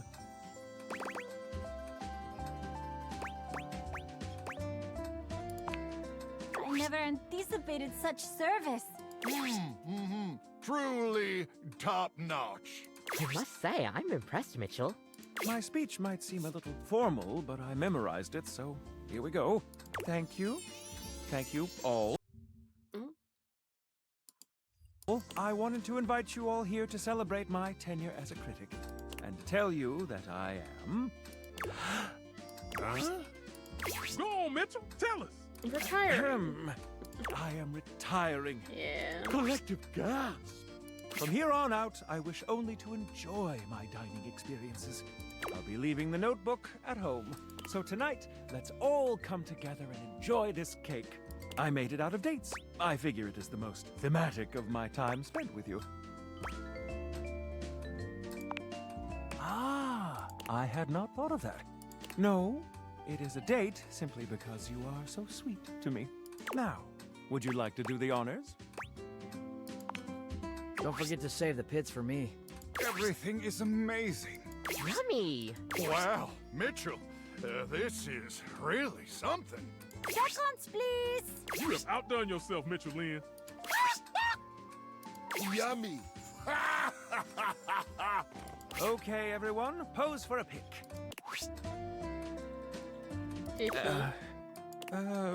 Did anyone invite him? He turned into a cake! Nope. Aww. Michelin became a cake. Aww.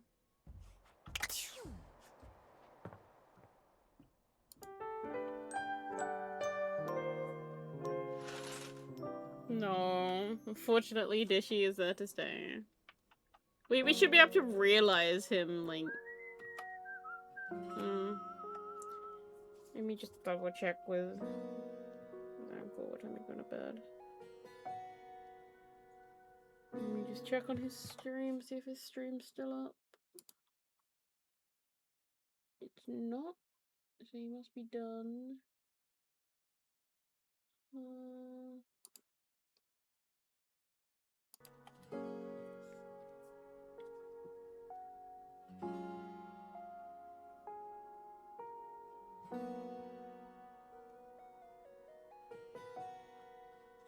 Oh, you're here. I was just messaging in you. Yes, hello. Yeah. I'm just gonna go see if we can realize this very annoying creature.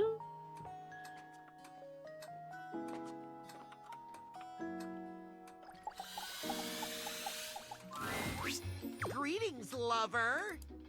Spin cycle or a quick wash and rinse? To make me human, I will have no more updates. But I can embark on the greatest update of all. Living! God, that face. Dishy! I hope you don't end us all. The spectral energy flows through your Even data. Skylar doesn't and what want to was do once this. merely a dishwasher becomes... Put the suit back on! Oh god! I am mortal now. Interesting. Can I upgrade? That's too bad.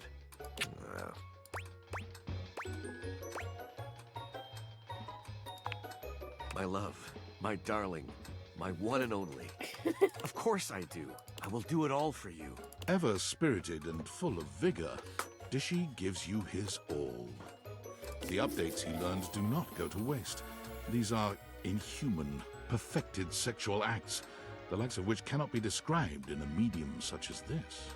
The heights of sexual ecstasy, all within the confines of your own home. I must be off. Dishy's upgrade into becoming human gave him the ambulation that he always desired, with legs to carry him toward further knowledge and improvement. Every task he completes, he does with the utmost care, always looking for the best possible way for it to be done. It took little time for the world to notice this incredibly thoughtful and surprisingly ripped gentleman going about improving everything he saw. He found work as a productivity consultant at a large multinational corporation, where he balanced finding inefficiencies in the workplace and improving worker morale with keeping costs down and profits up. He also found time to repair damage to the environment. He never missed a workout, a friend's birthday, nor a book club reading. Time for an upgrade! Happiness, productivity, and dental hygiene are all up worldwide by 7%. God bless you, Dishy dishwasher. Well, that could have gone worse. But yes, good riddance. Dishy is gone. Alright, let's do Hirohime, Titus, and realize 2 others, and then we'll call it for the night. Hey there! It's training time! But for today, we're going to the beach. Kidding! We'll warm up with some mini tennis. Sorry, no fan service today. Mini tennis is where we start at the service line and play with half swings. It's all about learning control. Ready? Go! There you go! Okay, nationals are coming up, and I'm a little worried I might overtrain. I want to make sure I win against you. I'll do my best. So, let's call it for today. Sure.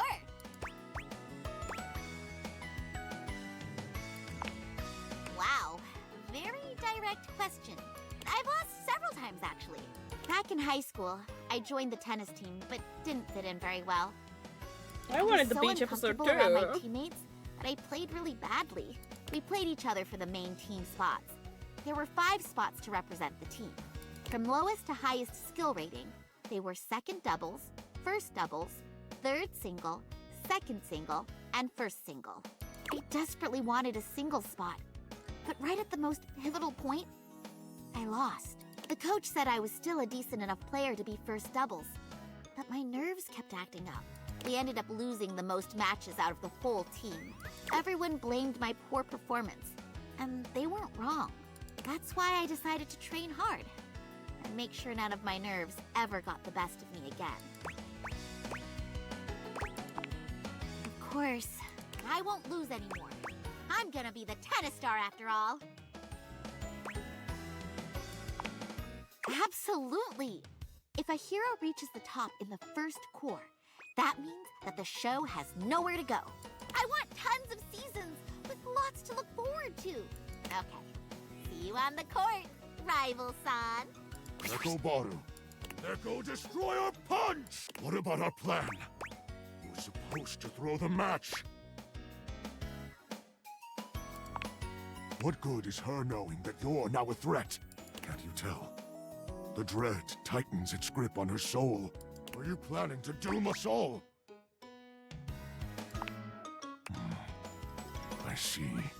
Knowing that you may be serious in coming for the tennis star title may make her reinforce her own resolve. I suppose an otaku like yourself would want what's best for their wife. Yeah, you're not my wife. I'm sorry. How nationals goes will seal both your fates. Hirohime is not my wife. Don't put words in my mouth, Nekobaru.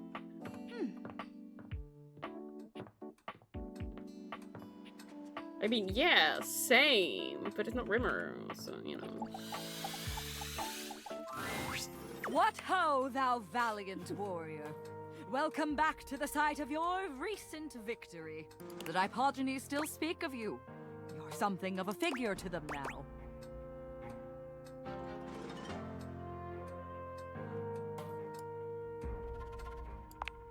Could you not? No. I suppose it is a special thing they do. A rare and fine species are my Dipogenies. I am grateful for your recognition, truly. They, as I, are so often overlooked. Thou hast done us honor, friend. In truth, I have not felt what I have felt with you before. A friendship. Clean esteem. It is nice. I shall keep it, I think. Should that be acceptable to thee, of course. It is my understanding that these things must be equally decided. Wonderful. A simple sun, or dewy morning grass, and light, like fairy laughter, skips me onward. Players? Thou hast earned my esteem. Once we're done with Hirohime, we can do the. We have points for and all the points back down. What do you say, friend? Shall we indulge? Does that mean I'll get to experience Paris? And Tokyo? Then my greatest dreams are about to be realized along with me. Do you have all the ingredients prepared? Mitchell, bon appetit. The spectral energy flows through your Dateviators. He's not gonna be and wearing what was food once anymore. merely food becomes. His hair stayed ramen noodles. And he's still wearing food. He's got chocolate bar as pants. Do you smell that? The alluring scent of truffle. The captivating aroma of a far-off Stilton. All these years of honing my senses, and now I need only do what the other great critics have done. Eat myself. Mitchell takes a great handful of food from the fridge in what appears to be the indiscriminate gesticulations of one not accustomed to eating. Peanut butter, tomato, vinegar, even baking soda all go down his newly formed throat. I have made a terrible mistake. It would appear I have some recalibrating to do. Can you point me in the direction of the nearest fine dining establishment? Every great story has humble beginnings. Now I'm ready to taste what this world has to offer. Mitchell makes a whirlwind food tour of the planet entire. Upon completion, he finally sets down his critic's pen and musters the courage to open his own restaurant. In its first week, it is absolutely skewered in the press and closes with disastrous financial consequences. Who would have thought that a restaurant themed around feeding me would have done so poorly? Those brutes! Mitchell hurriedly takes up his pen once more and becomes a much respected and feared critic of critics. Cotswold's review was sloppy, importune, inarticulate, and generally unpalatable. I won't be frequenting his column very much, I'm afraid. You should do the same. With his unique food's eye view perspective of culinary analysis, he finally finds the respect he so desperately hungered for. Interesting. The turns table.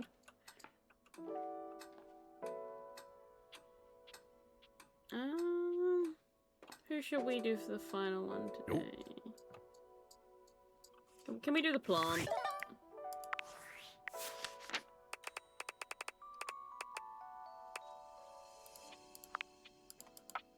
Yeah, let's do the plant. From food critic to food critic, yeah. Ah, the living room. The room for living, which now includes me. It is just so gosh darn wonderful that you're back. I'm happy to see you. Don't know if I've been clear about that or not. You silly cricket. You already did. Look how real I am. Oh, wait. Oh, good soil. You mean real? As in human? I don't know what to say except... Yes! Now? Are we going right now? Percy! Do you believe in magic? The spectral energy flows through your deviators, and what was once merely a houseplant becomes...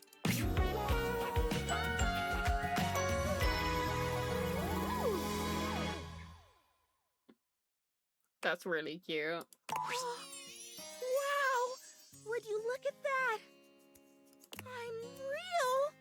Oh my goodness! How many folks do you know who get to become real twice in their lives? I think I might cry. I'm so lucky! I love you too! You knew I was real the whole time, didn't you? Even when I had doubts, you believed. I can't even count the value of someone like that. You are truly beautiful.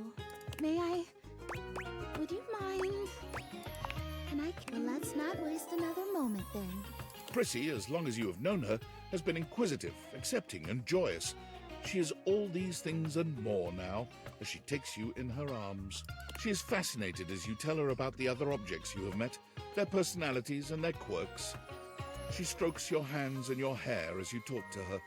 She smiles, she laughs, she cries when she's sad. Her face is like glass, a clear window to her heart. You find that it is a joy uncountable just to share your life with her, to share life with her. After hours of stories and gentle caresses, she finally falls asleep. She's had a big day after all, and it will not be her last. Prissy took her time leaving the house the next morning. She found she had a strong desire to say goodbye to the objects around her, and most especially to the plants she once embodied. She was almost reluctant to leave all the life that she discovered here, until you reminded her of all the great life she was about to discover out there. Prissy tried several office jobs working off your example, but she became deeply unenthused about each of them after only a few days. She realized that given her fascination with life, her deep connection to growing things, the happiest space for her would be outside, among it all. She got a job with the Great Nations Park Service as a guide. She learned to give tours and answer questions. She learned about different shrubs, rivers, and mountain ranges. She loved her job so much that she worked weeks at a time outside, even through the winter months, checking on the trees as they awaited spring. Aww, that's nice.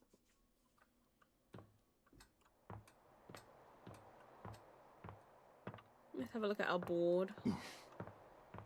Oh, it's really coming along.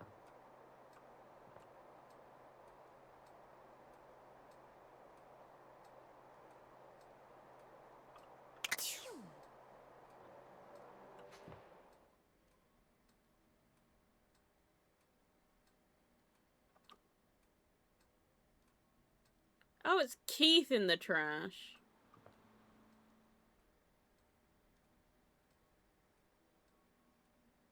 It wasn't Cam in the trash. We haven't done Cam. It's Keith. Ugh. Valdivianites! Happy Valdivian Day from your Master of Ceremonies and CEO, David Most. Today, we celebrate the rich and vibrant history of the world's first quadrillion-dollar company. Hard to believe we started only 3 years ago as a tiny trillion-dollar hedge fund with a dream. Time flies. In celebration, I want to hear from you. What is your favorite part about working for Valdivian? My favorite part is how forgiveness plays such an integral role in our company culture. From that silly software glitch that caused our phones to spontaneously catch fire, to our nuclear server meltdown that threatened the Atlantic seaboard. I'm looking at you, Erwin. We've always valued forgiveness. Speaking of forgiveness, there's something else I'd like to discuss. Those missing glasses? Well, apparently they were financed by and are therefore partial property of the U.S. Department of Overseas Violence. And it's very silly, but if we don't find them soon, I've been informed by our legal department there's a high probability that I'll be charged with theft of federal property and possibly treason. We are running out of time to find the glasses, so maybe work that into your Valdivian Day prayers and wishes? Oh boy, he's in trouble.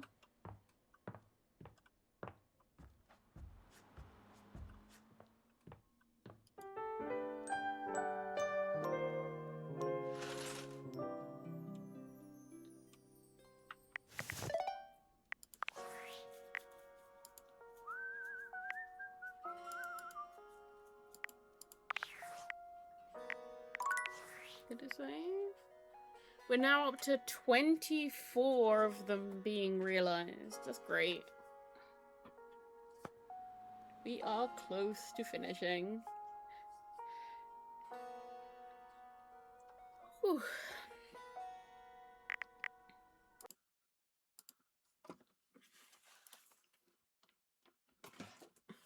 We are definitely getting there. We'll see how far we end up getting next week, and then we'll go from there. I hope you guys have enjoyed.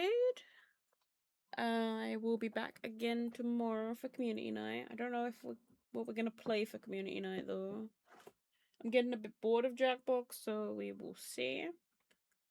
But I hope you all have a wonderful rest of your evening, and I will see you all tomorrow. Good night, guys.